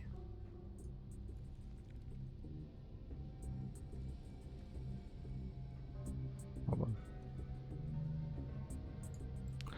Regardless, I think I'll play the audio so that maybe we can get some translations a little bit later.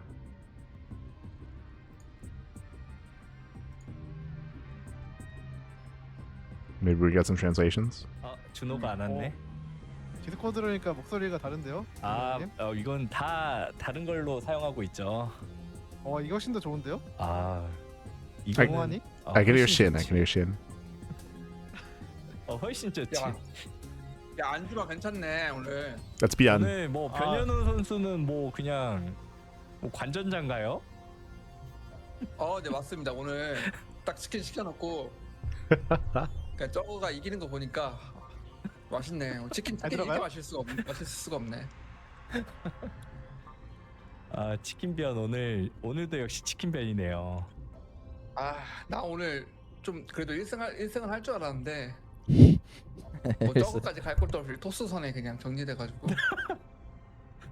근데 아까 뭐 그냥 잠깐 김준호 오기 전에 잠깐 이야기를 하자면 뭐 첫 번째 세트에서 트리플 날렸으면 이겼다고 생각하시나요? 그럼요. 제가 병력을 우선적으로 병력을 먼저 잡고 넥서스를 깼어야 되는데. 왜지? 그러니까요. 추적자는 잘 잡았는데. 실수가 아니고 이거는 실수가 아니고 실력이지. 전 이해를 못하겠네요. 왜 점사를 안 했는지. 그러니까 약간 브론즈도 안 할 것 같은 그런 실수를 하시더라고요. 브론즈는 그런 실수하고. 근데 이거는 진짜 좀 치명적인 실수였던 것 같아요. 저는 무조건 생각을 하고 있었거든요. 이거 추적자만 잡고 넥서스 점사를 하자. 근데 제 병력의 체력을 보니까 체력 보고 좀 많이 급했던 것 같아요. So Bian, he's ranting right now. Inu is asking the questions. 알죠, 형 알죠. 형. 뭐할 건데 너가. 형 근데 토스한테는 저거가 적이지만 테라한테는 토스도 적이에요. 그래? 하긴 우리가 2등 하긴 했다 덕분에. 그쵸 2등이잖아요. 아직 우리는. 그러네. 변현우가 정해가지고 1승으로 2등이네 저기가.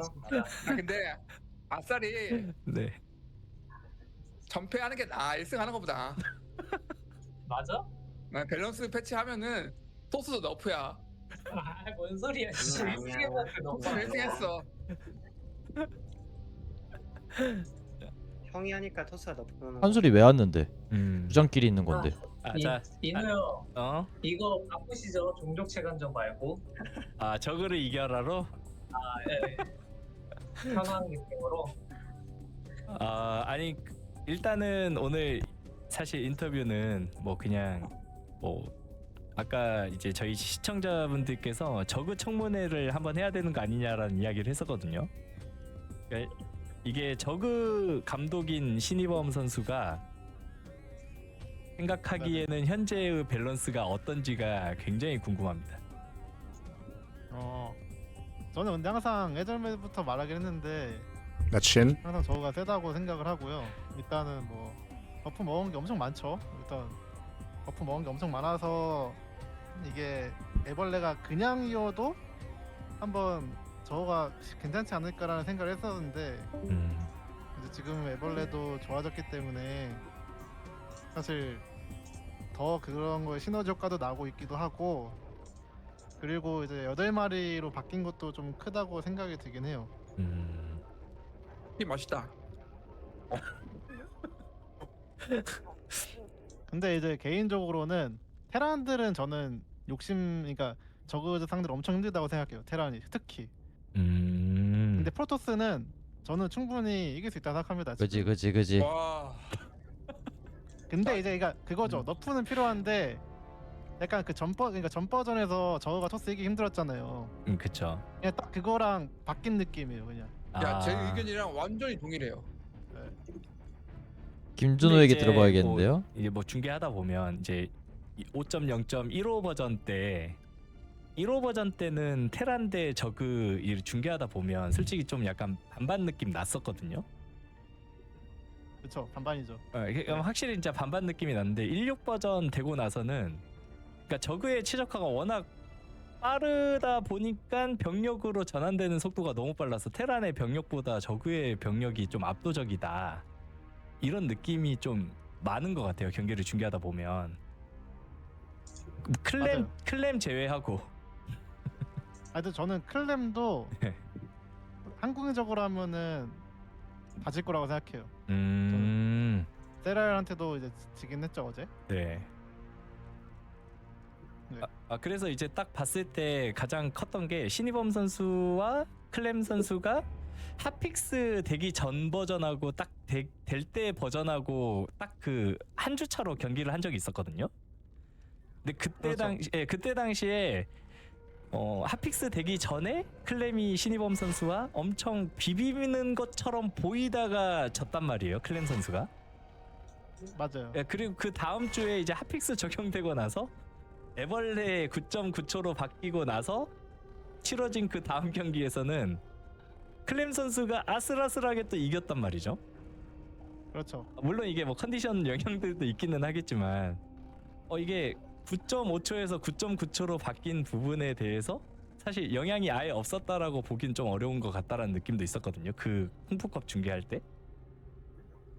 아 맞아요. 근데 저는 그거는 네. 그냥 제가 좀 빌드 실험하다가 졌다고 생각을 해요. 네.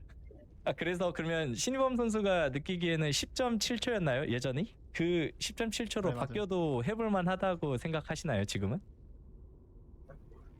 근데 이제 제가 10.7초일 때 해봤거든요. PTR에서. 근데 확실히 그건 있었어요. 뭔가 저그가 초반에 지금은 이제 16마리를 다 찍고 네. 최적화를 할 수 있는데 네. 그때는 이제 못했단 말이에요. 16마리 아니고 한 14마리 때 최적화를 됐단 말이에요. 네. 근데 그게 지금 테란이랑 토스가 겪는 문제점이거든요. 네. 그러니까 이제 만약에 10.7로 되면은 네. 지금 테란이랑 토스가 겪고 있는 게 적어도 똑같이 겪겠죠. 아무래도. 그러겠네. 역시 겜자랄이야 이범이가. 그럼 저는 또 이제 한편으로 이제 김준호 선수에게 또 물어보고 싶은 게 가장 큰 불만이 뭔가요? 불만이요? 네. 불만은 사실 밸런스적인 건 모르겠고 그냥 게임이 재미가 너무 없어져가지고 그거를 추론은 해보고 있는데 아무래도 일꾼 변경이 좀 지대한 영향을 끼치지 않았나 생각은 하고 있어요. 이게 게임 하는 플레이어 입장에서 재미가 있어야지 경기력 퀄리티도 올라가고 게이머가 연습도 열심히 하고 보는 사람도 보는 맛이 나고 이제 그런 되게 많은 연쇄작용이 있는데 그 부분이 좀 지금 여러 게이머들 의견도 들어봤을 때 재미없어하는 것 같아서 연습에도 영향이 있지 않을까 싶습니다. 이건 뭐 쉽지가 않네요. 바뀔 기미가 안 보이기 때문에 그 왈모 캐스터가 이야기하더라고요. 바뀔 기미가 왈모 누군가가 이야기하던데 그 어렵다고 안 바뀔 것 같다고. 네, 안 바뀌면은 뭐 저희는 또 최선을 다해서 또 하겠죠. 근데 지금은 아직 시기가 얼마 안 되다 보니까 게임 퀄리티도 안 나오는 것 같고 아직 좀 판단하기 이른 시기인 것 같긴 합니다. 한 10마리 하면 그러니까요. 어때? 그죠? 근데 차라리. 확실히 좀 시간 바꾸고 타이밍으로 봐도 막 네, 이제 뭐 일꾼수는 절대 안 바꿀 것 같긴 해요. 전체적으로 저는. 한 2분씩은 더 게임이 걸린다는 느낌이 들거든요. 중계하다 보면 그러니까 전체적으로 한 2분 정도는 좀 늦어졌다 이런 느낌? 네. 근데 이제 기존에 시청하셨던 시청자분들이나 프로게이머 분들이나 모두 이제 좀 지금 패치 8기로 근데 이제는 안 바꿀 것 같아. 좀 일꾼수는 지루해지는 부분들이 좀 크다. 이게 거의 한 반 이상은 이야기가 나오고 있는 이야기잖아요. 그렇죠. 지금 상태에서 12기로 늘린다. 도움이 될까요? 솔직히 잘은 모르겠지만 이게 디테일한 걸 제가 뭐 테스트하는 입장은 아니다 보니까 근데 12기로 바꾸고 그 뒤에 이제 또 데이터를 쌓는 게 좀 더 빠르게 해결되지 않을까 싶긴 해. 근데 이거는 그쵸. 일꾼수를 저도 바꾼 준비하다 거는 보면 그런 결과론적으로 봤을 때 이런 그런 상황이 생각을 진짜 벌어진 많이 하게 거지. 되는데 사실 바꾸기 전에는 이렇게까지 될지 몰랐지. 결과를 이제 보고 있으니까 거봐 이렇게 될 줄 알았어 이렇게 하는 거지. 재밌다 이런 이야기도 했었거든요. 저번에 인터뷰할 때. 네네. 근데 그게 근데 일꾼 숫자를 바꿀 거면 사실 사실 그 막 보는 입장에서 좀 건물이나 이런 지금 것도 없잖아요, 가격도 이런 것 조금씩 다 같아서. 바꿔야 네. 되고 이래야 좀 돼. 안타깝더라고요. 지금 변현우 선수는 근데 그때와 같은 생각인가요? 아니요? 아니, 저는 왜 재밌게 느꼈냐면은 그러니까 새롭잖아요. 새로운 거라서 네. 좀 배우는 입장으로 돌아가서 그런 부분에서 좀 재밌다고 느꼈었는데 이게 뭐 하면 할수록 오히려 재미는 더 없어지고 이게 12마리는 이미 저희가 10년 동안 해왔기 때문에 그 데이터가 많이 쌓여 있잖아요. 네. 근데 8마리는 저희가 데이터가 없어가지고 뭐 어떤 패치를 해도 네. 그 다가오는 그게 좀 많이 다른 것 같아요. 좀 더 크게 다가오고 12마리에서 뭐 그런 애벌레 버프를 했었으면은 네. 오히려 좀 다르게 느껴졌을 수 있을 것 같아요. 이렇게까지는 강력하지 않았을 텐데 근데 이 두 개를 동시에 해버리니까 그 테란이나 프로토스 입장에서는 좀 더 많이 힘들어진 것 같아요.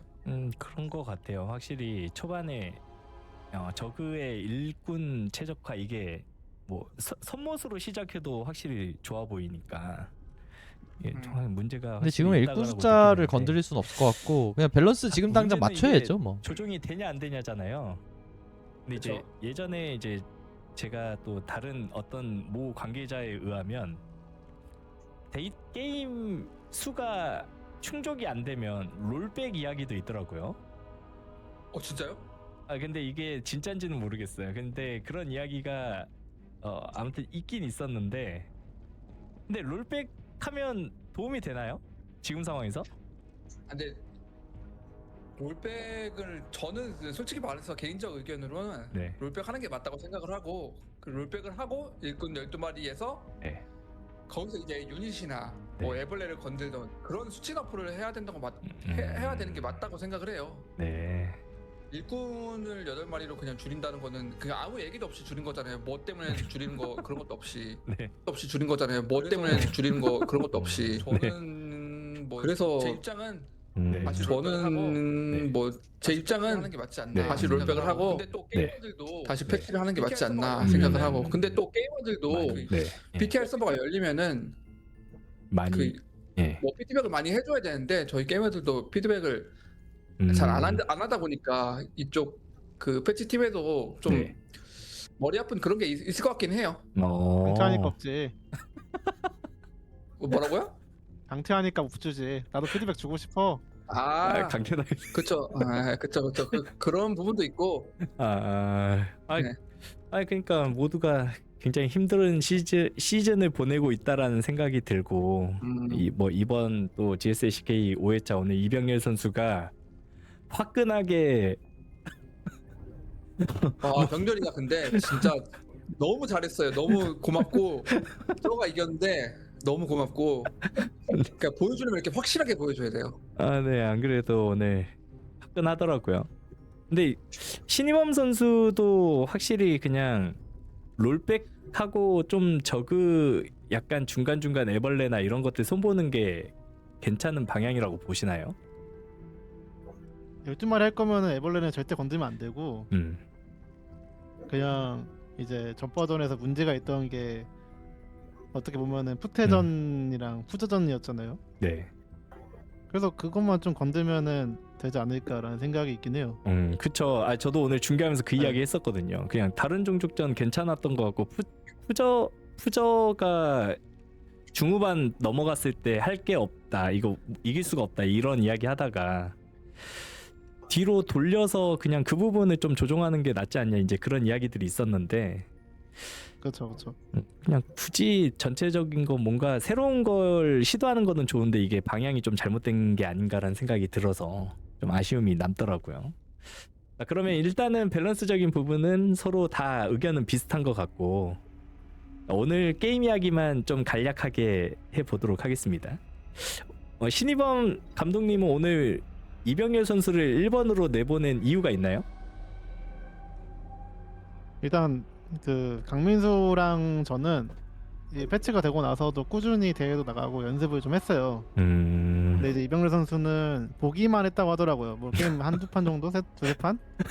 뭐 이렇게 하신 것 같더라고요. 예? 보기만 했다고? 네, 보기만 하고 그냥 제 유튜브 몇 번 봤다고 하더라고요. 네, 그래가지고 네. 병렬이 형 그 대회 경험도 쌓고 네. 실력감도 이제 찾아서 네. 다음 주에 도움을 받고자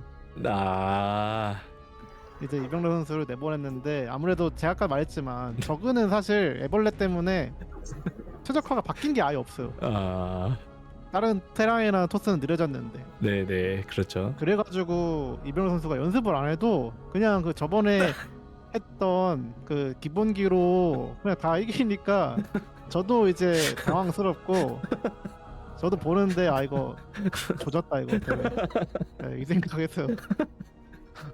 아니 오히려 논란이 더 커지는 것 같은데요. 이거 게임 안 하고 신이범 유튜버만 봐도 이긴다. 신이범 유튜브 구독 많이 해주세요. 신이범 제 유튜브가 좋을 수도 있죠. 신이범 유튜브 구독. We're just plugging Shin's YouTube channel right now.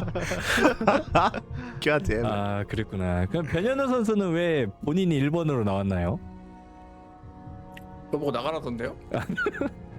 아니, 저는 처음에 조성주를 그냥 안 물어보고 그냥 선택했거든요. 네.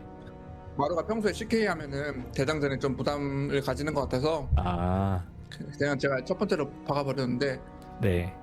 처음 들어보는 욕 듣고 그냥 저로 바꿨습니다. 그리고 또 네. 다음 경기 생각하면은 또 이신영 선수가 토스전보다는 저그전 하는 게 좀 낫다고 생각을 해서 이신영 선수는 이제 좀 남겨뒀고요. 네. 즉 뭐 3테란 중에 굳이 선봉을 뽑자면은 저밖에 없는 것 같아서 그래서 제가 나가게 됐습니다.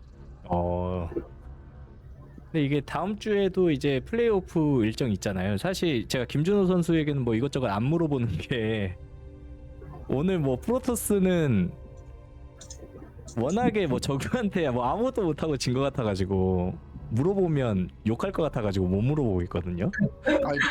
괜찮아요. 진거 테란이 더 많이 졌는데요? 아니 진거는 테란은 그래도 공격이라도 가고 졌는데 프로토스는 뭐 아무것도 못하다 져가지고. 그래서 오늘 뭐 실제 순위 결정전에서 2위로 프로토스가 마무리가 되기는 했지만 실제 감사하고 박한솔 아니었으면 오늘 그냥 경기력은 꼴등이지 않았나 싶기도 하거든요. 전체적으로 보면. 그게 맞습니다. 그래서 일단 이제 다음 주에 펼쳐지는 토너먼트 2, 3위전 예정 있잖아요. 네. 프로토스가 테란을 지명할 수 있거든요. 첫 번째 경기. 네. 약간 염두하신 플레이어가 있나요? 변현우가 좋던데요. 저기요. 근데 네. 1승 먹고 시작하는 게 기분이 좋긴 하더라고요. 그렇군요. 한소리도 이미 선언했거든요. 근데 사실 오늘 이거 중계하면서 이병렬 선수가 압도적인 모습을 보여줘서 막 중간중간 고민되더라고요. 이게 롤백 버전으로 바꿔야 되나. 근데 대회 취지가 굉장히 좋은 것 같고 그렇죠. 잘 지금 돌아가고 있는 것 같습니다. 그렇죠. 아무래도 현 상황을 또 점검하는 의미도 있다 보니까 대회가. 예, 맞습니다. 그래서 뭐 고민은 그렇게 하지만 실제 그대로 해야죠, 당연히. 그럼요. 근데 제가 오늘 좀 발언 좀 조심하게 되는 게 프로토스 선수들이 다 뭐랄까 약간 경기력도 다 안 좋았어가지고 그러니까요. 밸런스적인 얘기를 조심할 수밖에 없는. 사실 그건 확실히 있었던 것 같아요. 그냥 경기력이 막 그렇게 썩 좋지 않았어요. 그냥 뭐. 근데 이게 그럴 수밖에 없는 게 얼마 안 됐는데 저그는 사실 똑같거든요. 네, 맞아요. 프로토스는 디테일한 것들을 좀 많이 이것저것 바꾸다 보니까 실수가 나올 수밖에 없어요. 그래서 네. 좀 더 해봐야 된다. 아 그거는 그렇죠. 토스는 사실 토스 입장에서 완전 대격변 느낌이기 때문에 그렇죠. 그런 부분들이 있을 수밖에 없겠네요. 네, 그런 것 같습니다. 아 그러면 결론은 테란이 더 못했. 뭐 저희가 3등이니까 아, 뭐 인정합니다. 뭐 네. 베리노가 뭐 다음 주에 보여줘야죠. 못 뽑으면. 그러니까 뭐 테란이 진 게 아니라 제가 진 거죠. 아 그렇죠 그렇죠. 그래서 아니 이번 주 이렇게 한번 해보고 나니까 또 방향이 잡히는 것도 있는 것 같아요. 그래서 뭐 테란 선수분들이나 또 프로토스 선수분들이나 당분간은 저그를 이겨라를 계속 해야 되지 않을까. 그래서 근데 내일 네. 아니 다음 주죠. 네 다음 주 다음 월요일입니다. 주 테란 입장에서는 제 입장에서는 저그를 이겨라 하기 전에 토스를 이겨라부터 해야 되지 않을까. 네? 토스가 지금 저그에 가려져 있을 뿐이에요. 일단 다음 주에 한번 보세요. 자 알겠습니다. 자 일단 너무 길어지고 있어서 그러면 그 각 팀 감독님 테란부터 해서 다음 주 각오 한 마디씩만 하고 마무리하도록 하겠습니다. 자, 변현우 네, 선수. 저희 예. 테란이 오늘 유일하게 전패를 했는데 근데 오늘 경기력 자체는 그래도 괜찮았다고 보거든요. 그래서 다음 주 경기 토스랑 프로토스랑 할 때는 오늘보다는 훨씬 나아질 거라고 생각을 하고 또 신영님이 토스전을 굉장히 잘해요. 오. 그리고 다음 주에 좀 신영님 말씀은 뭐 연습을 하고 오겠다고 하긴 하시는데 네. 뭐 그건 다음 주에 두고 봐야 될 것 같고 워낙 클래스 있는 선수시니까 뭐 레전드 선수 최초로 뭐 1승을 할 수 있지 않을까 기대를 해주시면 좋겠고 뭐 저희 뭐 저나 도웅님이나 성주나 워낙 토스전 그래도 저그전보다는 훨씬 잘하니까 다음 주에는 꼭 토스는 이겨서 저그한테 다시 한번 도전을 해보도록 하겠습니다. 아 저그에게 네. 자, 그 김준호 선수 다음 이야기해 주시죠. 무슨 저그에게 도전을 해. 저희는 테란만 보고 테란에 올인하고 다음 주에 오겠습니다. 아, 네. 신이범 선수도 이야기해 주시죠. 저거 이야기 약간- 시켜야 되나요? 저그가 뭐라고 해야 되죠? 그 신월가 19년도 20년도까지 정말 좋았거든요. 그때. 근데 그 이후에 저그 너프 많이 먹으면서 내리막을 가고 있었어요. 세랄 제외하고. 근데 이제 갑자기 옛날에 유행했던 것처럼 그 환생 막 이런 거 있잖아요. 내가 그거 한 느낌이라 가지고 약간 기분이 너무 이상해가지고 예, 사실 누가 올라오든 간에 저는 이제 질 것 같지가 않아서 근데 지금 내리막기라고 하셨는데 100에서 90 내려온 건데 토스는 저거나 토스는 테란이나 토스는 70, 60에서 이렇게 놀고 있는데 저거는 100에서 90 내려온 거예요. 맞습니다. 아니 그러니까 지금 패치가 90 됐다는 게 아니라 이해를 못했어? 아니, 못했으니까 이러지.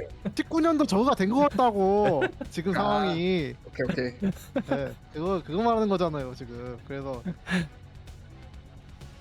네, 뭐 누가 올라오든 간에 네. 그래도 우승해서 너프 먹겠습니다. 우승 상금으로 너프 가져가겠습니다. 아, 예, 알겠습니다. 네. 자, 새 감독님들 고생하셨고요. 다음 주 월요일 날 또 멋진 경기로 시청자분들께 인사해 주시면 좋을 것 같습니다. 고생하셨습니다. 고생하셨습니다. 네, 고생하셨습니다. 감사합니다. all right. With that, the interview did conclude. Big shout out to Inu. Of course, Inu, he was casting in Korean, and Inu, he was conducting the interview there as well. And if you could hear, we saw that Ryang, he was having a bit of a react stream, of course, and that was Inu having an interview with Byun, who was the captain of Terran, Shin, who was the captain of Zerg, and Zaun, who was the captain of Protoss. So that was a bit of a three-way interview there. Of course, I'm hoping that showing that will allow for maybe some people to come in and help with some translations in the YouTube chat when it comes to the comment section. So if you're out there, you happen to be native to the Korean language, maybe you can give us a bit of a TLDR as to some of the comments announcement made.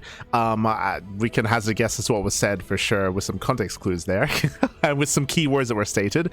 But regardless, maybe you can help us out with those translations. Otherwise, GG will play it with our congratulations. Again, Zerg, they finish in first place, followed by Terran and Protoss. Of course, when it comes to the balance of the game, when it comes to what's going on, I mean, obviously events like this can help when it comes to showcasing and ideally being able to just show off, potentially the current state of the game and things that need to be worked upon. I know a lot of people, and of course, one of the most apparent things is the lava spawn rate. We saw that because of that, the growth of Zerg is still very, very strong in Zerg versus X matchups against Terran and against Protoss. That's why Terran players were being hyper aggressive. We saw that Mara was going for a bunch of 2-base all-ins, and Kira was being hyper aggressive with drop play as well, to try to stop and slow the Zerg player down from being left alone. Because if they get left alone, bam, they just max out and they just build up and they snowball out of control.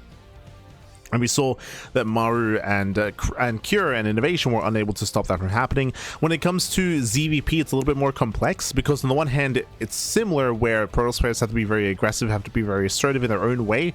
Again, we saw some Glavedet play out of Classic. We saw some attempted Skytoss rushes out of Hero as well. But it's a little bit different. One of the reasons why we're seeing this kind of play transpire, one, Zerg growth has been increased and is stronger, that is true, but also because the gateway changes, specifically for PvZ, it does take away a lot of builds. It takes away a lot of aggression that Protoss would otherwise have, and it takes away a lot of build options as well when it comes to Archon drops, when it comes to mid-game gateway aggression as well, coming in towards a longer game state. Because of that, it's less viable to go into like standard +1 blink into mid-game, in towards Storm, into splash damage, in towards a later game, because you sacrifice so much of your map control, right? Because your aggression is so much weaker, because you have to spend resources on all these gateways, and it's just nowhere near as effective. And the gateway change does negatively impact any kind of Protoss presence in that mid game as well. So ZVP is a little bit more complex as to like what exactly is impacting that matchup at the moment, and why we're seeing so much attempted Skytoss from Hero. We even saw that a little bit from Classic as well. We've been seeing that from Max Packs. We've been seeing that from Protoss players abound. So again, right now, the game is very heavily in flux, and we're expecting a hotfix on the horizon. That's kind of what we're expecting. When that hits and what is changed, still yet to be confirmed, of course, still yet to be seen. I think I mentioned this last time.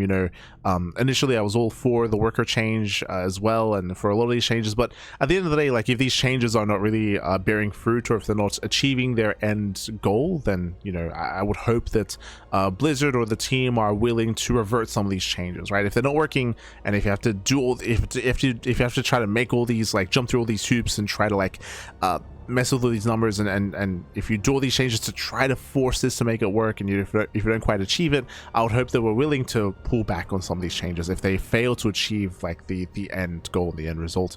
Referring to the worker changes, referring to the gateway changes as well. I think I said this last time for GSL CK number 4, I still stand by it, where I would like to see just the warp gate change, have the warp gate change still be there, but just make it free, in the sense that you don't have to spend resources on all these gateways to change that. Of course, there are other implications when it comes to mid-game TVP as well. Like, there's a lot of moving parts when it comes to StarCraft, so there's a lot of matchups that have to be taken into consideration once you make some changes. Yeah, it's not easy, of course. And shout out to SOOP, shout out to GSL for, of course, hosting and organizing this event, and for having this unique format as well. It was really fun. It was really a fun format. Obviously very one-sided, but a very fun like kind of free-for-all, like King of the Hill style format, with Terran and Protoss fighting against Zerg as best they could. They did their best. I mean, again, you could not field any better player in Korea, right? Like Maru, Hero, Classic, Cure. We sent everyone at Rogue. Who else could we send? Like, what else could we do, Pat? What else could we do? So GG well played. And with that, we'll see you guys next week for day 2 of GSL CK number 5. Once again, thanks for watching. If you want to support the GSL, if you want to support these events, again, fun, unique formats, monthly basis as well, do check out the patreon.com/GSL to help us grow and continue this tournament on a regular monthly basis, and to eventually fund another season of GSL coming into 2027. Let's go. So again, you can help support GSL. Otherwise, thanks for watching. Thanks for tuning in. If you are curious, we do cast StarCraft on a daily basis over on the CranKy Ducklings. When it comes to the rest of our schedule here, we are going to be live throughout the course of the week. We have Homester Cup replays. We're going to be covering the replays of the Homester Cup playoffs over this week. We have the Wardy TV Monday, Pigstar Cup. We have Crank Gatherers. True Crank Gatherers also going to be occurring. Seattle Urban and Sparkling Tuna Cup as well. Plenty of content, plenty of StarCraft throughout the course of the week. A lot of content every single day here on the CranKy Ducklings. So we'll see you guys next time for some more StarCraft. Otherwise, thanks for watching, and we'll see you next time. Until then, ciao, hasta luego, hasta luego. See you next time. Hasta luego, papi, hasta luego.